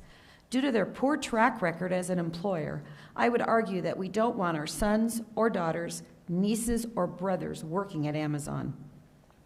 According to one Scottish official, Amazon doesn't seem to be interested in keeping workers too long as they work them until they drop. Efficiency is Amazon's primary objective. Packers have set rates of between 400 and 700 items per hour and walk up to 10 to 15 miles per shift. They have 7 seconds to pick an item. Facilities have surveillance cameras to ensure productivity rates are met. Employees are allowed 18 minutes of off-task behavior during their 12-hour shift. Often they have to run to use the restroom or don't have time to get a drink of water. A 2019 Time magazine article explains the equipment used by employees constantly monitors and times workers, even counting down the seconds an employee has to complete a task. Workers have compared themselves to the automated robots that Amazon uses. According to GeekWire, Amazon has received patents for wristbands that track warehouse employees' hands in real time. Trackers and receivers are able to monitor workers' performance, and the bands buzz workers' wrists if a worker is at the wrong location. No wonder Amazon has been accused of creating intolerable working conditions. Amazon's 216 flex drivers will be subcontractors and thus not receive any benefits from the company. They must provide their own vehicles or rent delivery vans from Amazon. They face the universal problem of all Amazon distribution workers, the constant pressure to meet Amazon's demands. During peak holiday periods, the number of delivery workers can reach as high as 400 per shift. Do we really need an additional 216 stressed, overworked drivers on our local roads? I would argue we do not. At 6.2%, Arvada's unemployment rate is lower than the state average. We don't need a sweatshop at Arvada that goes by the name of Amazon. Amazon does not provide Arvada's citizens with an opportunity for diverse and varied employment opportunities. I urge you to vote no on Project Indiana. Thank you for your time. Thank you, ma'am. Boy, am I going to feel like a turd in the punch bowl. Mr. Mayor and Council, thank you for allowing me to speak in favor of this project because it is best for all of Arvada, the city we love and the city we've chosen to live in. I'm Bob West. I live at 6777 Lupine Circle in Forest Springs, which is close to Maple Valley, and a user of the Ralston Creek Trail, which services most of Arvada. I'm a fourth-generation Arvadan. This project was on my original family when they came to Arvada in 1872. I've served half of my adult life on various committees in the county. And during that time, I was always on the best outlook for what was happening in Arvada. In 2005, I chaired the tax increase for getting more cops on the highways. I also served 8 years on North Jeffco's Park and Rec District and built the Apex Center. When I was on JEC, we used a 3.5 factor to determine the total number of jobs that would be created by a prime job, such as an Amazon. With the 460 proposed jobs they have, this produces more than 2,000 new jobs for the city of Arvada. This will help students that are graduating from high school and the unemployed or underemployed citizens, mainly the people that live on the east side of town that we always try to dump these projects on. The developer estimates $375,000 in property taxes. The way property taxes work in Colorado, this will reduce everyone's property taxes on bond issue financing. This applies to Jeffco schools, Apex, and the fire department.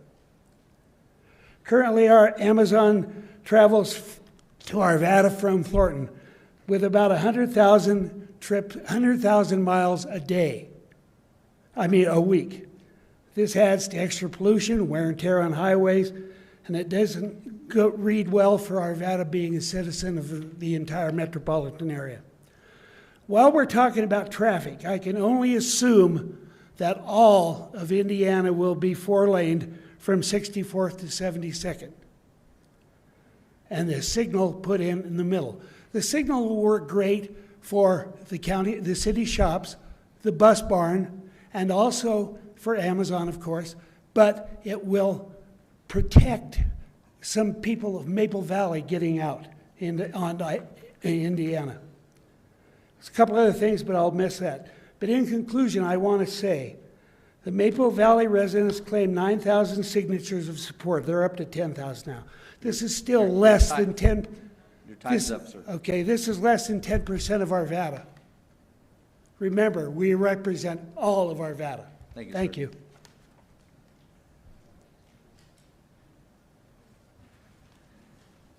Hello, Mayor and Council. My name is Eric Zietlow. I live at 6137 Holman Street, which is in the Wildflower Ponds Division, which is right across Gardenia. And I'm just going to try to mention a few things that maybe hadn't been mentioned already so far tonight, and a lot has. But when I run Ralston Creek Trail, so I come across Gardenia, I head down Fig, hop on the trail, and I go. If I go there in the morning, very, very peaceful, very quiet. Go there in the afternoon, same thing. Evenings, same thing. Weekends, it's almost silent. It's wonderful.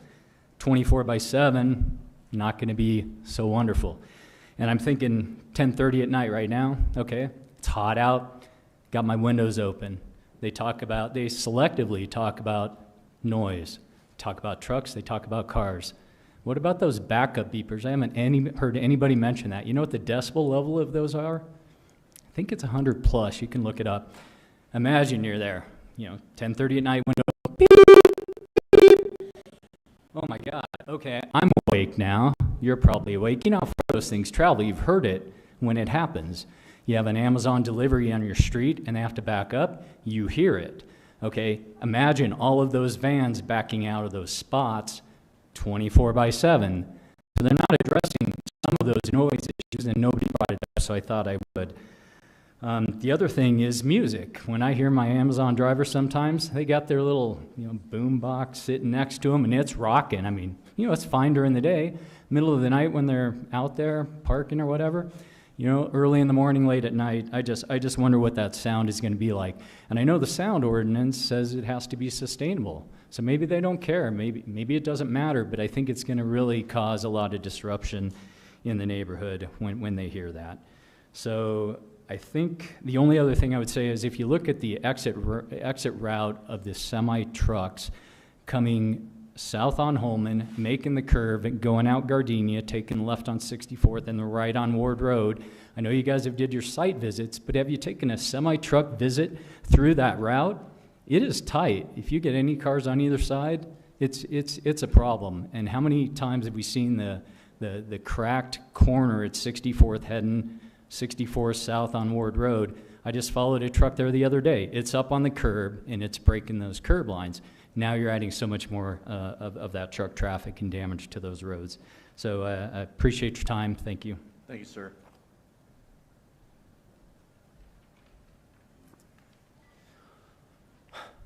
Hi, my name is Chris Kanegi. I live at 13831 West 67th Court.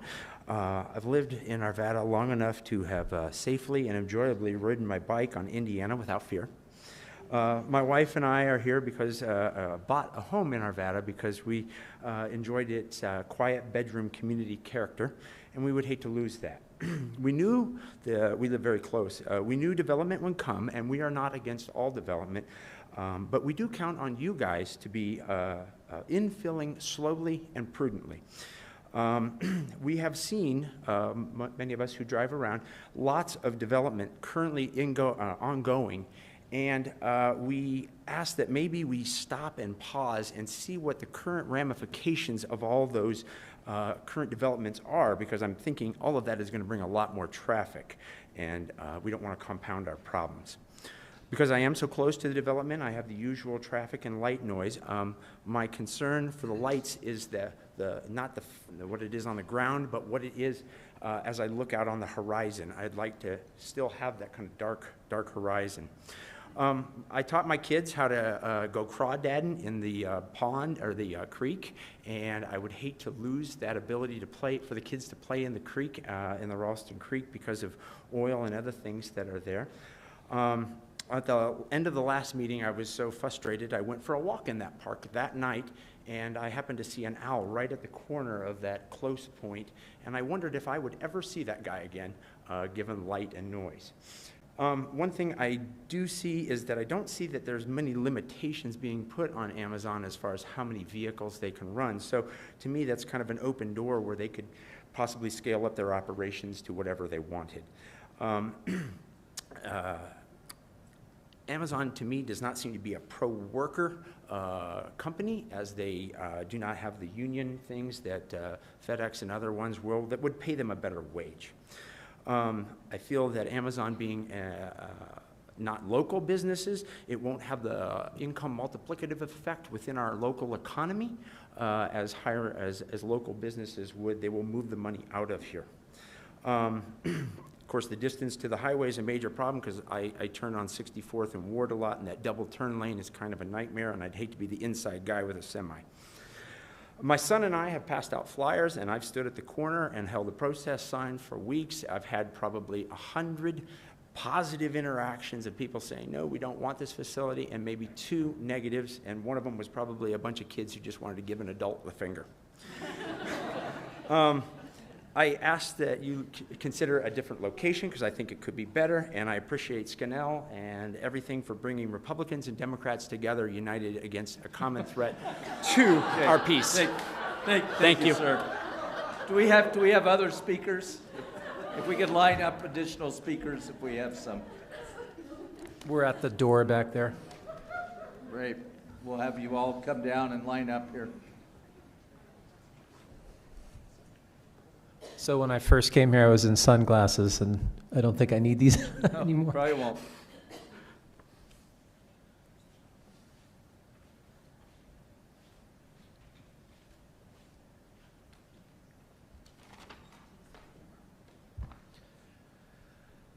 So my name is Doug Razik. I'm opposed to the distribution center.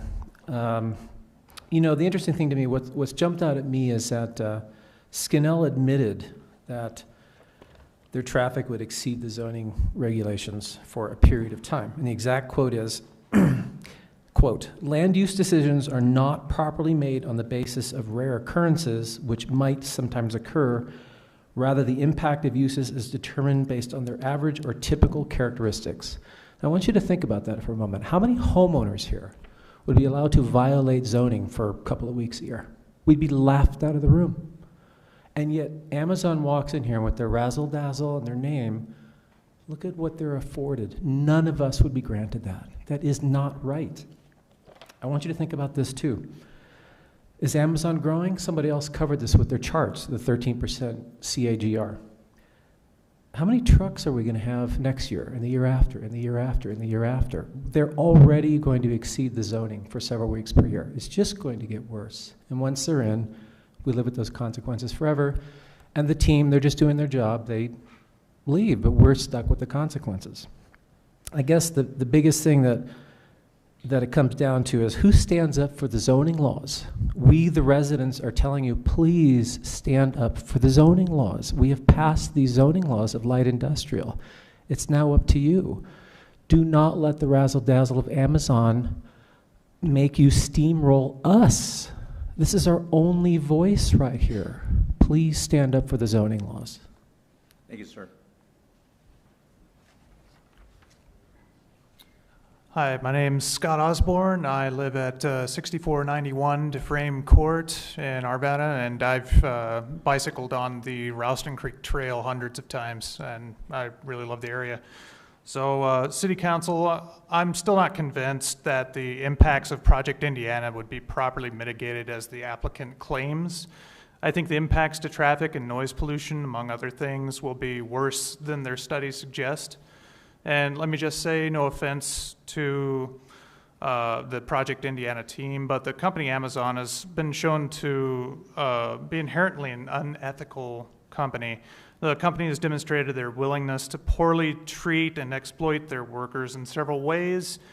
They recently and historically have made attempts to shut down union organizing. Their shipping practices have been shown to be monopolistic in nature. So, although I am strongly against Project Indiana, if their proposal is still being considered, I would ask that the City of Arvada holds them accountable for the promises that they're making. But I would instead highly recommend allowing for less controversial projects to be considered for the area south of Maple Valley Park. Thank you. Thank you, sir.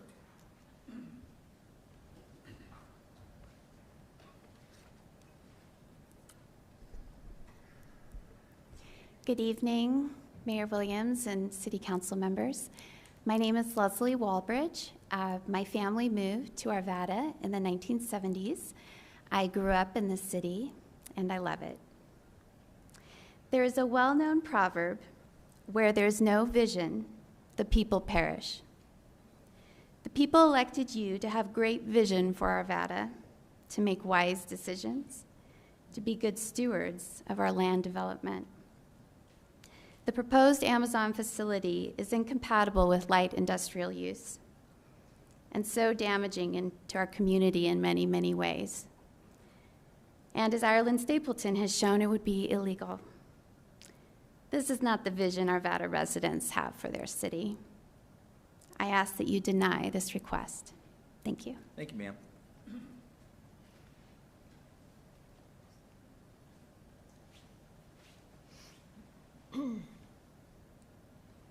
Well, City Council, we meet again, and I'm sure you're tired of seeing me.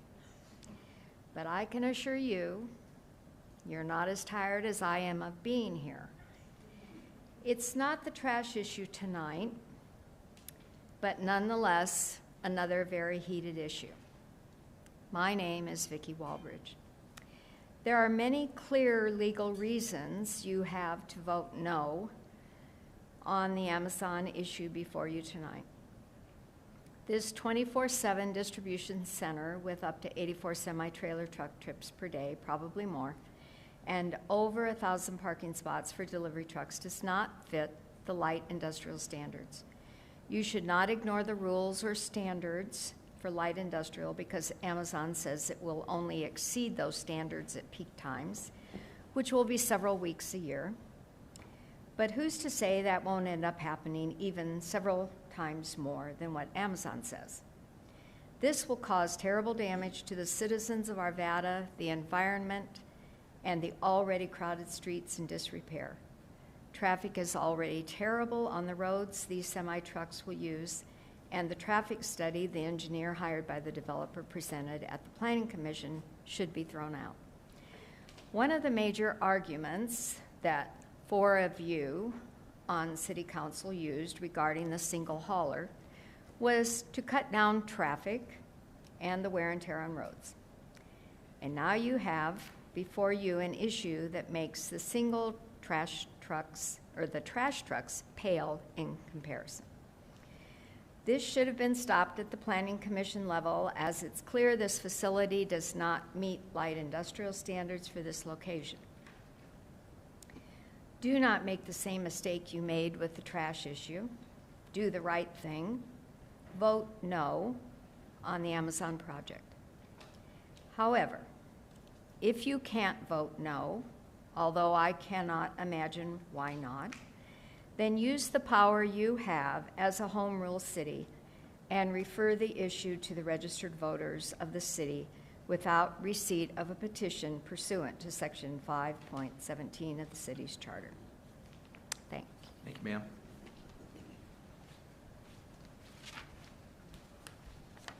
Hi, my name is Julie Bown. I moved here when I was a teenager, left for college, and I've come back.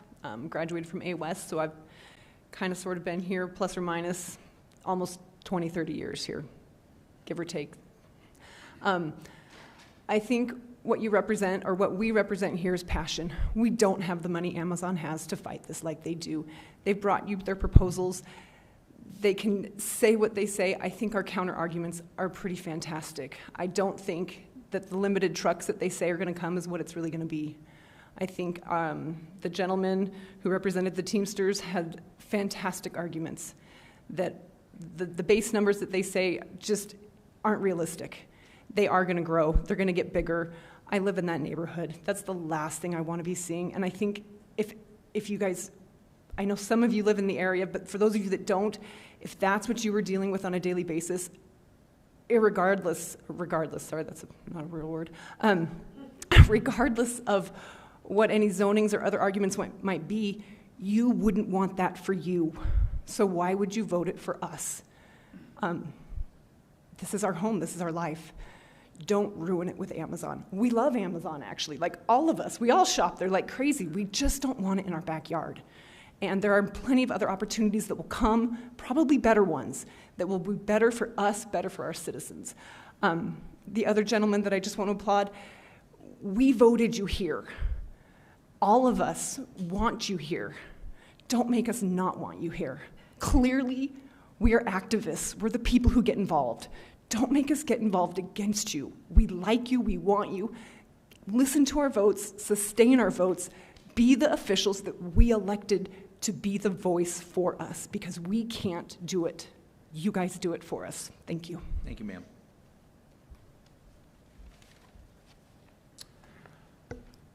Good evening, Mayor, Council, everybody I met along this journey.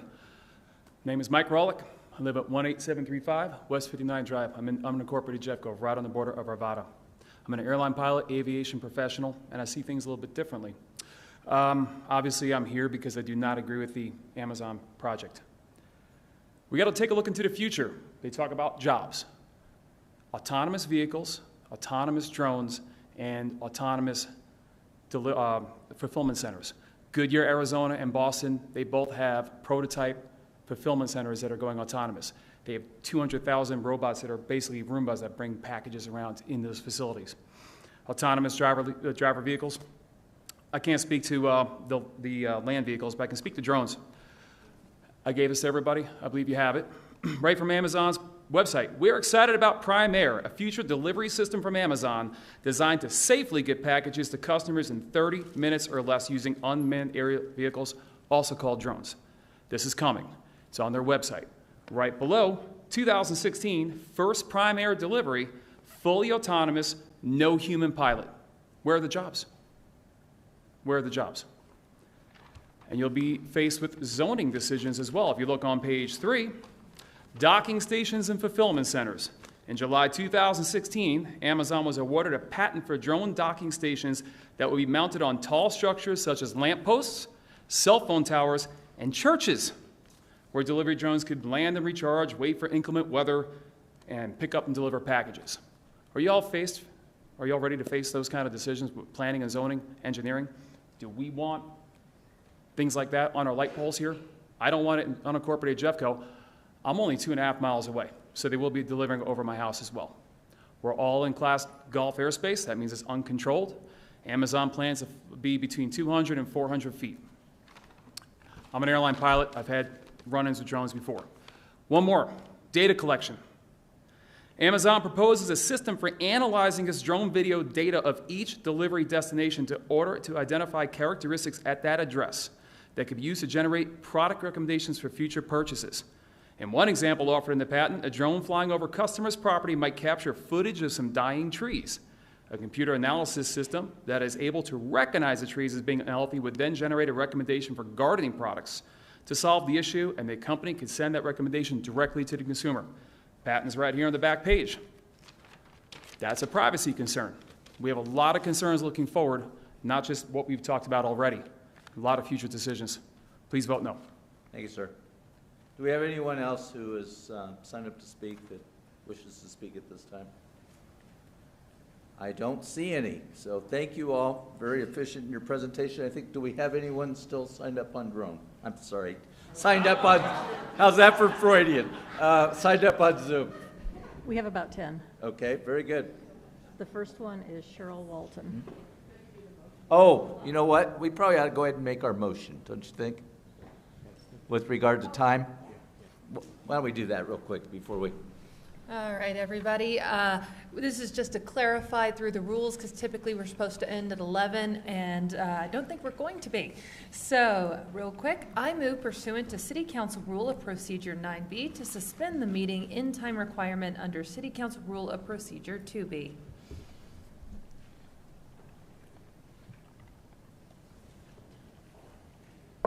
All votes are cast, and we do, under this motion, we do not have a in time dictated, correct? Very good.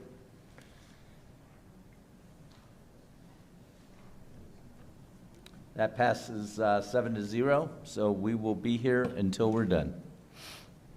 Okay, now we'll go to the folks that are signed up on Zoom.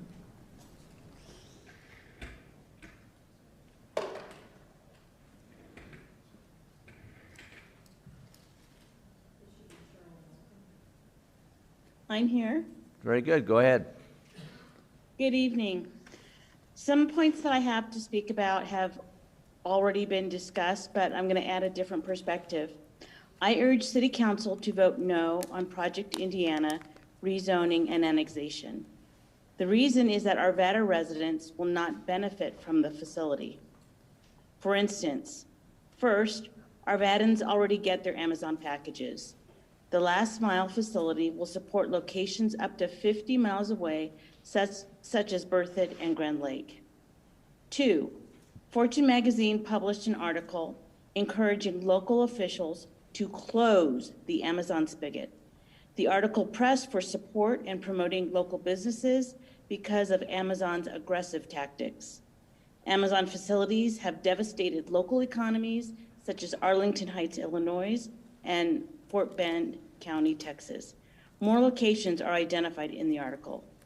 Amazon states the annual benefit to Arvada is $375,000 in property taxes.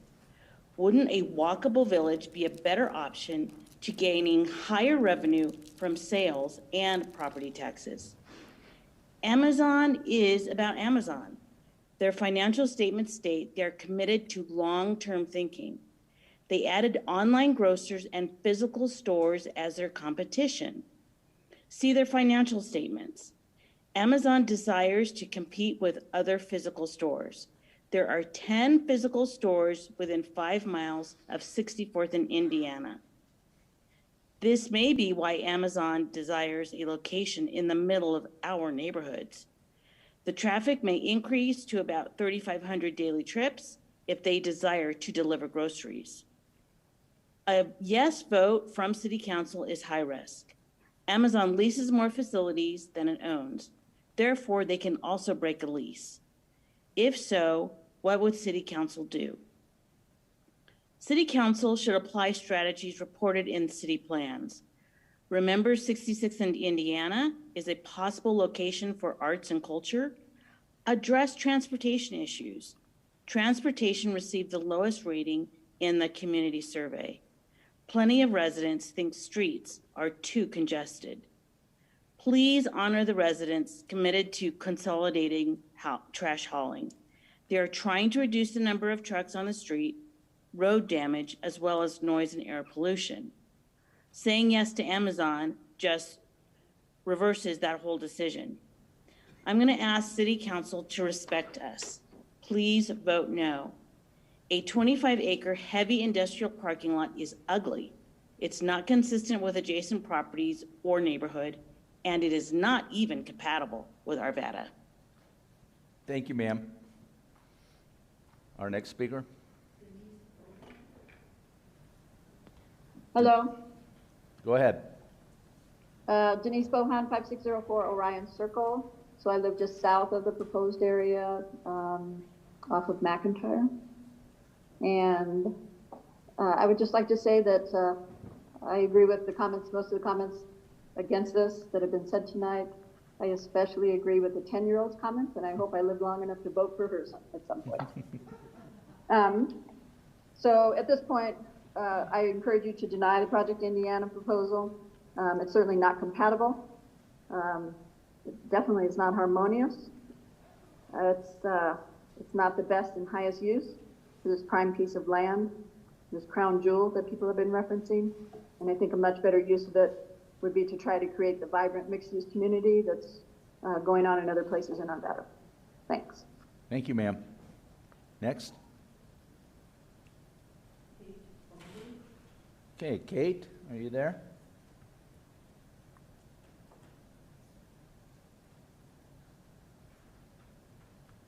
Kate, are you there?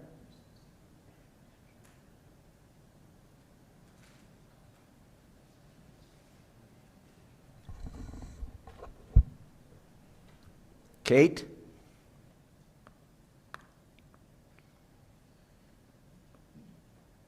Why don't we come back to Kate?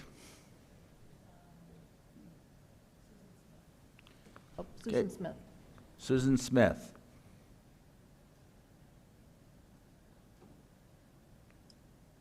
Hello? Yes, is this Ms. Smith? Hi, my name is Dr. Susan Smith, and a few people have touched upon what I would like to talk about. It affects the health of our community. People have talked about the health of the environment close by, but a lot of attention hasn't been given to traffic-related pollution. This is something that we should already know about. If you go to places like AccuWeather.com, they are monitoring Arvada's pollution every day. They, in particular, are also monitoring particulate matter. This means the small particles that get suspended in the air from various traffic things, such as using brakes, clutches, and regular road wear and tear. This is increasing the more we have increased traffic, and it is affecting children especially. As an ER physician for over 30 years in the pediatric world, I know about the harm that it does to asthma and different illnesses, but I wanted to concentrate on what it's doing neurologically. It is well known, the effects on the lungs and such, but now they're showing new evidence of the harm automotive pollution is doing to all of our brains, especially children's neurological development. Gestational and early childhood exposure to these tiny ultrafine particles and traffic-related pollution are increasing the levels of autism disorders, ADHD, hyperactivity disorders, behavioral issues, as well as learning difficulties in children that live closer to busy roadways with traffic pollution. It also affects other people, but again, I'm concentrating on children, but just for example, seniors have more dementia when they live close to increased automotive traffic pollution.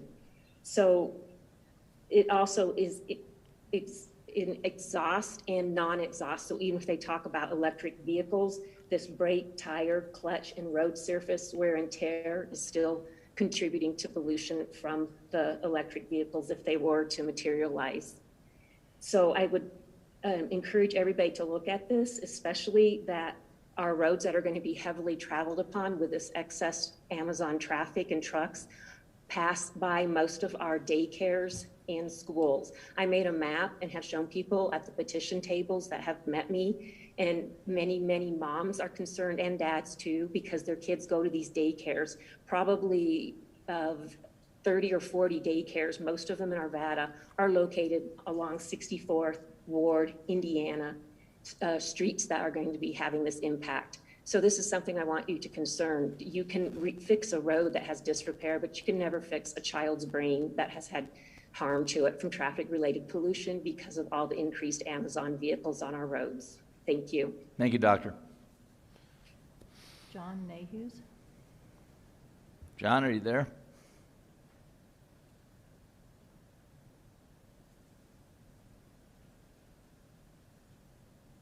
John? Yes, I am. Can you hear me? Yes, we can. Go ahead. Perfect. I'm John Nehus. I live at 6248 Divinity Circle. First, I want to thank you all for your public service. It is appreciated. A little about myself. I am pro-business and pro-development. As a business person, when I want to try and make these kind of decisions, I usually look to data to make those decisions. So for this topic, trying to decide where I landed on this, I started doing research. So like the individual from the Chamber of Commerce, the first thing I considered was jobs. So I started doing research to see who's done intensive research into this area to see what happens. There's a major nonprofit, nonpartisan think tank that did a study on just this, what happens when Amazon comes into towns. They looked at all the Amazon centers that had entered cities, and they looked at the impact on the economy for the city and county that they were in. The number one conclusion of that study is that it creates no new net jobs overall. It solely shifts jobs into the particular sector that it's in, so warehouse type jobs. The most important thing here, this is empirical data. So it's actual experiences, no assumptions or analysis. So for me, it's a struggle from a business perspective when I start seeing it saying, this isn't gonna bring new jobs overall into our community. Looking beyond that in terms of other business growth in the area, a concern I have is this development would deter investment that we're looking for in our master plan for this area specifically, because once this is in, it's going to be very clear that our infrastructure lacks the capacity to serve any new additional business, such as commercial, that we really want to come into this area. So while it's attractive to try and pull a business in, I don't want us to be short-sighted, look towards what that next step is, and are we selling ourselves short and not going to be able to have that growth we want for the long term. Lastly, I'm thinking about risk, specifically risk to the city. Right now, you're all considering approving a facility that is designed to operate beyond its zoning. So setting aside a lot of the arguments that have already been made, I think everyone would agree that the maximum volume that this facility can handle is much higher than its planned usage. The trouble with that is that the operational caveats that they provided for this facility volume, they're not enforceable. There are no codes tied to this. So really the concern I have is the city would give up any recourse that they could have if operations were scaled up to the designed 100% level, given there are no codes associated with this. So overall, I believe this would cost more than it's worth. Thank you. Thank you, sir. We're going to try Kate Baldry again. This is Kate. Very good. Go Sorry, ahead. you would think a person in IT could unmute her computer, but my name is Kate Baldry. I live at 13465 West 64th Place. Thank you for providing me the opportunity to speak with you this evening. I would have been there in person, but my two littles required me to be at home during bedtime. I'm speaking here today not only as a concerned citizen in Arvada, but most importantly as a concerned parent. I am the mother of two adorable children, ages 3.5 years and 10 months. We live just one block off of 64th, and my son and soon my daughter attended daycare off of 64th. Both are in the direct path of the Amazon truck route that has been proposed. Currently, there are at least 6 daycares that I can think of off the top of my head that are directly located along Ward 64th in Indiana that will be impacted by the proposed truck route. By increasing traffic along this route, I suspect, but the petitioner did not provide any studies on it, that there will be an increase in traffic. There will be an increase in traffic-related pollutants, TRP, that is known to have adverse effects on all people, but most importantly, children, my children. With the help of a local pediatrician, Dr. Susan Smith, I've been informed that an increase in TRP can cause irritation to eyes, nose, throat, lungs, and fatigue. It can also contribute to asthma, high blood pressure, and heart disease. Focusing, though, on our children, early evidence shows that it can also impact neurological development and contribute to autism, ADHD, ADD, and much, much more.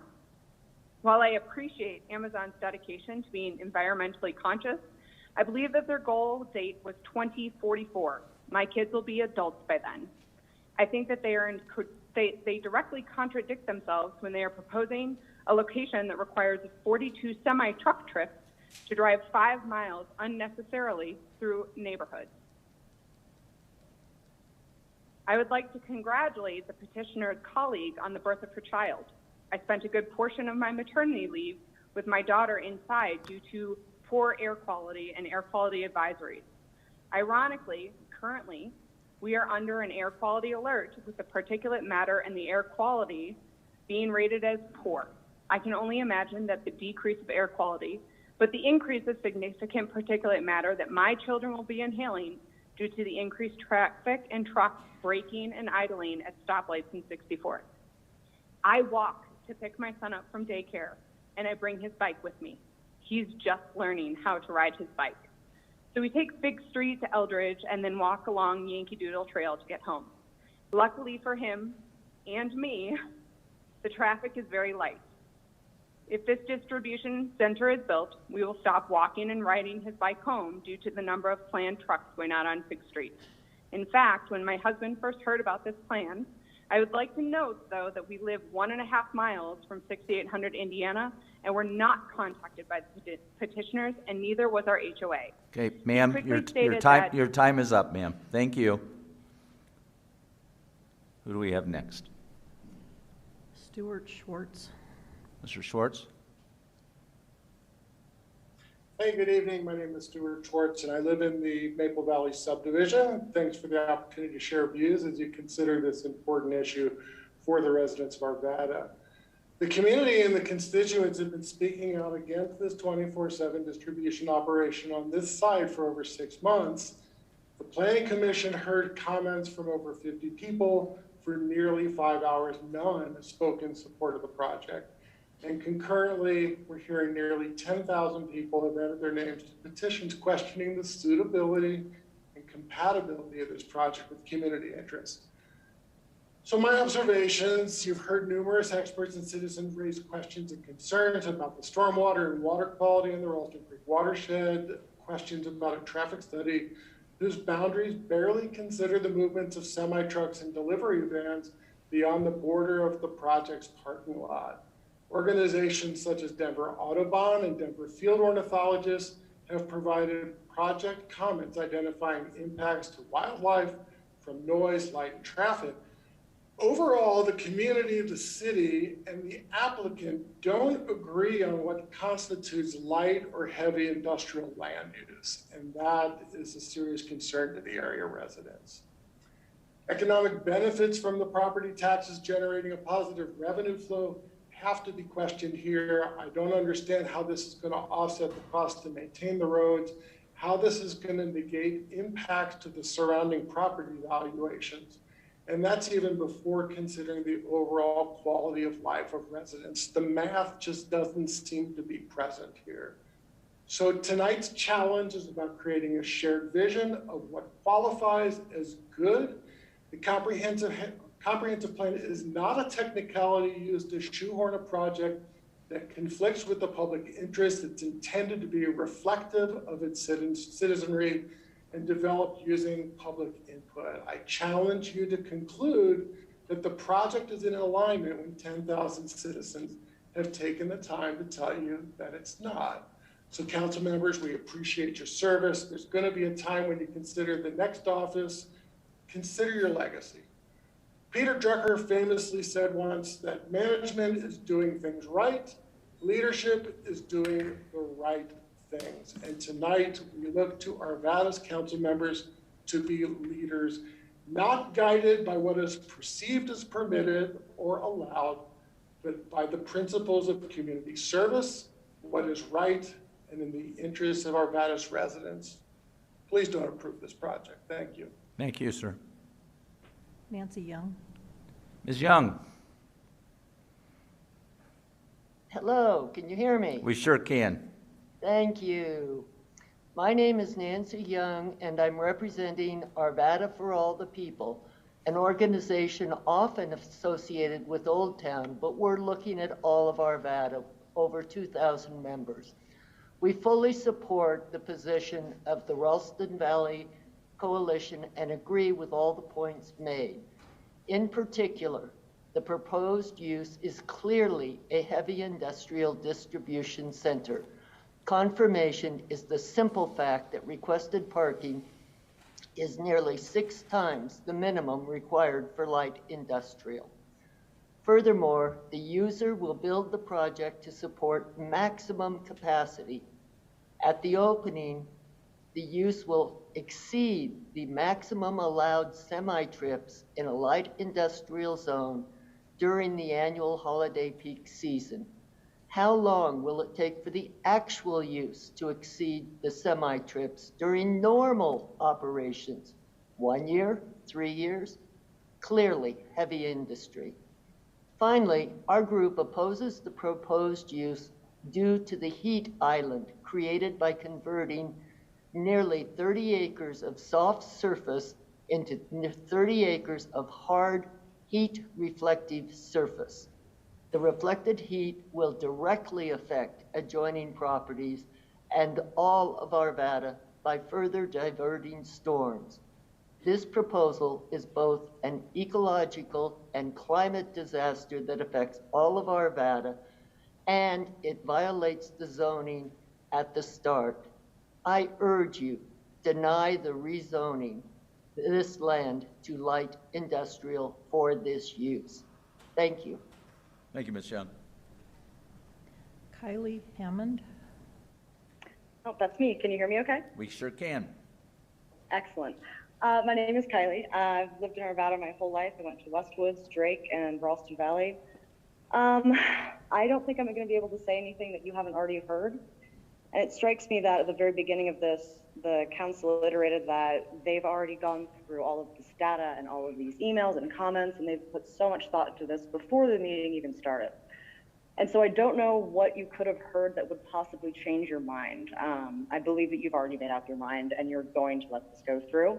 Maybe I'm wrong, and I think that I have such a respect for my neighbors who have put so much work and so much effort and so much hope and so much pleading into this. And I encourage you to go back after this and listen to the Amazon lawyer's presentation, and then just skip through a couple of the comments that you've heard tonight and compare the tones. You've heard people pleading, you've heard people appealing to your logic, appealing to your business sense, appealing to your family sense, appealing to the spirit of Arvada, to your civic commitment, to your jobs as employees, citizens. And the Amazon woman's tone was so markedly condescending. She suggested that the people petitioning this proposal don't understand what compatible means, that how could Arvadans possibly come up with a better use of land than Amazon would use it for. And the notion that the City Council of Arvada would be so dazzled by the Amazon roadshow across suburbia is mind-boggling, but I completely believe it's going to happen. I hope I am wrong, and I hope that all the appeals to your better angels tonight will win over. If not, I hope that when you all move on to work for land developers and you put Arvada City Council member on your resume, that it really kind of leaves a bitter taste in your mouth if you pass this, and then leave Arvadans to deal with the consequences of you wanting to give both sides what they want. There are not two sides here. There's what the people who you work for want, and there's what an international conglomerate wants. You don't have to give them what they want. You don't have to find a middle ground. Your job is to do what the people want you to do, and the people don't want you to build this. That's it. It's super simple. And I guess that's all I have to say. Good luck to everyone, and thanks for sticking around. I will not thank the council for having us because, again, that's their job, but thank you to everyone who has given comments tonight. You all are so, so amazing. I hope you all sleep very well, and to the rest of you, good luck. Thank you. Anyone else? One more. Elise Gordon Holtz.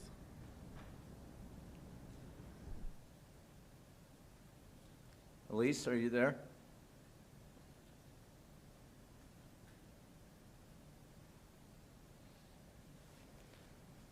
Elise, are you there?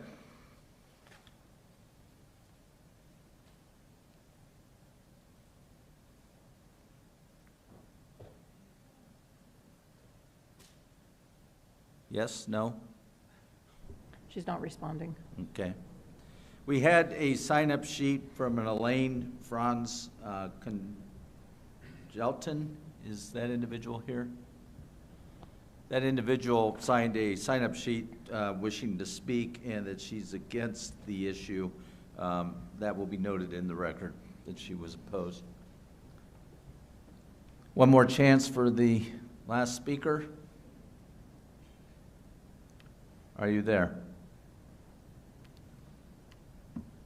Apparently not. I'm going to close the public comment portion from citizens, turn it over to the applicant for their rebuttal.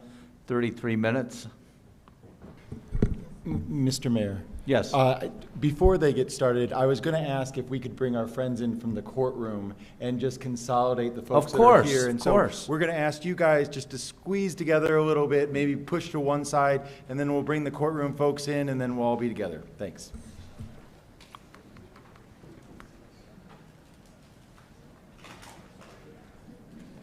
Let's take a moment for that to occur.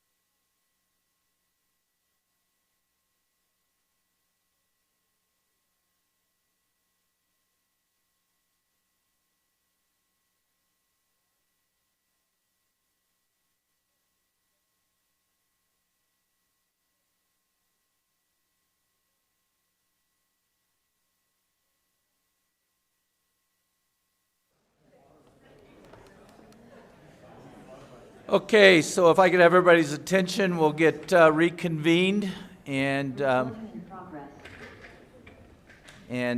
turn it over to the applicant for their rebuttal. The reason the applicant gets a rebuttal period and why they go last, although we're going to have a number of questions for a number of individuals, I'm sure, but in terms of presentation, it's because of the burden of proof. It's not unlike a court of law where some of us have spent a lot of our time, and it's the same type of scenario. The party that's got the burden of proof gets to go last. So with that.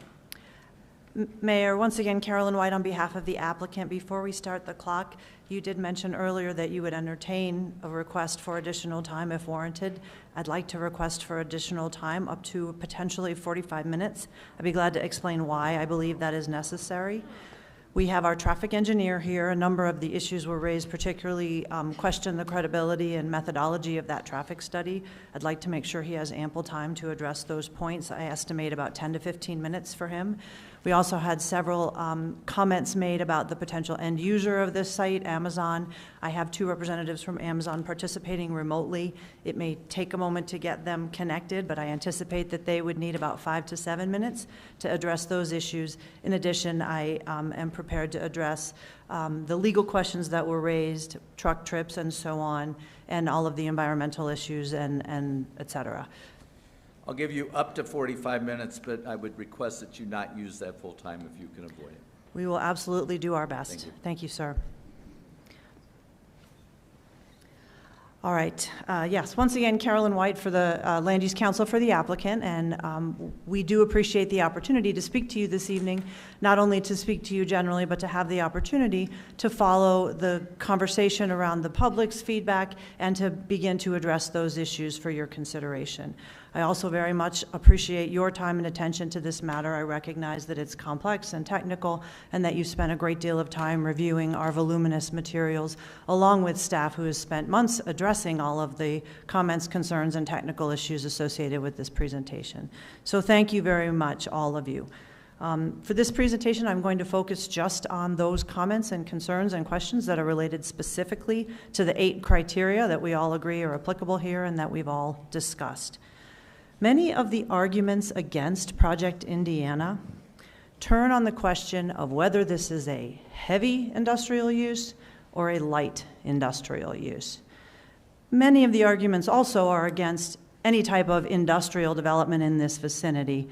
I'll address that separately. As a threshold question, I want to address this legal question that was raised by Mr. Silvestro about whether or not this is a heavy use and how that relates to your ultimate ability to make a determination that this is compatible with and meets the other criteria of the code. Don't be confused by this, like I was.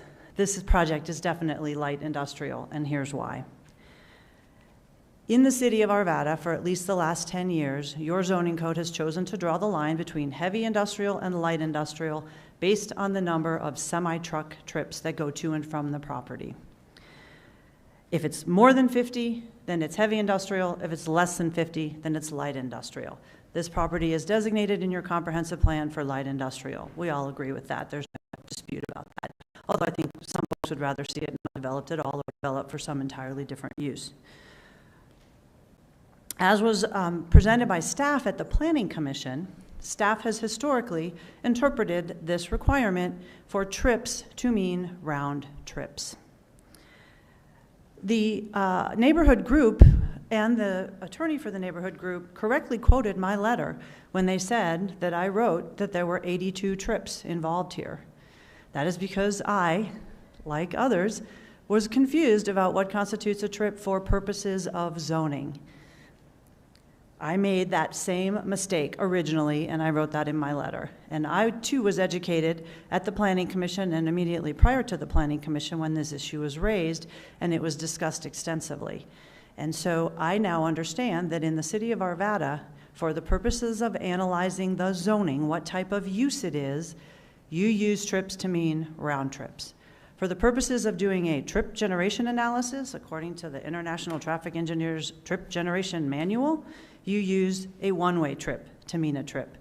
So in this application, when we talk about trips, there are two different kinds of trips. There's round trips to determine what kind of zoning it is, and there's one-way trips to determine how many times a vehicle will be traversing the roadway for purposes of analyzing what type of infrastructure improvements are necessary. It is possible, and in fact not uncommon, that you see the same term used different ways in different contexts. And in this context, for purposes of determining the type of use, we are talking about round trips. There's also this question of how many semi-trucks there will be on a daily basis. From the beginning, all of the data, all of the written information, everything that was presented have always said that that number is 21 trucks per day, semi-trucks per day. See, it's hard to, 21 semi-trucks per day will be visiting this property during normal operations. At the public meeting that was held in March, the Amazon representatives also indicated that there are certain peak times when that can increase up to 42 semi-truck trips per day, round trip. Either way, it's still less than 50, it's still a light industrial center.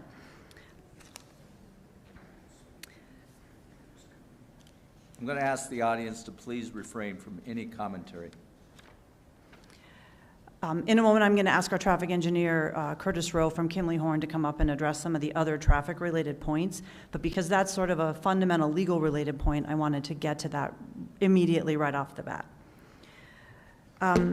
The neighborhood opposition group also presented a slide indicating their conclusion that this proposal is inconsistent with a variety of other plans adopted by the city of Arvada other than the comprehensive plan, referencing a parks plan, an arts and culture plan, and a strategic plan.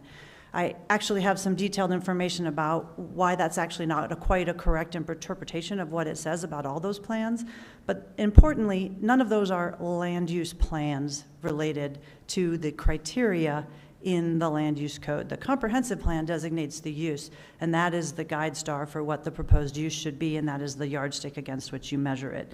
It is true that there is a wonderful parks plan which identifies a variety of areas around the city that potentially could be acquired for open space use. This is not one of them.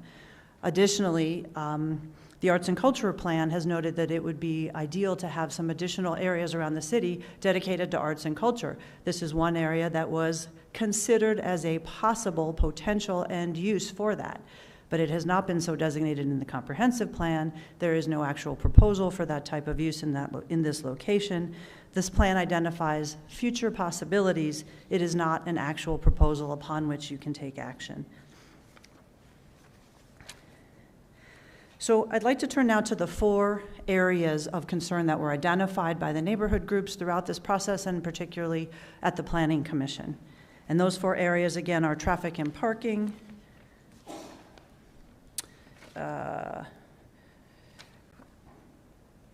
light, noise, and air quality, compatibility, and potential impact on the natural environment. I'm going to start with parking, and then I'll ask Mr. Rowe to come up here and address the traffic issues. As it relates to parking, one of the principal concerns raised from the very beginning of this project was the question that you heard tonight about why do you need such a large parking lot? And would you revisit that? You've got to make it smaller. We think there's too much parking and not enough open space buffer area. This team listened. They heard that loud and clear. And actually, it wasn't Mr. Silvestro's letter that triggered the analysis to determine whether changes could be made to the site plan to accommodate that. That analysis has been underway since that concern was first raised. And ultimately, it was determined that an additional 190 spaces could be removed without impacting the proposed use here, and that that area could be converted to additional open space. And so the proposal that we're advancing tonight, and you could incorporate as a condition of approval if you're so inclined, is intended to directly respond to that question and that concern. The answer is we actually don't need quite as much parking, and we're prepared to dedicate 190 spaces of that parking to open space instead, to create an additional buffer. This brings the total green space buffer area to approximately 8 acres, which was, as already mentioned, is approximately 60%, the same size as the park. So we're increasing the green space between the residential and the new development by 60%. And that also makes the total open space on the whole entire property about 35% of the total property being dedicated to open space and green space.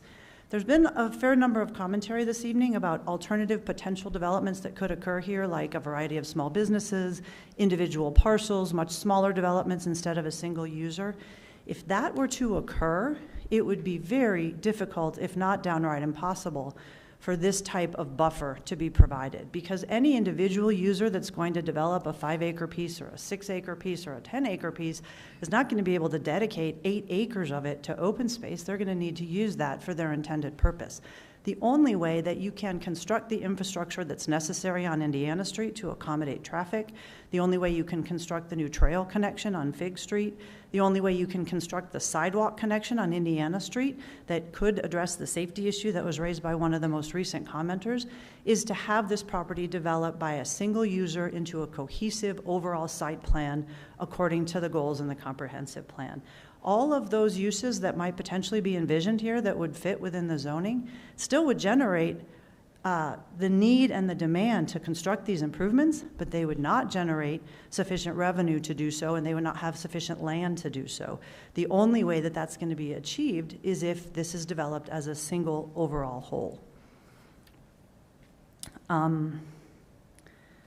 Also, all of those projects would probably require the same amount of impervious surface. They would generate at least the same amount of traffic. Actually, the traffic study indicates that comparable uses would actually generate significantly more traffic, particularly during peak hours. 2 other quick comments on parking, and then I'll ask Curtis to come up here and talk about traffic. There were several comments that no parking study was provided. A parking memo analyzing the various types of parking needed and what they are needed for was provided as part of the site plan resubmission on April 19th of 21. And then there also was a comment made or an allegation made that this project includes outdoor storage because it has so many parking spaces. It's very clear in your code, and I can read the definition into the record if necessary.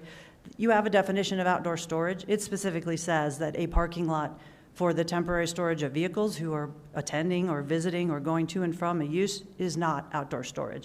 So we're not talking about outdoor storage here. That is not part of this project, not part of this plan, and this parking lot is not outdoor storage. With that, let me invite Curtis to come to the podium, and while he's walking up, one comment I wanted to make about traffic, particularly as it relates to the delivery vans.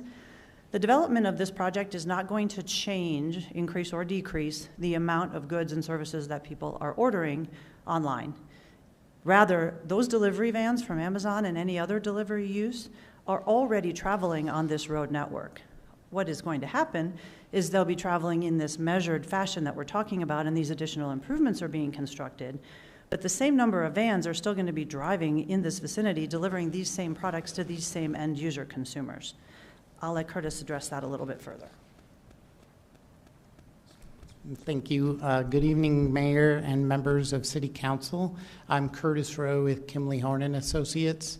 Our address is 4582 South Ulster Street, which is in Denver, Colorado. I have 27 years of experience doing traffic engineering, all with Kimley Horn, and I am a professional traffic operations engineer. And so my company and I prepared the traffic impact study for this project. Through public comment, as I always do, I hastily wrote down quickly the questions, and so I have a list of those that then I can now provide answers to you. I'm hopeful that it'll actually save time because you probably have a lot of the similar questions hearing from the public. So let's just jump right in. The first question that I had noted was there was a question about our counts. They were done in July of 2020. That is true. We didn't use that data, though. Obviously, we all know, everybody knows, that was impacted by COVID, the pandemic. Traffic volumes were significantly lower during that time. And so we worked with your City of Arvada staff in determining what an appropriate adjustment factor would be to represent normal traffic conditions as if the pandemic didn't exist. And so that involved going back and looking at historical data from 2017, 2018, 2019 for the corridor. It involved pulling traffic counts from CDOT from the past, as well as from DRCOG. And so we adjusted those volumes to provide a COVID adjustment and a seasonal adjustment factor. And it was significant. It's 55% adjustment for the AM peak hour and 25% for the PM. Obviously, that was also after applying a factor of safety. As traffic engineers, we always look at things conservatively. We want to make sure that we're not underestimating traffic. And so then our final comparison, based upon our new normal condition existing traffic volumes, we compared that to the data and information from CDOT and DRCOG. And our traffic projections are higher than what they're showing as our baseline. And so that is, we used counts that are higher than the actual data. And so the analysis that we provided is conservative from that case. There was a question about the accuracy and documentation of user-specific trip generation information. We aren't required to use user-specific. You've probably heard this a lot. As traffic engineers, we use ITE, Institute of Transportation Engineers, trip generation manual to calculate how much traffic each project generates. We did that for this project as well. However, it was showing a lower volume than what this site-specific user, Amazon, was identifying. And so although we're not required to actually use site-specific information and traffic information, we did apply the site-specific user traffic information in our study rather than ITE. And that was, again, to provide a conservative analysis. And then there was a question about, okay, since you used site-specific, how realistic is that? How realistic are those volumes? And so a third-party independent consultant, NV5, did a trip generation study for Amazon delivery stations across the United States, and you have that information that was provided here recently. They did counts at 11 facilities across the country, and based upon the data that they received from that, counts were done in November of 2020, which was identified by someone in the public there that, November counts are peak season. It actually showed that the delivery stations, on average, generate 10 trucks per day, whereas our study, we have 21 trucks per day. And then also the peak hour volumes based upon actual counts was less than what we evaluated in our study. So again, third time, conservative analysis in our traffic study. There's a lot of questions about the traffic study should have evaluated the peak season. But in reality, we never study the peak season for any development or any use. If we're doing a traffic study for a shopping mall or retail center or a Walmart, all of that is based upon the IT trip generation equations, and that is typical or average conditions for that facility. That's why we do our counts also from either a Tuesday, Wednesday, or Thursday, and we don't count Fridays because Fridays have higher volumes. And the reason why we do that as traffic engineers, and I work for cities and counties and the state all the time, the reason why we do that is because it wouldn't be fiscally responsible to design the roadways for the peak season for that 1 month of the year, whereas then the rest of the year, the other 11 months, you have free flow traffic conditions, you've overbuilt the roadways, you've spent extra money than you needed to, and then you bring in additional speeding problems and safety problems. And so that's the reason why we study typical average operations. We never study peak season, whether it's even for residential. Residential neighborhoods generate more traffic in December for people going to make those trips going shopping, but we study the residential traffic as it stands for average operations. Then the next one was the non-standard employee shifts and a question about the evaluation of every hour of the day. The traffic study actually documents and demonstrates we have hour-by-hour traffic distribution and trip generation for each hour, and all of that was evaluated. And so for that, and to that end, you know, although we are not required to study the peak season, Amazon is a concerned user, and based upon their business model, they want to make sure that traffic will work. And so we did a sensitivity analysis as directed by Amazon to make sure that the peak season traffic volume generated by that facility will work on the surrounding street network. And it does acceptably. It actually doesn't change any of the results of the traffic study from normal average operations to peak season operations. And there was a note relative to it being, 3 times higher. It's actually 2.5 times higher potentially in terms of daily traffic. But it's such a low traffic generator that, relatively speaking, it doesn't matter that it's, twice the amount of traffic. It actually is accommodated very well on Indiana Street and the surrounding street network. The semi-trailer truck estimates being noted as being significantly underestimated. Again, the user information identified 21 trucks per day. The independent count data at Amazon delivery stations found that it's about 10 trucks per day is what could be expected. And then Indiana Street cannot support project traffic during the holiday season. Again, we did evaluate that and did identify that. There was a question about whether or not the traffic study included the Amazon Flex drivers. It did. We evaluated all traffic in and out of the facility. And so that included the Flex drivers. The Flex drivers are the ones that arrive about 4 p.m. and then they pick up individual packages and then they leave within about an hour of that facility, of that time frame. There was a comment about all of the drivers arriving at the same time. That's not true. Actually, the drivers arrive for a 2-hour period between 9 a.m. and 11 a.m. And so they're spread out as they arrive to the facility, and then they pick up their vans and they leave between 10 a.m. and 12 p.m. And so there is a distribution of traffic that's spread over those 2 hours.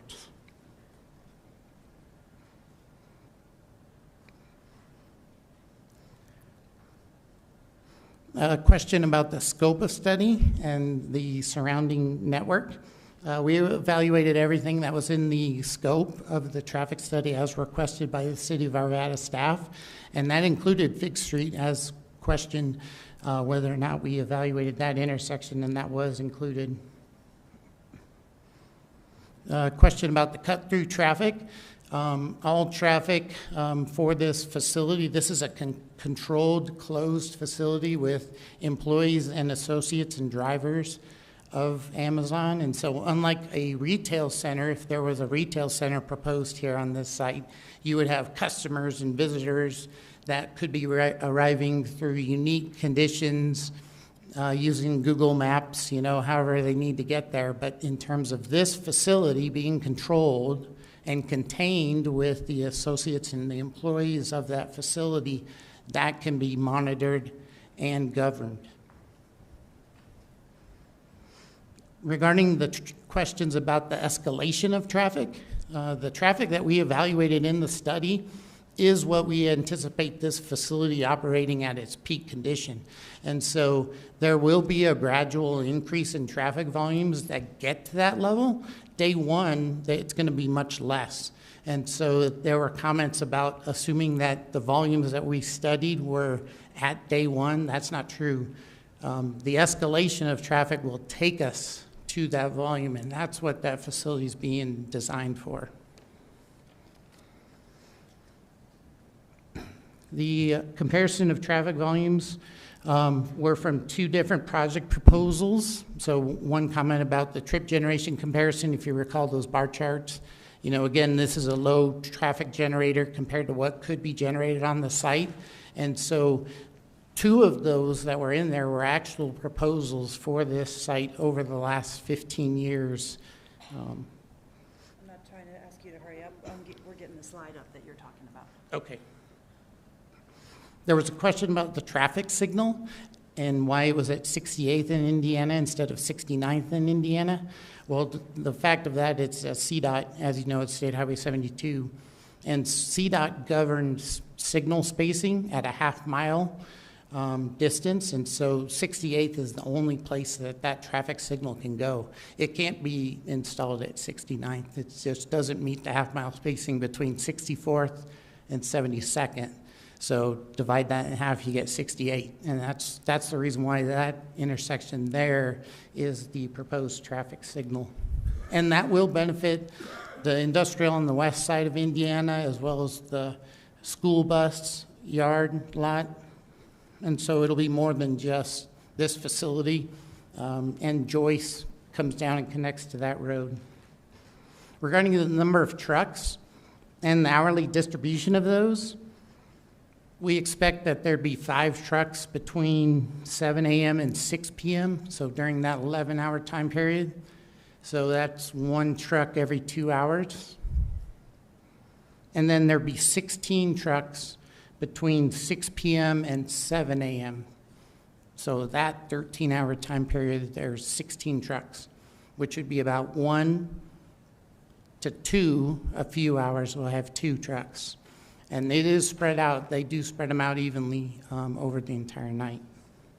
Could we have slide 35 up, please? 35, thank you.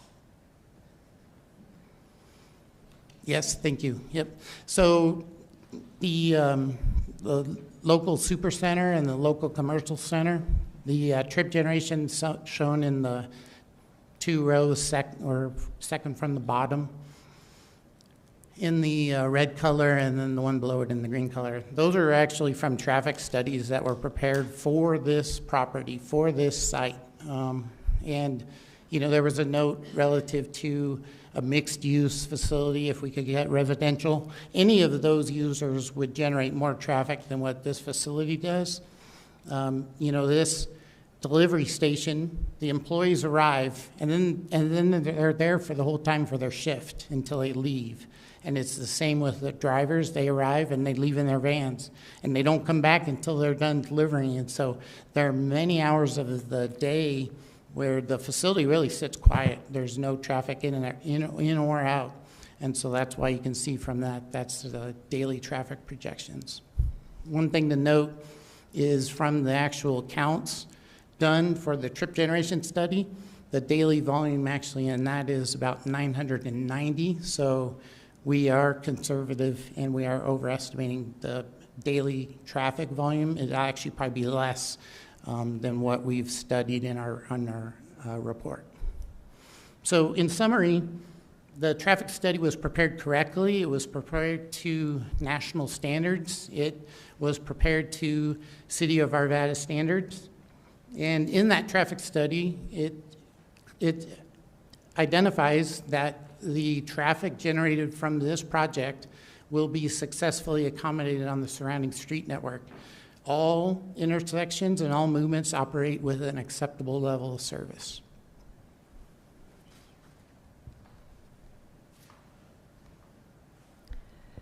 I'd like to turn now to the second category of issues, and that is light, noise, and air quality. And related to that, I want to invite our two folks who are online, actually specifically representing Amazon, Vincent Ciccone, to speak a little bit about Amazon's operations, because many of the comments and questions that arose related to lighting, related to noise, related to air quality, relate directly to how this facility is going to operate. So with that, could I ask you to, I think he's on Zoom, I think he's as a presenter, and so if we could get Vincent on the line there, very good, to talk a little bit about Amazon operations. Thank you. Good evening, Mayor and Council members. I'm Vincent Ciccone with Amazon's Real Estate Entitlements team. Thank you very much for having me. So to speak about some of these specific issues to make sure they're addressed, I'll start with light, and I'll weave in the dimming effect that Matt referenced. When it comes to any facility that we design, we take great care into right-sizing the facility for the community. And that means that we not only look at every functional aspect we can with the project, but we also integrate the operations team into the decisions they make on a daily basis in managing any kind of negative impacts that may occur to surrounding properties. These folks at the facilities actually have the benefit of data that they can take in from the community. If there's any kind of negative issue that comes up, those people are notified and they can respond accordingly and adjust their operations. So to speak to the noise issue, I want to mention that we actually have new technology that we're rolling out in the form of white noise backup beepers. You know, we are a tech company. We are able to apply a high level of controls on the van drivers, on our on-facility operations. And so we're looking for every way that we can better integrate into communities and have safety, for example, in this white noise technology that is audible, that has the same levels of audible qualities as a non-white noise beeper, but that isn't as loud to a wider area than traditional backup beepers. So one item I would like to speak to in terms of the operations now, I'll let my colleague take air quality and environment issues. Is this idea of what this facility truly is. And it's easy to confuse this type of operation with a fulfillment center. We have fulfillment centers in our network where your goods come from. These are very large facilities that have considerably more traffic, and they come, the goods that are in that facility will provide goods to the delivery station via tractor trailer trucks. But the delivery station, as we call this facility, is not that. So what the delivery station is our last mile facility. And as I referenced before, it's supposed to be our least intense operation on our hub and spoke model. It's intended to be able to fit into communities and get people and residents the goods that they need. So during COVID, these are the facilities that were providing essential goods to the elderly. And this might be the facility that if you order your Father's Day gift a little too late, we'll make sure you get that in time. If you're like me and you may procrastinate. But the key differential there is these facilities have vans that will deliver goods to the local community, and the trips that may involve about 250 packages per van. It's much different than the trucks that come in the morning to those facilities, early morning, and into about from the late evening to the early morning. And one major concern from the residents was, well, what does 24/7 look like? How much noise is generated, and how many people are present? So from 10 p.m. to about 2 a.m., you're going to have less than 10% of the employees, and maybe as low as 5% of the employees inside the facility, while those single-digit trucks that are spaced throughout the interval of the day, arrive during those morning hours. And the key takeaway there is that we're limited because of the size of the facility and based off the sorting mechanisms, the carts we have to take the goods off those trucks and organize them. We can basically do that type of operation for about an hour before we've used all our carts and all our sorting mechanisms. And that limiter is really important for you to understand because it shows that the trucks have to arrive right before the departure window, right before the loading window at approximately 9:30, right before they depart from the 10 a.m. to 12 p.m. window. So given that provides more light on the 24/7 operations, the idea is to be a good neighbor here and to deliver on our values. And so that was another key point I wanted to make is that very crucial to understand that we understand this is a discretionary approval. And there's going to be a high level of accountability for us on a going forward basis. We're not going anywhere. And we call ourselves the most customer-centric company in the world. And that's all about earning trust and delivering on that message day for day.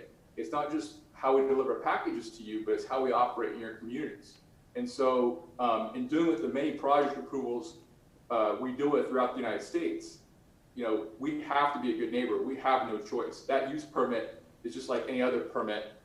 It can be revoked. There can be negative, regulations that are put in effect should we not operate as we represent. To speak to one last point on the heavy industrial facility and that characterization, trips are important, as Carolyn noted, but another key point is that this isn't like the facilities that were referenced by some of the adjacent facilities or residents that mentioned adjacent facilities. So for example, the UPS facility is actually a very large facility. It's actually a hub facility, so it's more akin to a fulfillment center. The amount of dock doors and trailer stalls, by my count, were multiples of what we're providing. I think as much as 8 times the amount of on-site trailers were at that site, whereas we will have essentially no kind of long-term truck storage. Those trucks are intended to deliver those goods. The FedEx facility, that facility also had on-site tractor-trailer trucks, and it looks like they had about 25 tractor-trailer trucks there. Again, we would have essentially none that would be associated with our facility.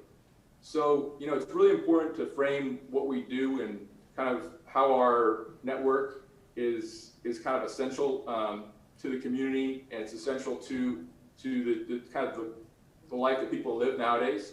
And so I would ask that if you could review this project with the standard of reasonableness, and if we have a conversation on anything we can do to right-size this project. We've obviously offered up several ideas already. More than happy to hear them, and I'd pass it to my colleague Stephen to provide more input on the environmental aspects of the project. We'll have that opportunity, I think, if there are follow-up questions. Thank you. So that's a really solid overview of the operations and how that fits into some of the questions and concerns about specifically what this facility is going to look like during the nighttime operations, which are very, very limited, as was described.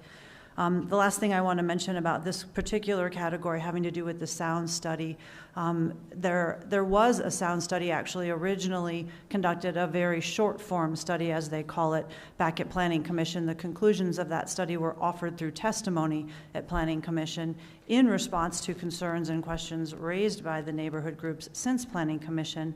Skinnell did ultimately commission a more detailed, longer form sound study, and that study has been provided into the record. It was attached to the letter that we delivered today. Those graphs that were referenced, that were up on the screen earlier and that were part of Mr. Silvestro's presentation, those are all in your packet. And on the subject of noise, that sound study did conclude that this project would likely be well within the parameters, in fact, significantly below the maximum parameters, while the neighbor's concern was that this would be in the neighborhood of 70 decibels, which, while that is the maximum allowed, that is nowhere near what the sound study demonstrates is likely to be generated by this facility. Turning next to compatibility, I think the main point I want to make about compatibility here is that there were some comments made that this applicant is trying to come here and tell the city what type of use should fit here and what type of use you should want here. We're actually not telling you that, we're listening. You decided that when you designated in your comprehensive plan what this site should be, and you decided that some time ago, as has been discussed extensively, and you continue to revisit that designation periodically every time the comprehensive plan is updated, most recently in 2020. And so you told the world, you told the market, you told us, you told everyone what you wanted here, and we listened to that and looked at this use, and it was proposed precisely because our determination is that it does fit within that category and is compatible with the surrounding existing development, particularly the 3/4 of the 3 sides of the property that are already this existing type of development. I'm not going to enumerate all the ways in which it's compatible because I'm mindful of the mayor's admonition not to use up all the time. I would just like to reiterate that you could not provide anywhere near the type of mitigation that's being proposed with this project with any other type of development that could potentially be allowed within this category. And then finally, speaking about the potential environmental impacts on the park, there were some comments made about how the study conducted by the neighborhood group concluded that the Maple Valley Park provides habitat and wetlands. It absolutely does, and we don't disagree with that. It does today, and it still will, even after this project is developed. And there's no real basis for concluding otherwise. There was a statement that that Skinnell refused to conduct a species habitat evaluation. In fact, there was a limited threatened and endangered species habitat review performed. That was performed for the subject property because that is the property that is being developed. And that habitat review concluded that the project site does not provide suitable habitat for federal or state listed threatened and endangered species. This was originally not provided as it's not part of the normal requirement for this type of application, but it has now been provided and it is part of the record. There was also a comment about the environmental study and how the applicant wasn't willing to comply with the recommendations. Actually, they did comply with the recommendations, and all of that information's in the record. I can point out exactly where if we have time or we get to it during the questions and answers.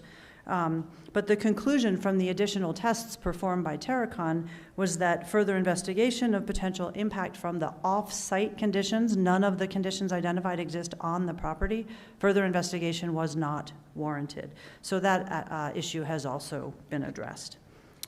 And then the final point that I'd like to make relates to the allegation that all of these items listed on the neighborhood group slide 54 have not been provided. And I don't know if I have time to go through all of them, but certainly all of these items have either been provided or are not properly part of this application. So for example, the final site plan, we talked about that. There is no final site plan because it hasn't been approved yet, and it won't be approved unless and until this application is approved. But that site plan is in process, and certainly everyone can discuss it. And the additional modifications that the applicant is willing to make to the site plan have been presented tonight and can be incorporated into the site plan if you so direct. That's why the site plan comes after the annexation and zoning. Okay.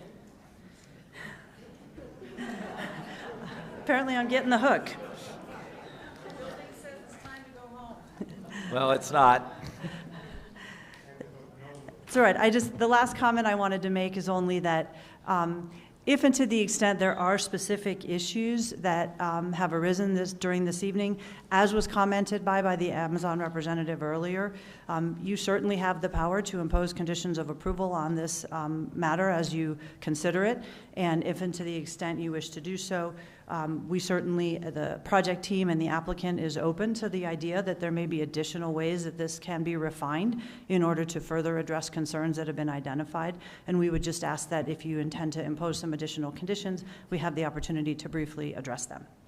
So we thank you very much for your time and attention to this very complicated matter and appreciate the opportunity to address these concerns. Thank you. Very good. That closes the presentations, the public testimony. I'll close all aspects of the public hearing as it pertains to those. This is now the time for City Council questions. Ms. Miller, you are first. Thank you, Your Honor. I appreciate everybody's patience, and it's almost tomorrow. Mr. Rowe, I've got a couple of follow-up for you. During holiday operations, you mentioned 2.5 times higher. And I was just wondering, is that 2.5 times higher than 10 or 2.5 times higher than 21? So really what I'm looking to clarify is 42 truck trips the most trips per day that you anticipate even during that peak time? Yes, correct. The 42 truck trips is the holiday peak season. That's the maximum. Thank you. I got another one for you. In regards to traffic on the north side of the site, did you take into account traffic data for Indiana Street at West 80th and West 86th, and if not, why? Our study went up as far as 72nd Avenue. We included that intersection. We did not study Indiana Street beyond that, simply from the fact that it was not requested from the City of Arvada staff in our scope of work. And it's because of, each project is looked at individually in terms of how much traffic it generates. This, again, as mentioned, this is a relatively low traffic generator. And so the sphere of influence or the scope of the study was deemed and determined appropriate based upon your city staff that we evaluate up to and include the 72nd Avenue and Indiana intersection. Thank you so much. And next up, Mr. Boone or Ms. White, whoever would like to answer my next questions.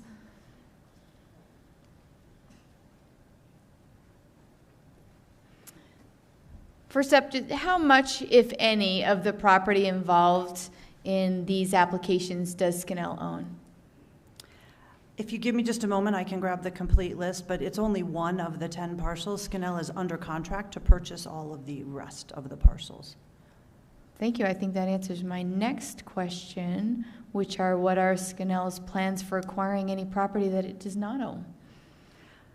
And I do have a representative of Skinnell who can provide a more precise answer if I fail to capture it, but the quick answer is that all of the properties are under contract, and the actual closing will take place following the conclusion of the proceeding.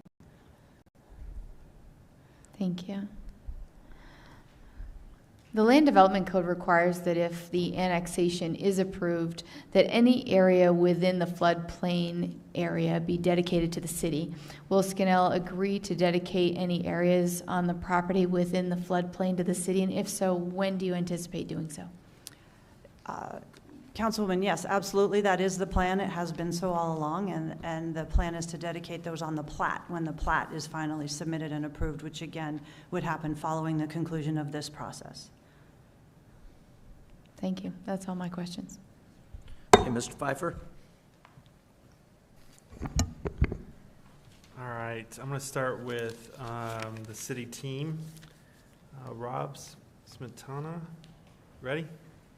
I have a couple questions for you. I just wanted clarity around, code and trucks and all sorts of things. So, were you involved in drafting the current version of the land development code? Yes, involved in the version that was adopted last year. Okay. And how long was the definition of industrial light and heavy logistics center been in the code? That came about at the previous code when our land use tables were updated. That happened in September of 2015. We consolidated a lot of definitions into larger categories at that time. And that's when heavy industrial light, and heavy logistics centers were created in the code as definitions and land uses. And you said that was 2017? 2015. 15. Okay.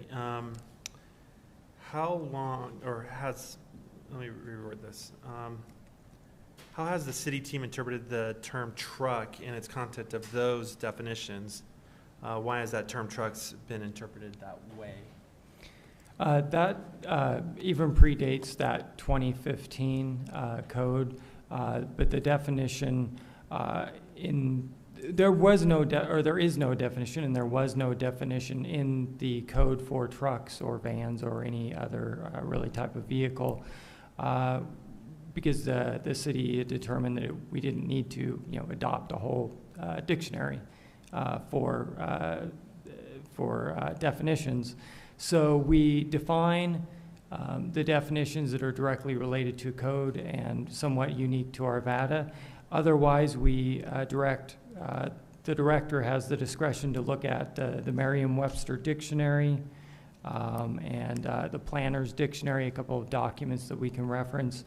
And referencing the Merriam-Webster dictionary, you get the definition of truck that talks about, let me see if I can get there real quickly.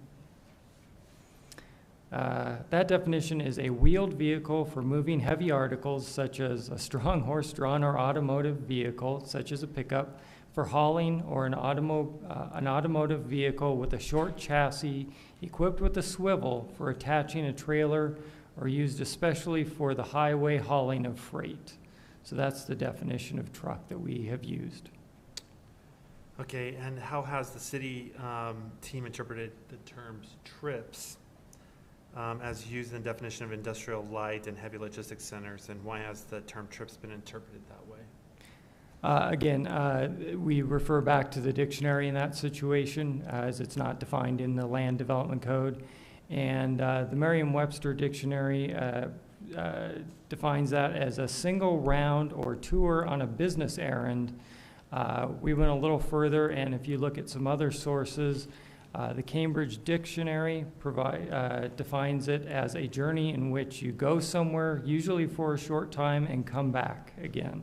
So that indicates that round trip rather than single one in and one back out.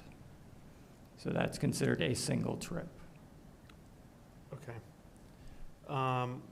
Were these interpretations of the term truck and trips what the city team intended to be used when the current LDC was drafted for the Land Development Code?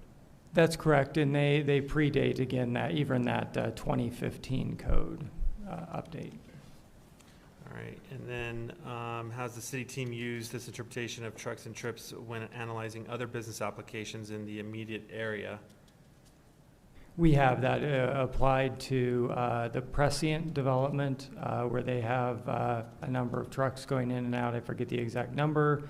I think it's around 25 is what they told us again, but we used that definition to say that 25 trips was a trip in and out as a round trip. It was also applied at the Bear Mountain facility. That's the newest facility in there as well. And they have that definition as well. In that instance, we did look at the situation where they have a large building. They don't take up the entire building. We knew what their trip count was, but we cautioned them that any other additional users that would go in there would still be limited to that overall building receiving 50 trips, or allowed for 50 trips. Less than 50, right? Yes, sorry, less than 50, yes. All right, I think, Robbie, you're done. I do have a question for traffic from our staff. I think they said it, but I want to make sure I'm clear. On the 68th intersection signal, that is a four-way signalized intersection, correct? That's correct. Okay, just wanted to make sure that that's what I was understanding. I'd like to, a couple of these questions were already answered, so I don't want to belabor, but let me get to the applicant, just some general questions that I don't think were answered from the public. And they're going to be random, so I don't know who wants to answer them. See, and then I'll figure out the right person on the team to answer, if I may. So you discharge, so the detention pond, you discharge into the Ralston Creek, right? So it's just really taking the sediment and discharging into the creek. I think I better ask one of the folks from our engineering team to address that more directly. He hasn't come up yet, so that's good. Good evening, Mayor, City Council. Randall Phelps with Kimley Horn, civil engineer for over 25 years. Bob, would you repeat your question? Well, I'm just interested in the whole drainage plan, how you're going to discharge off that detention pond, and what the intended use. Can maybe add some color around that, just so everyone gets educated on that? Certainly. So the vast majority of the property, all of the paved areas and the building roof area would drain into the detention pond, and then over the course of a couple of stages, water quality discharge rate and storm discharge rate, would discharge into an existing storm system that's in Fig Street that would then route around to an existing outfall into Ralston Creek east of Maple Valley Park. Through that process of sedimentation, fallout, and mitigation of those peak flows, the discharge from this would be essentially the same as historic or relatively as undeveloped as it is today. So the pre and post development conditions are essentially the same. And that's in accordance with the city criteria for stormwater design. Okay, so this could be for both the opponents and you, but there's a lot of conversation around chemicals being ran into there and separation of oil and stuff, which I'm not following how that can happen off the parking lot, but maybe one, I want the opponents to explain where you get that information about oil, chemicals, heavy metals. Some people made that discussion around it getting into our water system off the parking lot, and then maybe you can explain, one, is that part of the idea, the plan, or is that not thought and that shouldn't happen? Maybe you can add some color around that. Well, in regards to the city's criteria and standards that we apply here in the state of Colorado, the treatment of discharge from sites and developments is actually more stringent than what we've traditionally done coming off of roadways.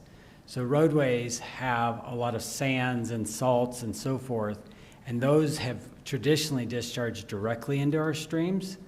We have then created a bit of a challenge with that from an infrastructure standpoint. Developments, when we develop detention ponds on sites, we're actually mitigating those considerably more than what our public streets do, and in turn have addressed that to the extent reasonably appropriate for our climate and so forth.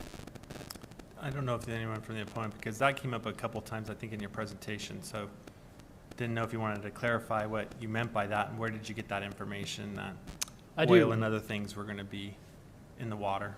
Yeah, I thank you. First time for everything, so excited to be up here. Told you.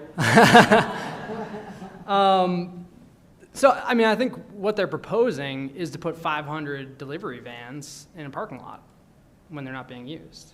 And so, you know, our reasonable assumption is if 1 or 2 or 10 of those are leaking oil, that's oil that's being discharged into the runoff. There was a definition they read of outdoor storage, which was exempted temporary parking, like at Walmart or Costco or whatever. This is going to be a facility that warehouses a fleet of 500 delivery vans.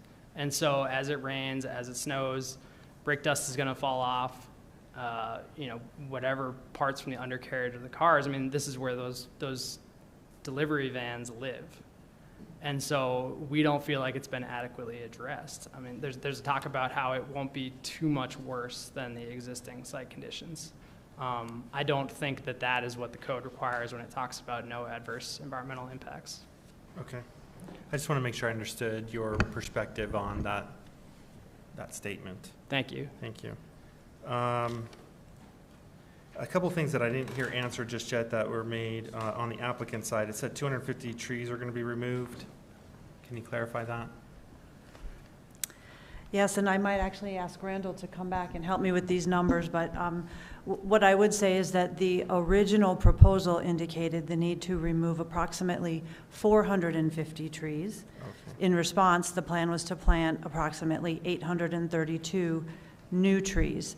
with the potential adjustments to the site plan that we've suggested this evening, namely eliminating 190 parking spaces and expanding that buffer area, it necessarily changes the tree calculation. And I'd like to ask Randall Phelps to come up and address that, if I may. So with the additional buffer area that we have proposed, we would actually be able to increase our count of additional trees by 42. And with that, approximately up to an additional 40 or so trees could be salvaged. The one thing we would have to further evaluate is the condition of some of those trees and whether or not it's appropriate that they remain, or we could identify that they remain, but they're maybe not in good health. So some variability within that to apply, particularly on that north buffer edge. Okay. I think that would be it for you. So I have a applicant around delivery radius. There's been numbers thrown around with the delivery radius of from the use of this property. So maybe you can explain really what the radius may be. With respect to the delivery radius, I'm afraid I need to ask that the Amazon representatives address that directly, so we'll have to allow them to speak again remotely. Please. While we're bringing them online, I also need to make a correction. It has been brought to my attention that in our haste to deliver our letter today, we omitted attaching the sound study, which I just confidently said a moment ago was provided to you this afternoon. We have 2 paper copies with us this evening. I've provided one to Mr. Silvestro, and I'd like to give the other to the clerk right now. Okay. I just thought I couldn't find it, so thank you. Hello. I speak to the delivery radius. Typically, delivery vans will drive to a 45-minute trip to deliver their goods. From this type of use of this facility, which I think you call last mile or something to that effect? That's correct. They'll drive up to 45 minutes? They would do a 45-minute radius trip within their 10-hour workday. Okay. All right, thank you. And also another operational question. So Vincent, I think that was you that answered those questions. There was a comment made about other delivery companies delivering there from the opponent side. I was just curious if that is that part of the expectation that this property would get other companies delivering there? FedEx, UPS? Yeah, no. Yeah, I mean, to the extent that it would only include additional, to the extent we would include it in the additional, in what was studied. But the capacity of the facility is determined by what assumptions were in the traffic study. Okay. So for example, we can't take more vehicles in because the facility has so much capacity, approximately 60,000 packages a day. So we study worst case. Okay, so it's not just Amazon delivering to themselves. There could be other deliveries. You're just looking at the traffic study and the vehicles in which it's delivered upon. Could be different. Yeah, concept, we could get a delivery from a third party, but it would be within the bounds of the traffic study and the counts that are associated with that. Okay, and then the last question I have, it could be for the team here in Arvada or the applicant, the parking ratio. So even with your reduction, you're still about 5 times our minimum requirement. Is that an accurate statement? I mean, I heard somebody say at the end, Nancy Young, 6 times. But I'm assuming reducing 190 is maybe 4 or 5 times our minimum requirements. I'm guessing.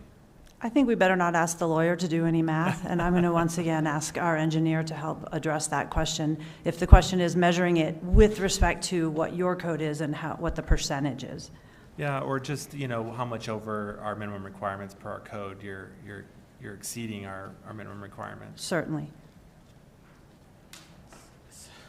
So that's an interesting question because the code would address this as industrial light. Mm-hmm. From an operations standpoint, it's very different than industrial light because we don't have the number of trucks. It's more the smaller van deliveries. So yeah, it's on the order of roughly that 5 times for code requirement. We could try to get you the actual math if that's no, important. I just want to make sure I was understanding the comment made. I'm informed that the Amazon representative on the line actually has an answer to that question, if you would care to give them an opportunity to answer.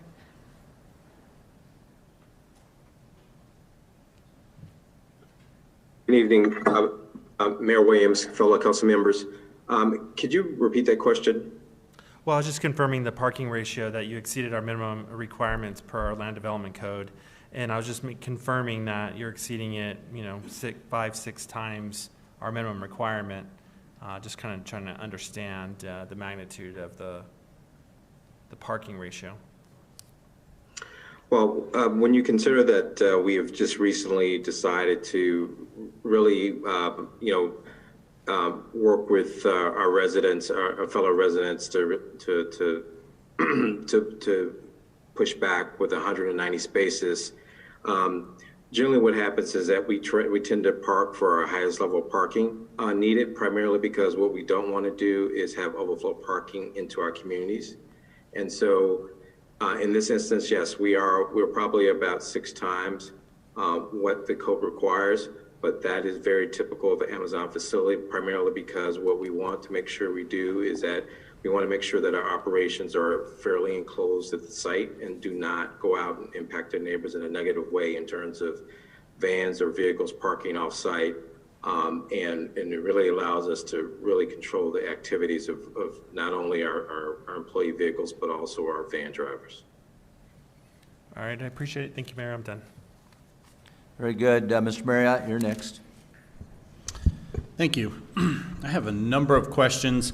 The first number of them start off with kind of some Amazon operational questions. So if whoever would like to answer those, and I'll start with the first one, which is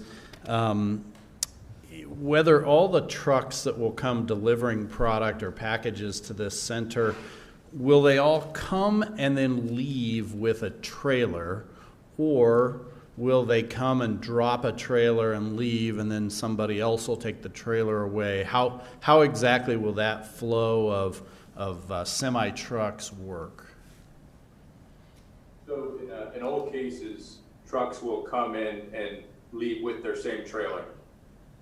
Okay, so I just want to be clear about this. Every truck that shows up will back up to a dock door. The driver will sit until the truck's unloaded, and the same driver will drive away in the same truck, and there'll be no switching of trailers and tractors at all on the site, or leaving either piece there as you put other pieces together.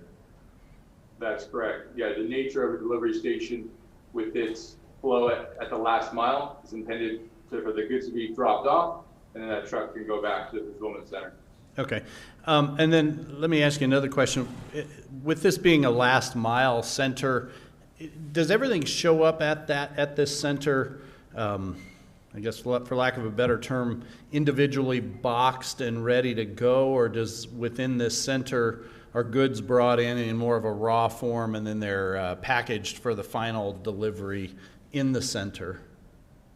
So yeah, the packaging occurs at the first mile or even the middle mile. So if it occurs at the fulfillment center or the sortation centers that we have, by the time they arrive to the last mile delivery station, they are going to be sorted down to the zip code level. They're already boxed, and it's a matter of fitting them within the vans themselves at about approximately 250 packages per van. Okay. I think you mentioned earlier that there was a limiting factor on the number of trucks be brought in here at any given time. Can you give us an idea what that is again?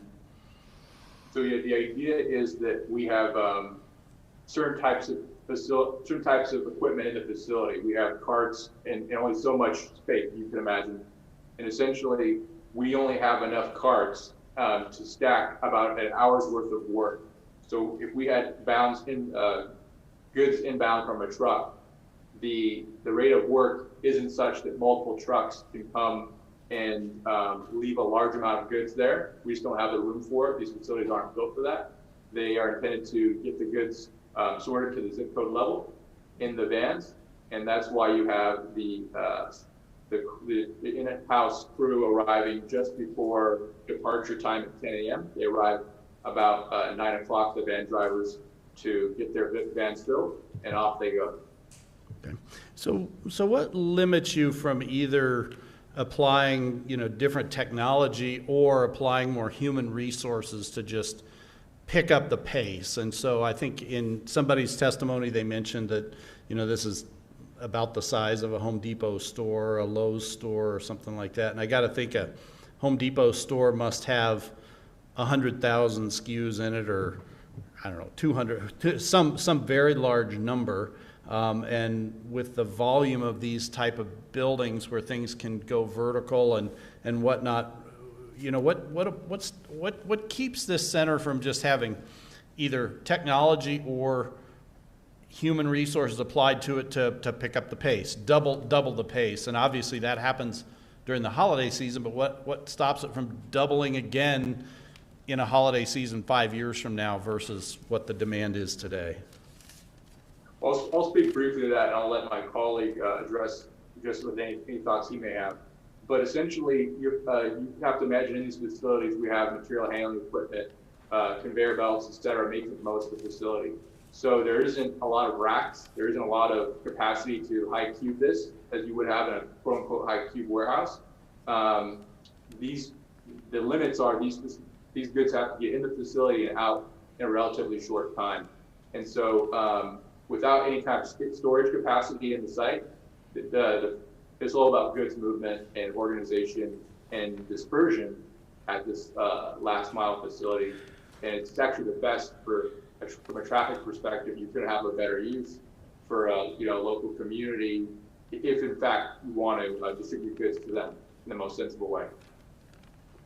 Thank you for that, Vincent. And I'd also like to add that as delivery stations go, this is actually a smaller delivery station. On average, our delivery stations range from as small as 50,000 square feet to up to 600,000 square feet. And so even just with the dock door configuration, this facility is going to be limited in terms of the amount of volume that it can actually handle.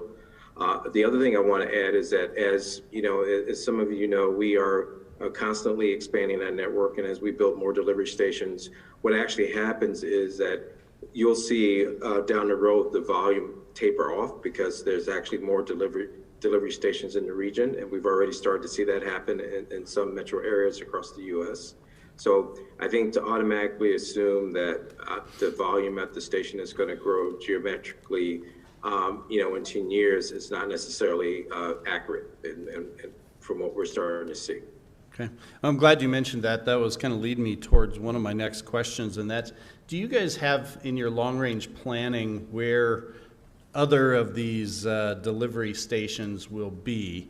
So I think you had mentioned, your colleague had mentioned earlier that the trucks might go a 45-minute radius. Well, that's a very large distance in this part of the world. That gets you way north of Boulder and way down south to Castle Rock, maybe not Castle Rock, but certainly way far south, way far east, and of course real far west too. And so there's got to be some bigger plan in the works as far as you see demand. Where else might facilities like this be located? Well, I think it kind of gets back to why we're in Arvada, and primarily we're driven by customer demand. And currently we have about 8 other delivery stations under development in the state of Colorado. And I think that's forecasting out probably the next 2 years.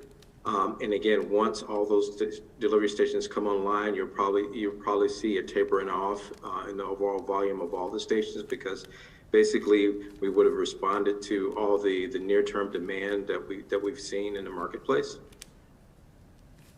Okay.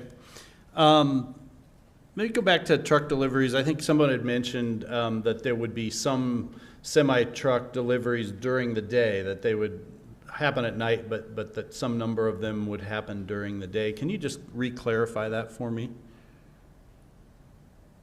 Sure, I'll take that one. So basically, the vast majority of and I would say about 80% of the vans will come in between 10 p.m. and 6 a.m. And then you will have a small percentage, in this case, maybe 4 to 6 vans that line haul trucks that may come in during the day. Okay. And when we mention trucks, I think my colleague, Mr. Pfeiffer, asked this question. I just want to be clear about it. Are these largely trucks that are owned and operated by Amazon, going from Amazon facility to Amazon facility, or are these trucks that are, FedEx, UPS, independent operators? Give us an idea who this percentage of breakdown of these trucks might be. So in terms of the deliveries that come overnight that bring packages from the sortation centers and the fulfillment centers, those are delivered by what we call third-party providers. And so they are not, even though the truck says Amazon, they are not Amazon employees. And some of them, yes, some of them are by UPS. Federal Express, not likely, but UPS is certainly one of the companies that deliver overnight for us, as well as several others. Okay. Let me ask you another question. Will there ever be at a center like this customer pickup, where rather than having the package delivered to your house, you can swing by and pick it up? I can speak. You know, sure, go ahead, Vincent. As far as we have programmed for this site, we do not have a kind of hub center, as we call it, which isn't a retail use, but is a customer-facing use. That is not programmed for this site, nor is it planned. Okay. Let me ask our city team kind of a similar question. Do we have anything that would be a limitation on that at a site like this? In other words, if they wanted to change their plan, their program, and say, save 10% by picking it up or get it faster by picking it up, and they were to allow customer usage, is that allowed in this zone district, and would we have any limitations on that?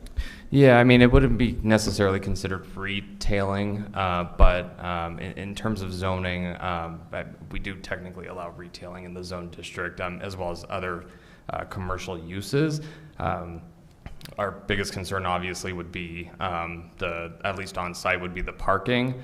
In this case, there obviously is a lot of parking, but on its face, I don't believe we have any issue with that. Wouldn't be any limitation to that. Okay. All right. Let's see. I'm just about done here. One of the people who testified brought up the issue of potential future drone delivery. What's Amazon's look at? You got to also be planning for that if that comes to fruition. In fact, I think you're famous for it. What's your look at how that might be conducted, and how would you conduct those types of operations, and where would you conduct them from? Well, a couple things. So specifically for this site, there are absolutely no intentions to integrate drone delivery at this site at this time. I mean, we are running pilot initiatives around drones, but those are usually in locations that are where there's a lot of arid land, plenty of space to fly without being worried or concerned about neighbors or other type of obstacles. So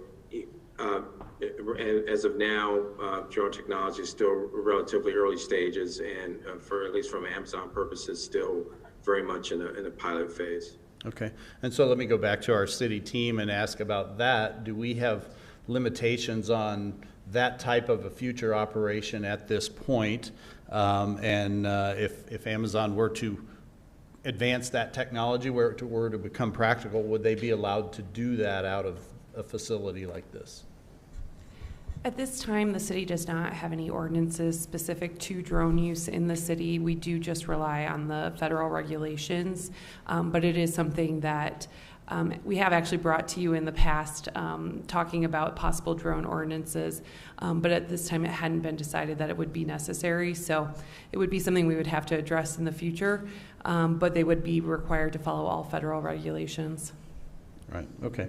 And if, I'll readdress this back to our guests from Amazon, if we were to take action in the future that prohibited any type of drone activity from these types of facilities, does that cause you guys any problems? Is that an issue you know, as you look forward, I got to believe when you look at building these facilities, you're looking at building them for the long term, not for the short term.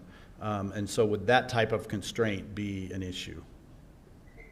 Not at this time. I mean, to be perfectly honest, when we design delivery stations at this stage, factoring drones is not in the equation. Okay. Yeah, and to supplement that, I can speak to the various cities I work in for real estate approvals, and we are not looking at any kind of drone approvals now or in the future across the western states. Okay, thank you. So I think I've maybe just a couple more questions left, but I'm going to address this next one to Mr. Silvestro. If you want to stand up here, I think in your presentation, you had mentioned the issue of outside storage within this zone district, and I understand from our code and from our team and from Ms. White that in this light industrial zoning we do allow vehicle fleets. So you brought up the issue of this is outside storage, and so you must be thinking it's somewhat different. Can you expand on that for me and let me know your thoughts on that? Sure. The definition that she had specifically read is the definition of outdoor storage in your code, and that accepts temporary parking uses. And so I think, I'd humbly submit to you all, I mean, when you create a hub for 500 delivery vans, there's nothing temporary about that. That's where those vans are stationed. And so, you know, that is an outdoor storage use that is not allowed in the light industrial zone. That's something that, again, pushes this into the IG zone. Okay, thank you. I believe that's all I have at the moment. Thank you. Okay, Ms. Simpson, you're next. All right, thank you, Mayor. So I have a few questions. I've tried to group them all in together into kind of themes, focusing on our criteria for rezoning and for annexation. So the first is primarily going to be related to the traffic and Indiana. So notably, we heard that in 2014, Indiana was labeled as at capacity. Can city staff confirm this?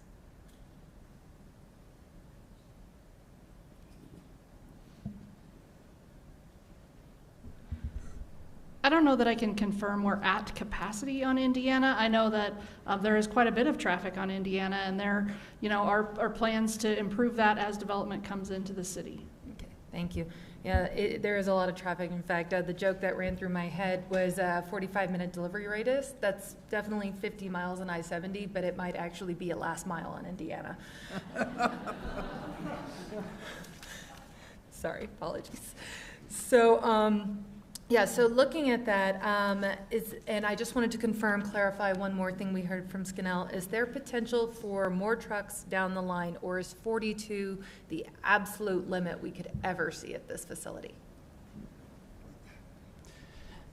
That 42 number is the peak season operations, and so that is the capacity level that they anticipate, Amazon anticipates for the holiday rush. Yes, including in 10, 15 years down the line, because right now our city population is at about 120,000, a little over. Our complete capacity is projected to be about 150,000, with much of that development going into West Arvada. So we're looking at an increase of 30,000 more customers. We also have the growth of Golden and the other areas in the immediate vicinity. So I ask again, is 42 the absolute limit we ever see going into this city, even with the population growth? Yeah. If I may, Mayor, Council Member Simpson, since that's a question about intention and operations, may I ask that we direct it to the Amazon representatives online? Absolutely. Thank you. Evening, Council Member Simpson. So to answer your question, I think it's kind of alludes to something I said before. You know, our peak trip number is a very conservative estimate. So 42 is definitely on the high end of truck activity. And the other thing to consider is that, yes, you know, we are, you know, our Arvada might grow over time, but our network is growing as well. So what I mean by that is that our capacity, our ability to deliver packages throughout the region is going to increase, which means that an individual facility like a potential facility in Arvada may actually start to see a decrease in truck activity. Okay, thank you. Okay, continuing on these basic plans. So I know we're talking about improving the streetscape and widening directly in front of this facility. In terms of the overall, and this can go to any taker, in terms of Indiana overall, we have several portions that are one lane right now, which is immensely part of the traffic problems we're seeing. And Bob, I'm gonna tap you here in a second because I know CDOT's coming into this. So what are the cost projections for the proper widening of Indiana? Do we have plans for the entire widening across to make sure as the trucks coming in on these 5 miles are not going from 1 lane to 2 lane to 1 lane?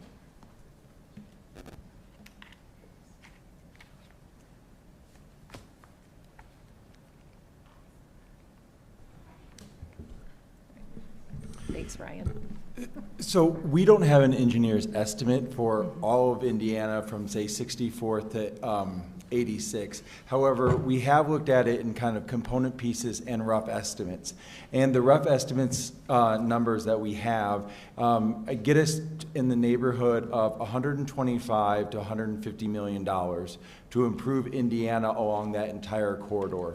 A bulk of that is because of the railroad crossing of the UP, which is an extremely expensive piece. But an additional piece of information of why that's so expensive is because there are 2 ditches that go alongside Indiana. And so you can't just necessarily widen the road, you also have to engineer to move those ditches, which is a very complicated engineering feat. I heard during public comment tonight that one of the public comments was made that the intersection of 72nd Avenue and Indiana streets were between $6 and $8 million. And I myself don't know the exact cost, but that is in the right range. I don't remember the last number. And the reason why was because of those ditches and the extensive amount of engineering that it took there. So extrapolate that along all of Indiana, and that's why that corridor is so expensive. Absolutely. And so with the widening to the 2 lanes here for the semi-trucks, turn lanes, et cetera, just to confirm, we are sort of going to have a 2 lane down to 1 lane, perhaps up to 2 lane again, down to 1 lane again, yes? That is correct. You know, what this proposal is bringing forward is widening in front of their frontage. So that'll essentially bring a 2 lane section from 64th North to the northern edge of their property. Then there are 2 properties in the county that are limiting us back down to the 1 lane apiece because we don't currently have right-of-way. CDOT does not have the right-of-way for that. Then it goes back out to 2 lanes for the 72nd Avenue project that was recently completed. Okay, yeah, because I have safety concerns with that. As anyone knows, merging is terrible, and if you try to merge with semi-trucks, that's going to make it worse. So I have some safety concerns there with the inconsistency of the lanes. So thank you, Emily. So one thing that city staff is working with CDOT as well as the developer to look at that corridor and evaluate some of those safety concerns. So while we're having the developer build that out to 2 lanes, we will evaluate whether we want that striped as 2 lanes or striped as 1 lane for a while until we can get it built. Thank you, Emily. All right, so let's see here. Thinking comprehensively, just we're talking about this project, but as the council and as city planners, we have to look at the whole area. We have to look at everything. So do we have an idea of the estimated traffic counts with the housing that's going in as well as this facility, et cetera? What's the actual larger scale impact of the growth that's happening there?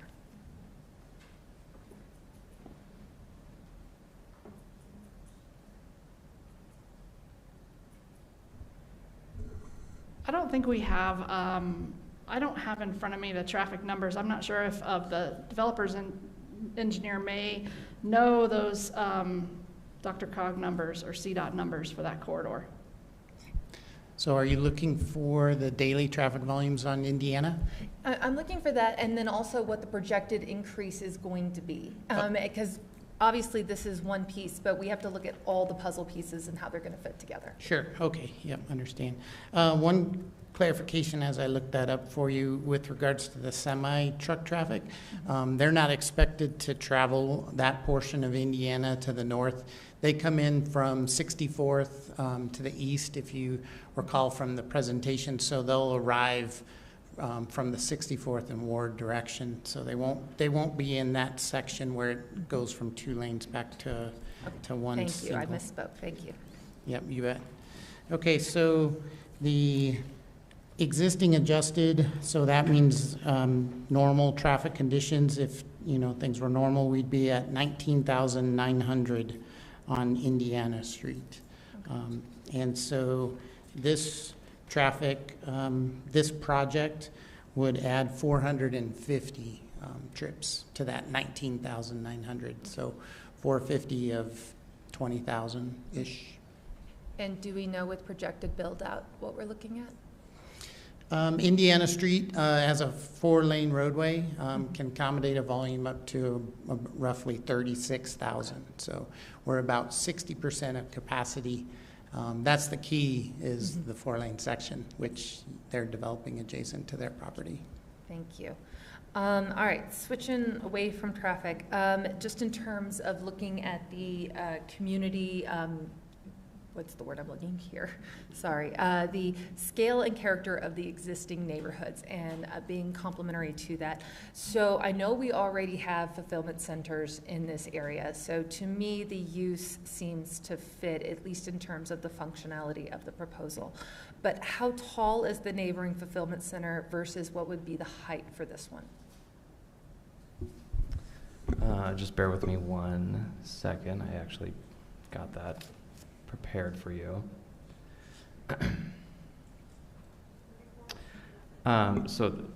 Yep. So what they're proposing is, so as we measure height, it's 37.7 feet to the roof and then 44 feet to the parapet. The maximum height is 40 feet, but parapets and other details at the top are allowed to project.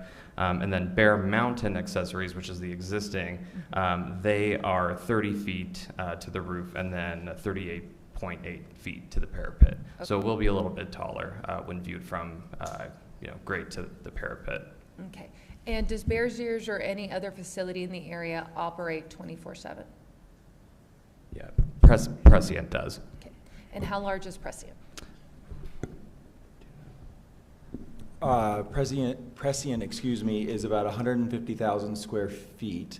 It's got about 200 employees, and it's got an outside storage yard of its manufactured materials that trucks go in and out of 10 acres. Okay, perfect. And where is it in direct location to this project? It is due south of Bear Mountain, so it is directly adjacent. In fact, part of the property might actually touch, but it's definitely due south of Bear Mountain, okay, in the exact vicinity. Thank you, Ryan. All right, and then my last questions go over to the environment. So in terms of flooding impact, I know my colleague, Mr. Pfeiffer, already spoke about some of the runoff and things of that nature. I too am a mom, so I understand if your kids play in a creek, that's going to be a pretty high concern. So I understand that. So flooding impact as well, since we're not going to have as much open grass and just natural land absorbing the water, if we were to have the floods of 2013 reoccur, would that be directing more water then onto the neighboring Maple Valley properties? Are they at risk of flooding? So the city's criteria for drainage is that any development has to release at or slightly less than historic flows. So they are sizing their detention pond for water quality and the 100-year storm event that will release at historic rates. So the flow in Ralston Creek will not increase. It will not see an increase from this site. Thank you, Emily. And then lastly, just about the heat desert in terms of the parking lot. So the old Joni Mitchell line comes to my mind. They paved Paradise and they put up a parking lot. I'm genuinely curious, why wasn't structured parking considered for this to reduce the amount of density on the land?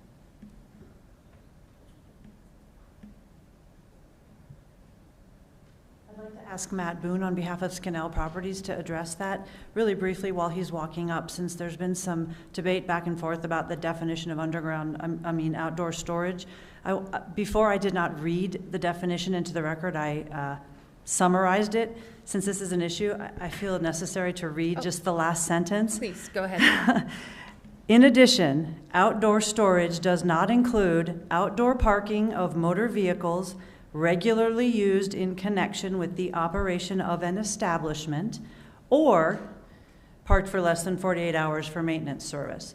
So it's not temporary use, it's regularly used in the operation of an establishment or temporary 48 hours for maintenance service. This is the definition in your code. So we are not proposing outdoor storage of vehicles. This is not warehousing of vehicles. This is vehicle parking related to the operations of the facility. Why didn't we put those vehicles in a structured parking? I'm going to let Matt answer that. Quite simply, cost. Structured parking is very, very expensive. It's on the magnitude of $20,000 to $30,000 per space, where obviously the site of this size offers itself to surface parking. And as we've shown, we were able to reduce 190 spaces in order to provide that 8-acre buffer, knowing that the community was very concerned about having that buffer to the park. Okay. Thank you. I appreciate your time. Mr. Jones. Thank you. I've got a lot of questions, and it's going to be all over the place. I don't have them organized like Ms. Simpson. So I'm going to just start with prescient. Prescient's 24 hours? Are we sure about that? We are. So when I drove, are they 24/7 or just 24/5? So I couldn't tell you if they're 24/7, 7 days a week. I know that when we approved them, and I know that the discussions that we've had with them, that they were running 3 shifts, and that there's 3 shifts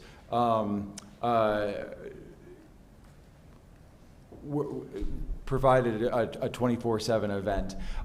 Specifically, we've had conversations with them about when they would be being in their yard, and asked them specifically not to be in their yard in certain hours over the night to keep the noise down. Yeah. And so that's one of the reasons why I know that those conversations have taken place about their overnight shifts. Well, and that's what I thought. So, but I drove there at night because I was curious, and there's nobody there.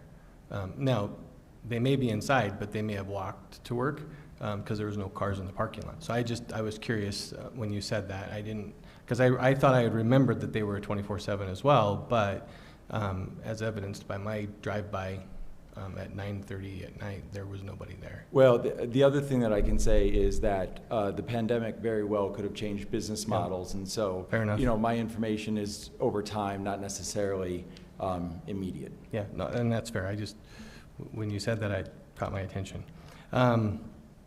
With respect to Indiana, and I appreciate that you said that those trucks are not going up Indiana, and I knew that, but I'm just curious from our team's perspective. I've not seen or heard any plans that would spend that $130 million or whatever that number was to expand to a 4-lane on Indiana in the next decade. So we haven't done engineering drawings on that. Those were back of the napkin rough estimates as we looked at it through potential needs of what it would be. So those are internal estimates that we used when we were kind of looking at different improvements that we're looking at. And would that be a city project, or would that be in coordination with CDOT, or would that be a CDOT project? Well, not wanting to speak for our Public Works Department or any of those things, funding is a challenge. Yep. And so, and it is a state highway. But knowing that this is an important need as the city, I think that we are always constantly looking, as we've applied for Tiger grants and other grants, and they've changed their name now. But so we're going to look for all of the above in terms of funding sources and look for avenues in order to fund that. And some of that is through development. So pay developers will pay as we see improvements, and we'll require those. But then there will be gaps that we'll need to fill, and we'll try to do that the best we can as quickly as we can. Okay, no, thank you. And again, I went to those first just because Ms. Simpson had just talked about them. So I've got a couple of questions for our Amazon representatives, if they're still, and I think someone said one of them's in New York. So thanks for staying up late. We thought we were up late. So one of the questions that was asked earlier, it was more of a comment by one of the citizens, talked about the business growth and Amazon's plans to grow. Can you speak to, and I'm taking this from, and you don't, I apologize, you don't have this, but this is a Bank of America study that talks about Amazon's desire to compete aggressively in the years ahead to deliver other retailers' goods, and to where they could be delivering by 2025 7.5 billion to 9.7 billion packages in the U.S., which include their own and other retailers. How would that impact this facility? Well, Councilmember, a couple thoughts on that. So those are plans that I know we're not necessarily totally aware of. So that the fact that there's plans for us to deliver packages for other retailers is kind of news to us. But what I can tell you is that we're certainly growing our delivery network, and right now our intent is to deliver more of our own packages. Again, the reason why we're in Arvada is that, one, we want to be close to our customers, and number two, we want to be able to fulfill the promise to get those packages to them in 48 hours. And for us, what we found the best way to do that is to deliver our own packages. As some of you may know, currently, we deliver our own packages, but we also have them delivered by UPS and the Postal Service. And really what you're seeing happening is, as Carolyn pointed out, a lot of the packages are being delivered throughout Arvada already. And what happens is now, as we grow our network, we're just delivering more of our packages and less packages through UPS and the Postal Service. Okay, and so I'm just going to offer up one other thing that comes from this report, and again, I apologize that sure. I'm catching you blind on this. But as Bank of America's report indicates, the last mile delivery is handled by delivery stations, which is what we're talking about. And again, this was from May of 2020. And at that time, Amazon had about 200 of these delivery stations in the US and planned to open 84 more in 2020. That plan may have changed with COVID. It says these facilities are typically average 129,000 square feet, which is, I think, what we're hearing, employ 200 to 300 workers, and are located near airports of major cities. Help me understand that differentiation of being located near an airport for these last mile delivery stations versus this proposed site that's not near an airport. I can speak to that, Stephen. Go ahead, Vincent. So, what really determines where we locate is kind of black box. It's kind of black box data, but essentially we want to be near the population, as Stephen referenced. That's the key driver, is population density and serving those customers as quickly as we can. And so as the facilities expand, we would not locate them as close to one another such that they would be cannibalized, but we would have them throughout an MSA. So the Denver MSA is where we're looking.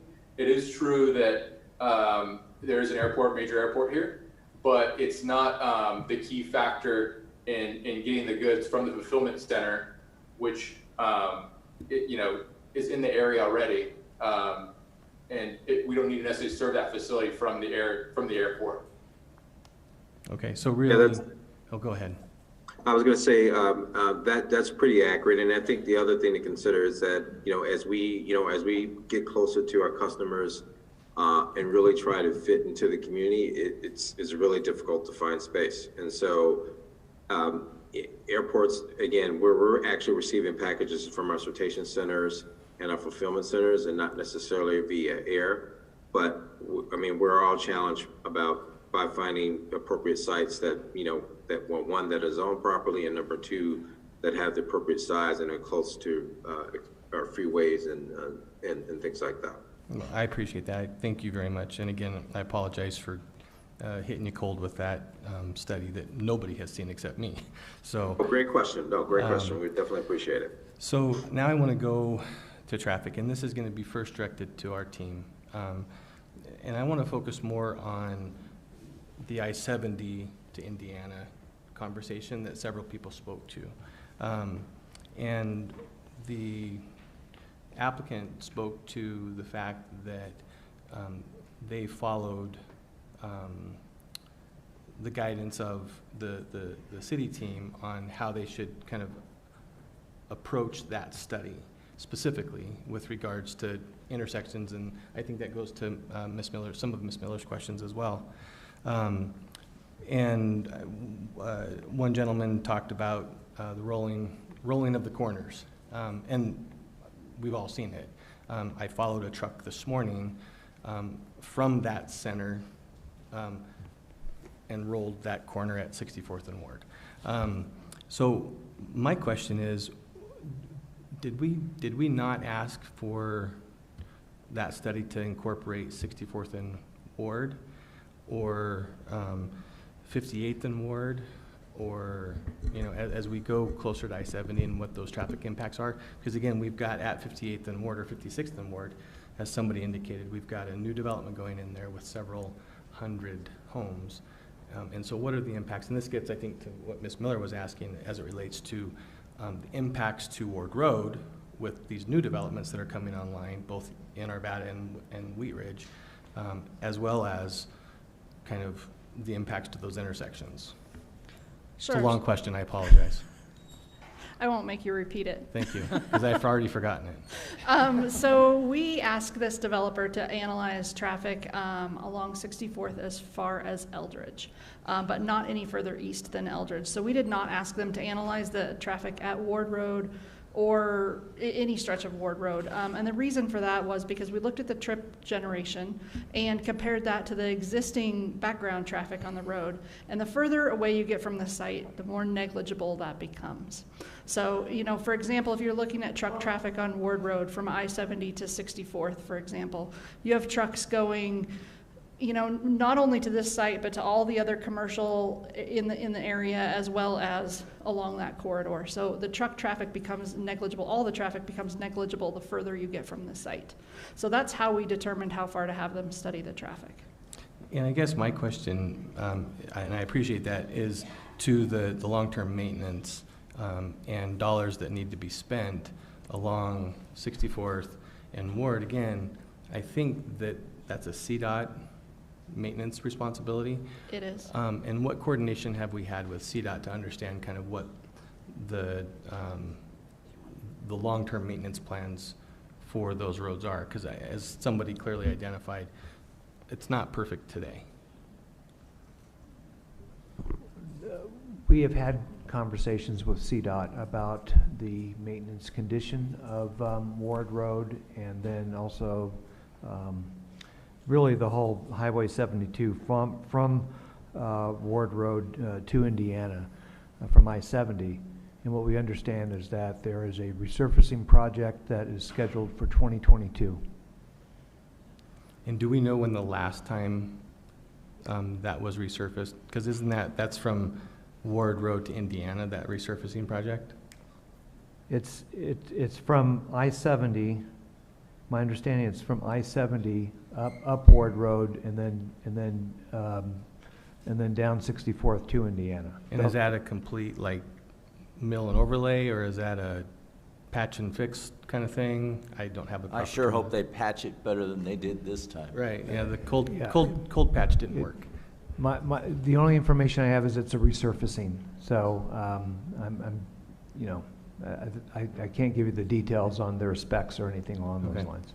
My understanding is that they would do, you know, patches as necessary and then come through and mill and overlay the entire project. That's what I've heard. In 2022? Yes.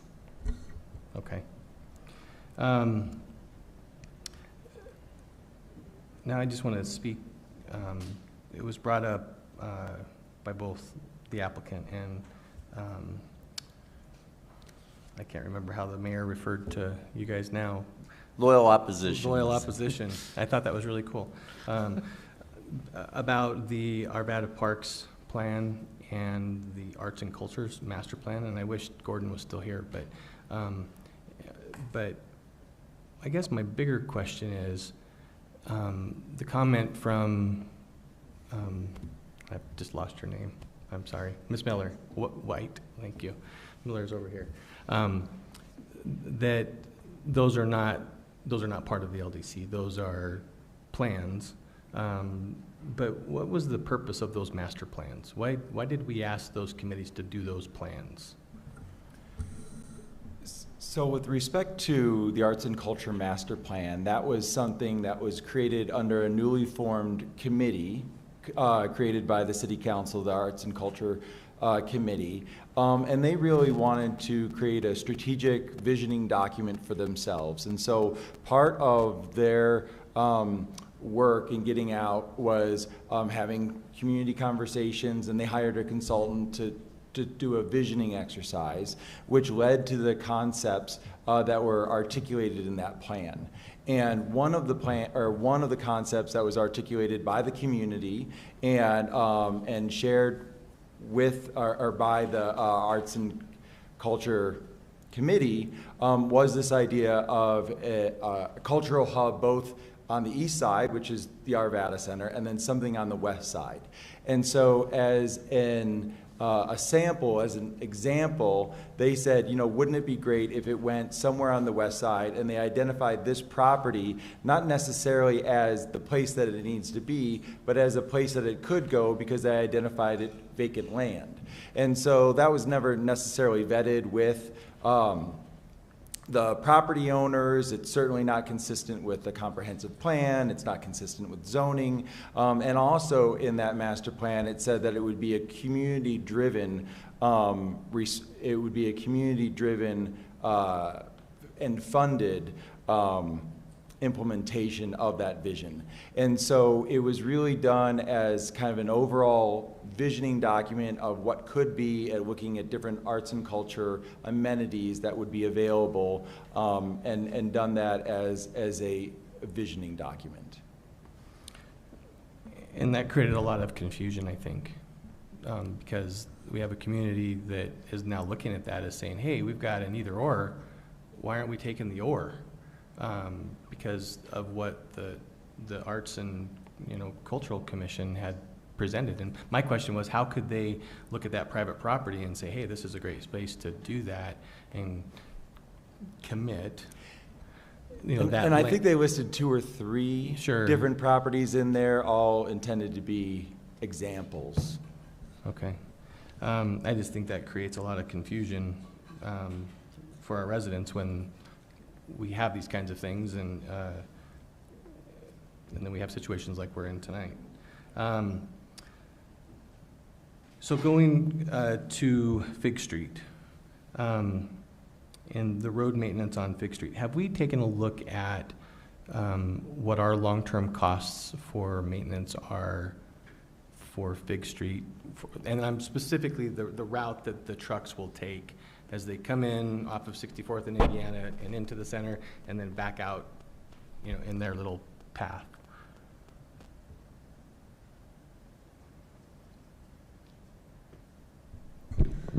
So as far as all the roads in that area, they've been designed, this area is known as Parkway Center Development, and they were all designed, that was zoned light industrial when those went in, and their roads were designed for light industrial traffic. So what that means is, I think this project is taking 12 total lots, and so each of those lots could theoretically have 50 truck trips per day, so that adds up to 600 total truck trips on an ongoing basis that these roads were designed for. And again, I know that we don't have our public works team here, but at what intervals do we look at, when the maintenance of that road ought to be done, and what comes first before we do a mill and overlay and all of that, and how do we ensure that road stays good, for lack of a better way to explain it or express it. So I don't want to speak solely on behalf of our Public Works Department, but I know that our Public Works Department does have an extensive road survey data that they look at all the roads in the area and evaluate them on an ongoing basis, and they provide maintenance ongoing as needed. So for example, if they notice a road is starting to deteriorate, they might go in and crack seal before the road gets to a point where it needs a complete mill and overlay or something like that. I think also to supplement that answer, Councilmember Jones, we do the pavement condition index survey, I think approximately every 3 years. And that gives us the conditions of the roads, and that helps us to prioritize the kinds of maintenance treatments that we're applying and when we apply them. Okay, I thank you for that. I think all the other questions I had were asked by other council members. So I'll pause there. Very good. Ms. Ford? I'm assuming Sharon Israel is not here anymore. She is not. I think Sharon would have been the perfect person to ask as far as the detention basin, and if we had ever had problems with impacts to our water supply, or not supply, but our water, sorry, water quality? it is late. Water quality? Of our streams and so forth, what one can realistically expect as runoff from a large parking lot. Ms. White, somewhere in the information packet, there was a statement that said that the distribution center's impact is less than 4% contribution, and I wanted to know what that meant. That was a reference to one of the conclusions in the traffic study, and to elaborate on that, I'd be glad to ask Mr. Curtis Rowe to come back to the podium. Okay, thank you. Yes, that is just the amount of traffic from the facility, how much is being added to the adjacent streets. And so we did that calculation for Indiana, which was 450 of the 19,900, which would be roughly 3%.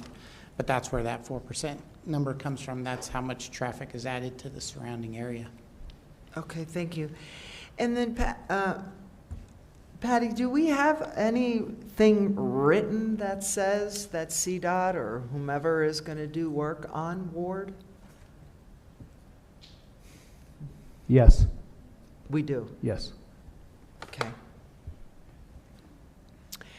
And then I wanted to find out, we talked about the elevation of the buildings. I was just curious if the ground elevation was going to be the same between the two distribution, what's there now, what is it, Beechwood or whatever the name of it is, that distribution center and Amazon's proposal?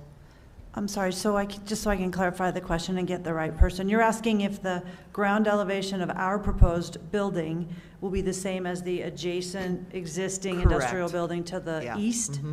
I don't know the name of that operation, but staff described it earlier. Yeah. Let me ask our engineering team if they have the answer to that. Okay, thank you.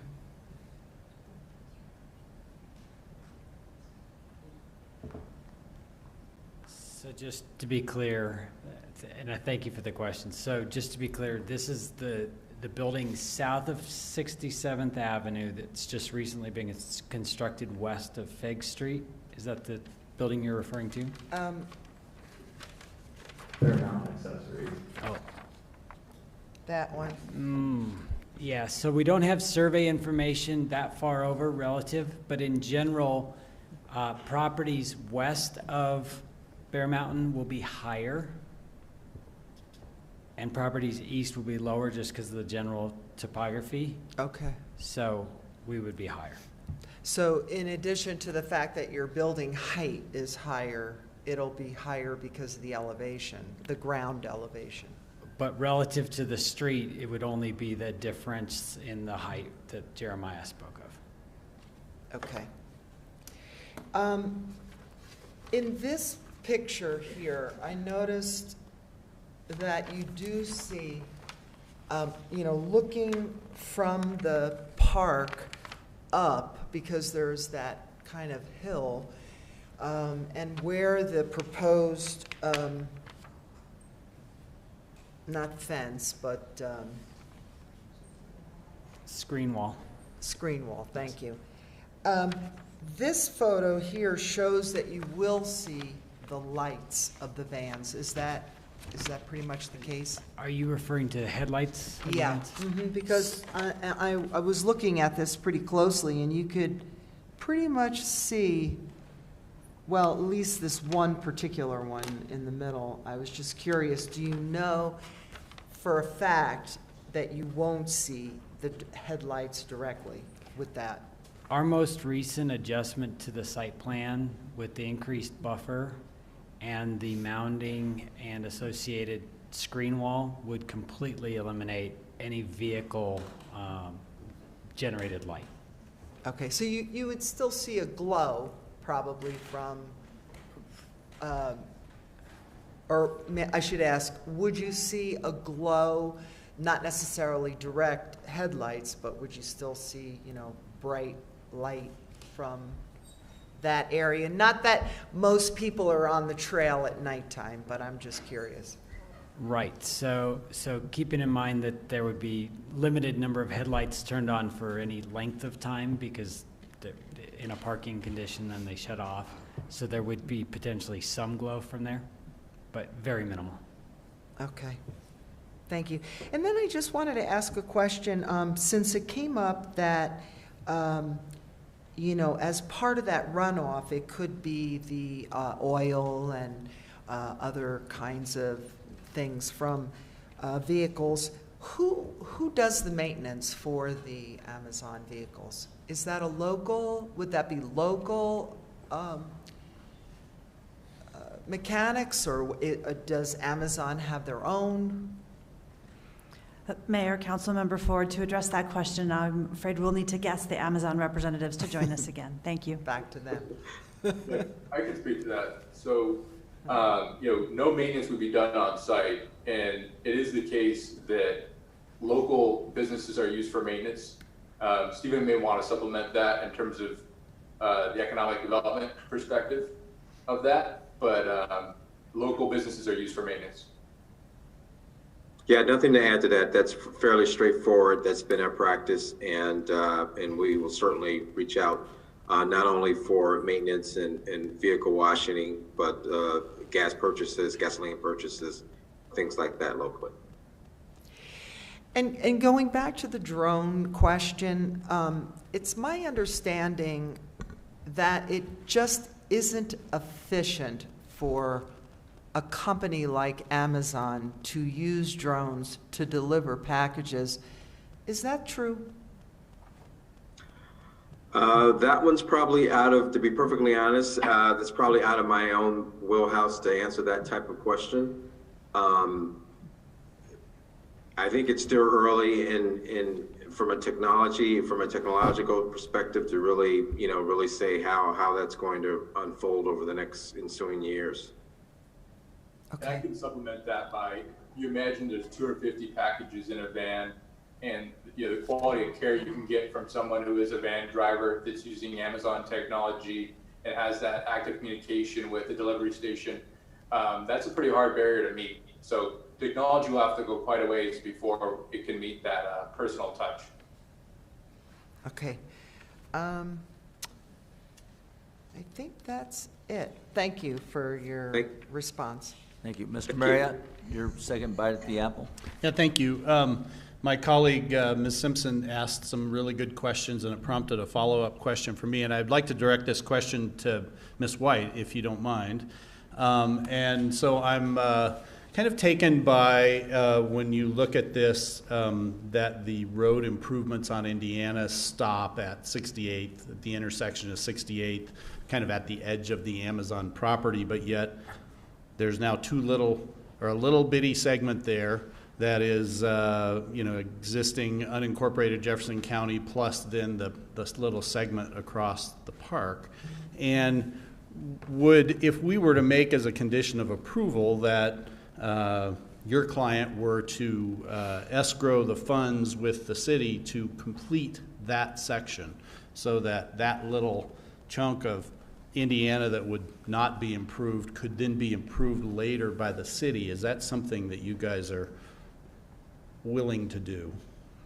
Appreciate the question, Councilmember Marriott. May I have a moment to consult with my client on that? I suspect they do have the ability to extrapolate what that price tag may be and whether or not it'd be possible. Sure. I would have concerns about asking them to execute the improvements because, as was mentioned, there's no right-of-way available at the present time. But you've asked a slightly different question, right, which is potentially escrowing all or some portion of the funds, and I want to have the opportunity to inquire as to their ability to comply with that request. Okay, thank you. Thank you.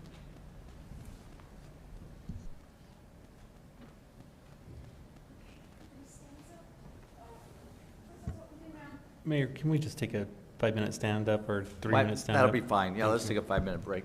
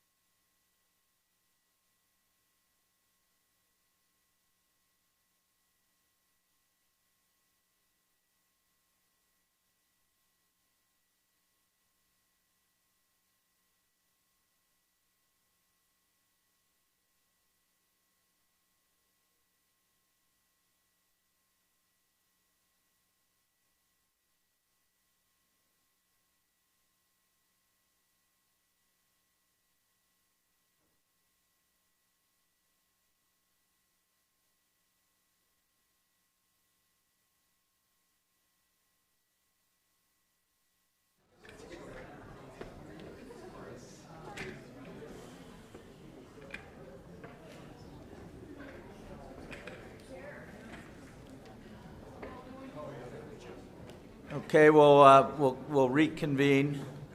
Thanks for the opportunity to stretch and giving the applicant a moment to confer. Recording in progress. Ms. White? Mayor, Councilmember Marriott, the answer to your question is yes. Thank you for the answer to that. Ms. Marriott, do you have any other questions? No, that's it. Thank you. Well, I have a few that are still left after you've knocked out most of mine, everybody, but some questions I do have. Do we have an exhibit or a map that shows I think I've heard 11 different parcels? Do we have something that kind of shows? I think the best map, honestly, is going to be in the applicant's presentation. They have a really good map showing that. So, It's actually 10 parcels, Mayor. okay, 10 We'll get parcels. the slide up here in just a Okay, second. great, thank you. Slide 8 or 9, either one would work. Great. So,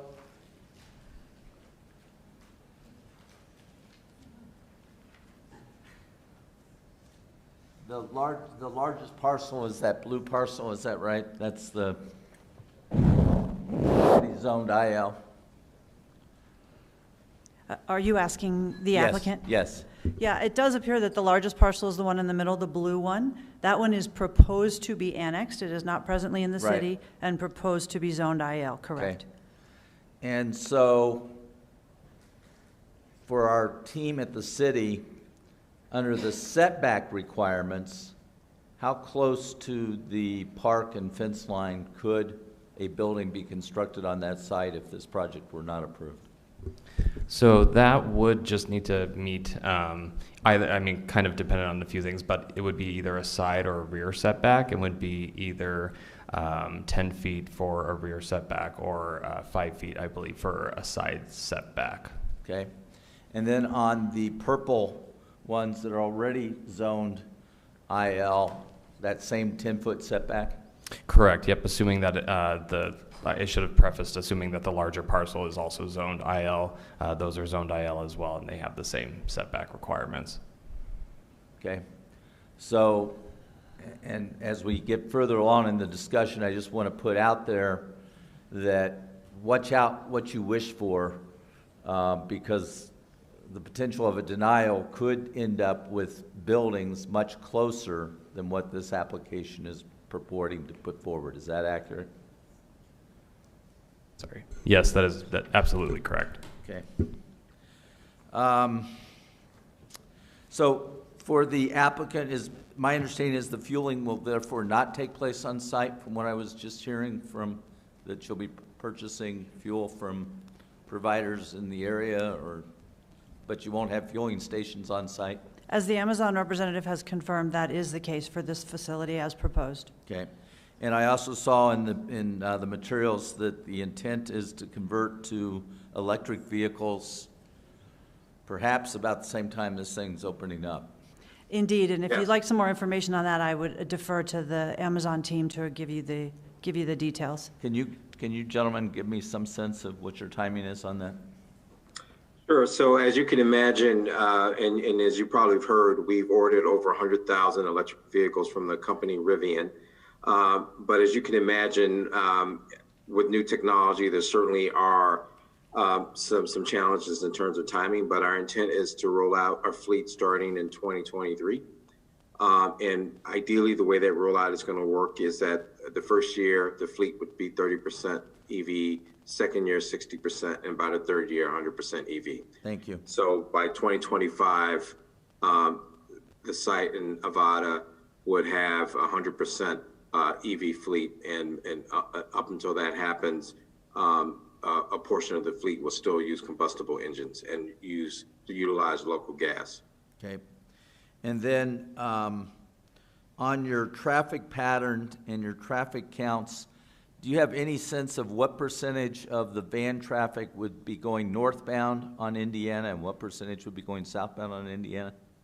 Do you have any concept of that at this point? Should I get Curtis? I think that trip distribution is part of the traffic Right. study. Good.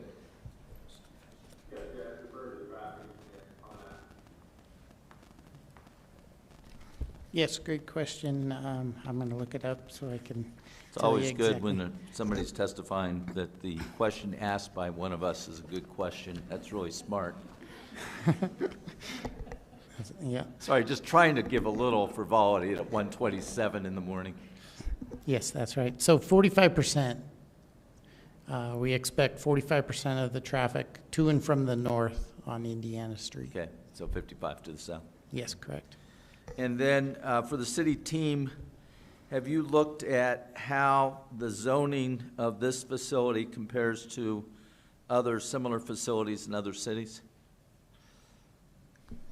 We have, and to be completely honest, it is a bit all over the place. For example, we looked at Loveland, which has a somewhat comparable site. They have only one industrial zoning designation in the city. This there is considered a heavy logistics center, which is allowed there, however, by conditional use. We also looked at other cities in Centennial, as well as Aurora and Thornton as well, and they all regulate them a little bit differently. Okay. In terms of, can someone give me some sense of what kind of noise we get from air conditioning units on top of these facilities? Anybody have any sense? Yeah, I mean, unfortunately, I don't have that specific knowledge. I don't know if the applicant's team can provide that. As it relates to Amazon facilities, I think the Amazon team could provide an answer. I don't know if we could say as to the whole category of this type of use generally. No, as to this type. Yeah, as sure. to this use. Let's see if we can get them back on the video. Yeah, just to speak to that, myself not being a specifying engineer, but I understand for our typical warehouse facilities, you might have something like 75 decibels for such a air handling unit, but that depends on the manufacturer and various other things. Mr. Silveresto, did you have any other information on that? You raised the issue. All I can do is confirm that it's not in the record where they bear the burden of proof to establish that they can operate within the zoning they've requested. And actually, through other comments that occurred to me, no one's really talked about the noise that's going to come off drones if that ends up happening. And I think that some of these questions about, what can they commit to, well, right now, these aren't the plans.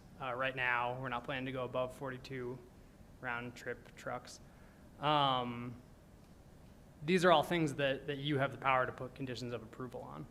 And so I think there was a specific request, are you ever going to exceed 42 semi-truck trips to supply the facility? You guys could put that limit on it. And frankly, you could put the limit at 21, which is the traffic that they actually studied. And there was a comment to the fact that these types of facilities can be as small as 50,000 square feet. So you could cut this use in half, and it would still meet their business needs. There are just so many different directions that you could take this in that we've never had the opportunity to sit down and talk about what's possible.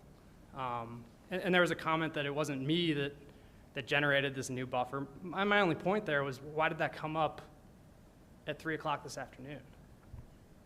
So that's a rambling answer, but I had a lot to say. Beyond the scope of my question, counsel. Please don't hold me in contempt. I have no contempt. I am contemptuous sometimes myself, but I have no contempt powers. For the applicants' representatives back east, we've heard some testimony today that there are plans at Amazon to use automation to eliminate jobs. Can you shed any light on that issue or that allegation? Yeah, that's another one that's news to us. I would say currently Amazon is 16,000 employees strong in Colorado, and the state has been a fantastic partner. Particularly when you look at the growth over the last 10 years, and we expect that growth in Colorado to continue. We're building facilities as we speak, and all those specific facilities have, the delivery stations will have anywhere from 200 to 400 employees, depending on the size. We're building larger sortation centers in the state, which are going to have anywhere from 2,000 to 2,500 employees. So our employee base is a critical part of our workforce, and will always continue to be a critical part of our workforce. Okay, thank you. And then for you all as well, my understanding is the vans are not going to be utilized at night, correct? So the vans will go out at 10 a.m., right. Which we specifically altered our operating cycle just so that we can fit into the urban fabric of communities like Arvada, and they will go out at 10 a.m. on their routes. They go out once, they don't come back. I mean, they don't come back and get packages and go out again. They go out once on the route. They come back at about 8 p.m. The drivers park the vehicles in the parking lot. They get in their cars and they go home. Okay, so we shouldn't have van headlights on past 8 p.m. typically. Yes. And would we be able to turn off the lights in the parking lot after 8 p.m.? Since, I mean, once... Well, I think we've tried to do some things from a dimming perspective. Vincent, right. Maybe you want to touch on that? Yeah, and I'll let Matt and his design team speak to it, but I understand the dimming effect will dim to about 30% of its capacity. And additionally, you know, at some point we do care quite a bit about safety. It's one of our core values. So I don't know if we would want to fully kill that lighting. I'll let Matt supplement that or anyone else from the team. Yeah, from a safety concern, we don't want to completely turn the lights off, but as I spoke about earlier, all of the lights would have actuators on them. So if there was no motion after 5 minutes, the lighting will be reduced by 70%. Okay. Would those be set off by rabbits and coyotes and I would have to look at the literature of the manufacturer. Okay. But they are, I mean, it is a motion activated Right. type of system. Right. So the idea of somebody walking would turn them on. Having just spent a week back in Illinois at my mother's house, that we had a nightly show of the deer when they would come up to her house to feed off the bird feeder. So the lights came on frequently. Okay, this one's going to be for Rachel, and this is really going to throw some people into a tizzy. The loyal opposition has suggested that City Council has the power to refer this to the voters. Why is that power given to us in this arena? So under the charter, you do have the ability to initiate a measure which is then referred to voters. So technically under the charter, you could do that. There is also the opportunity for the opposition group to engage in a petition process. And if there's enough interest and they're able to get enough signatures, then they can have it referred to the voters as well. So if the council approved it, the loyal opposition would be required to get about, 25%? Yeah, I believe it is. I'd have to ask Kristen for sure what the number is, but I believe it is 25% of the total. Registered voters? Or the total registered voters. Is about 90,000, so 25% of 90. So about 23,000 or so.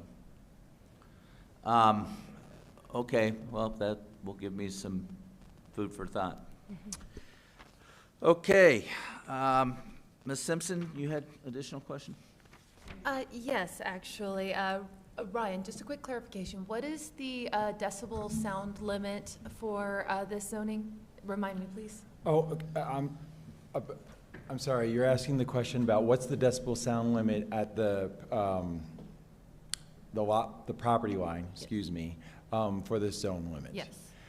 I believe, actually, I think it's 70 for daytime and 65 for night. Okay. Yep, correct. Yep. Okay.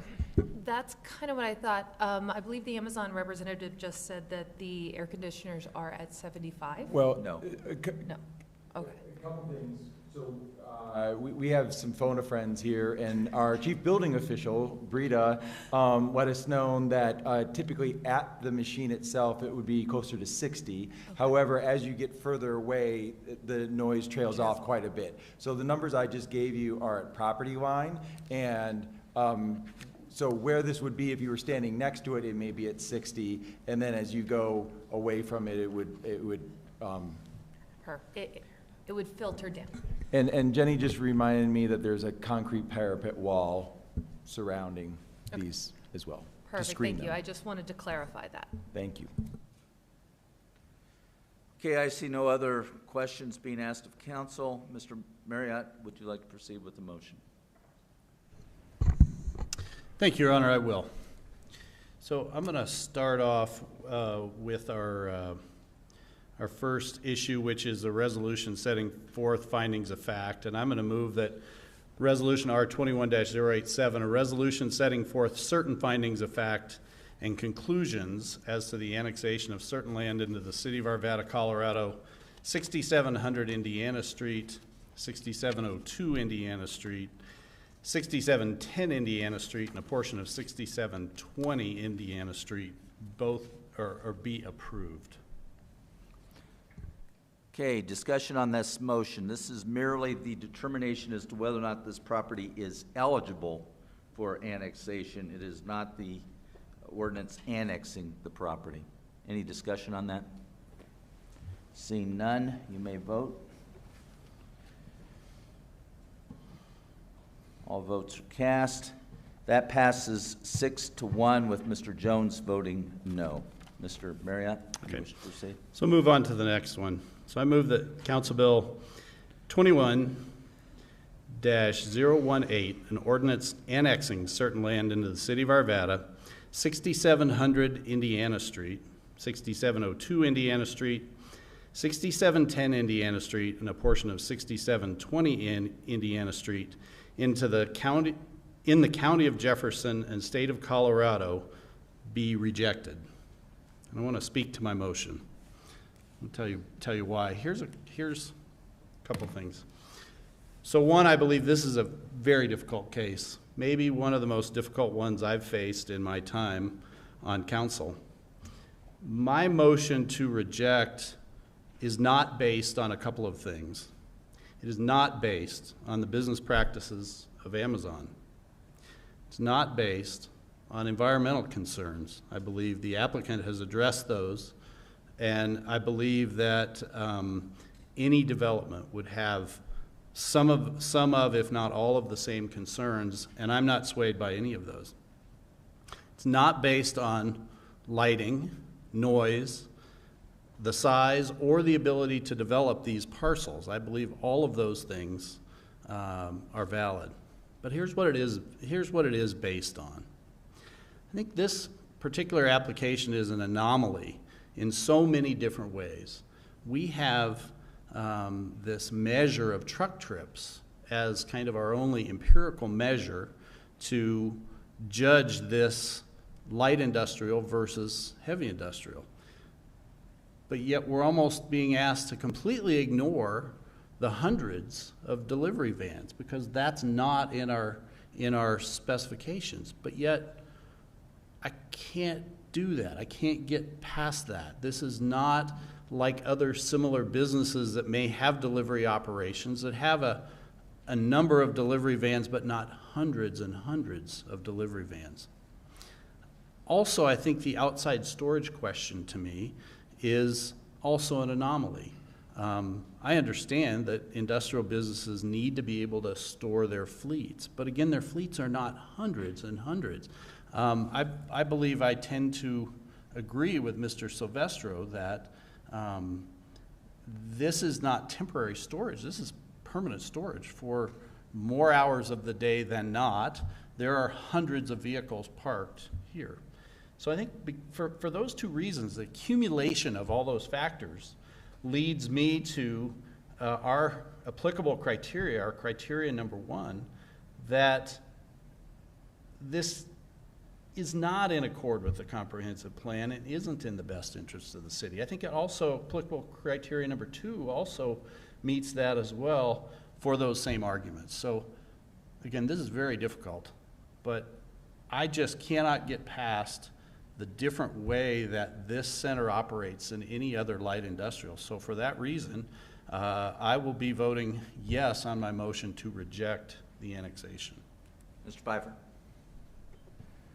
Thank you, Mayor. You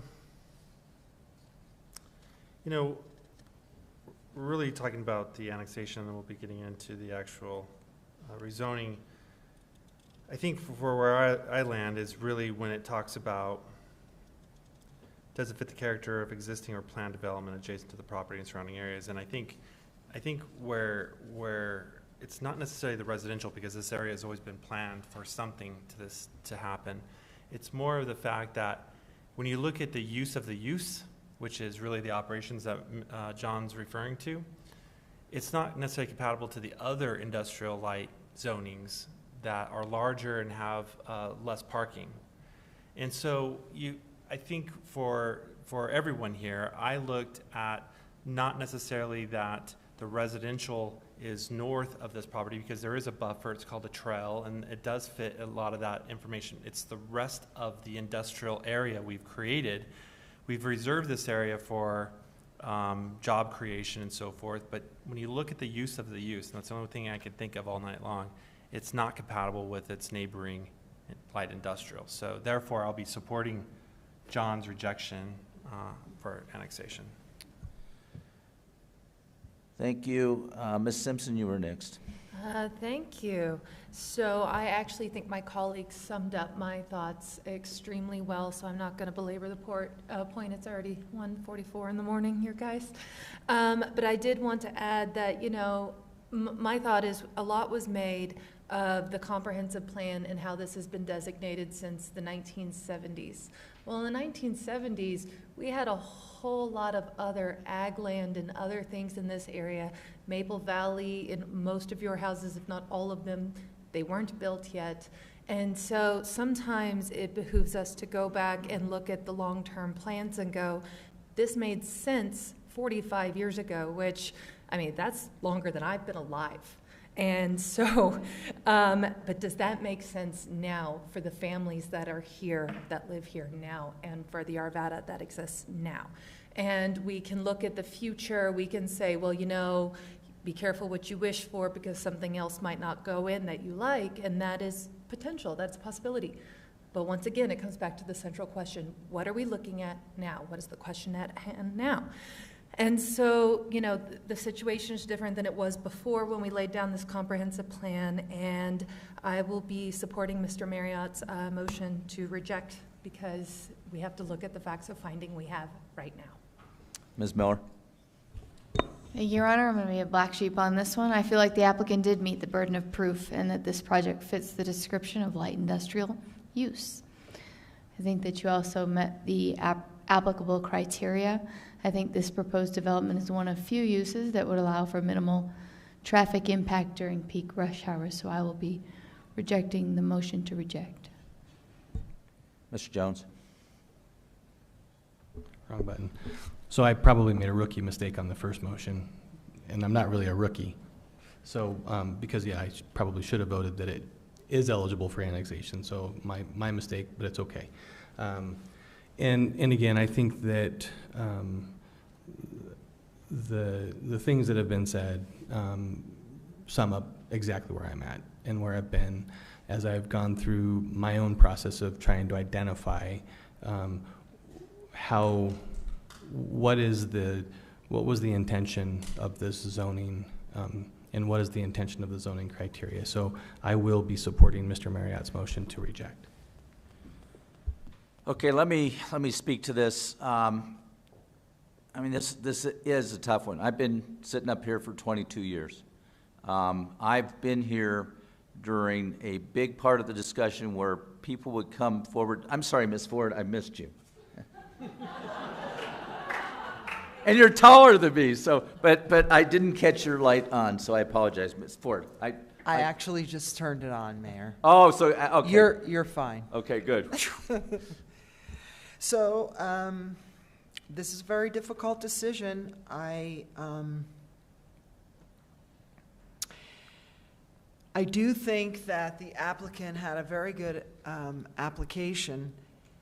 However, what bothers me most is not their application, but the fact that we have a lot of problems on our streets. And I don't have confidence that our streets are going to get fixed anytime too soon. And so I think that that's going to become a real burden as our streets degrade and we continue to add to the traffic.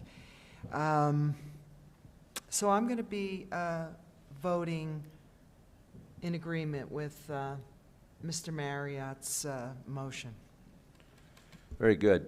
Now I'll speak. So, having sat up here for 22 years, this property has come up where developers have come in and wanted to do residential. We said no, no, no, because we want to hold on to industrial-based property. And I still advocate strongly for holding on to industrial-based property. What gives me pause on this, and I'll explain why I'm not going to support Mr. Marriott's motion, although you've heard it's going to pass. His motion's going to pass. But my vote against his motion is because I think this should be referred to the citizens of Arvada, just as I advocated strongly that we should have referred the trash hauling issue to the citizens of Arvada, because the number of people who signed petitions in opposition to this indicated that this is a real hot-button issue that deserves a citizen vote. So, my no vote is not an indication that, yes, I wanted to see this project approved tonight. My no vote is that I would have preferred this go to the citizens of Arvada for a decision. So that's my explanation. Mr. Marriott has voted. Ms. Ford, if you'll vote. Ms. Simpson, Mr. Jones, all votes are cast. The motion to reject the annexation passes 5-2, with Williams and Miller voting no for reasons they have both stated. Do we need to consider the third item? I would suggest that you do for a couple of reasons. First, we do have a pending application that does not have a decision in terms of the rezoning. So even though council has voted no on the annexation, we need to wrap up the issues related to the rezoning application. Thank you. Second, we also have properties that are subject to the rezoning application that are already within the city. So again, there, it would be best for council to vote on the rezoning application just to make sure that we have those issues resolved.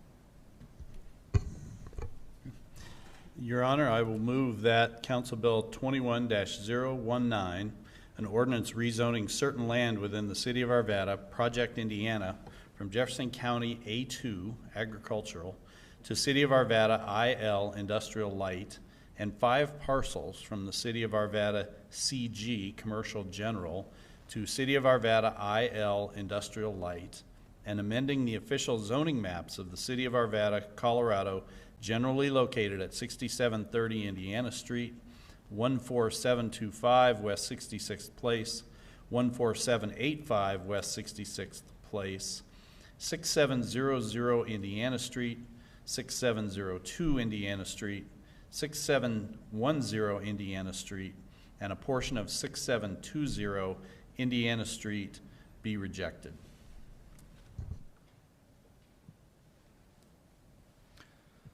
Okay, all votes are cast. I see no request to comment. That passes 6-1 with Ms. Miller voting no. Okay, that concludes our public hearings. We do have a public comment portion at this time. If there's anyone that wishes to address us at 1:51 in the morning, take that as a hint. Do we have any city council reports? Take 1:51 a.m. as a hint. Good night, Moon.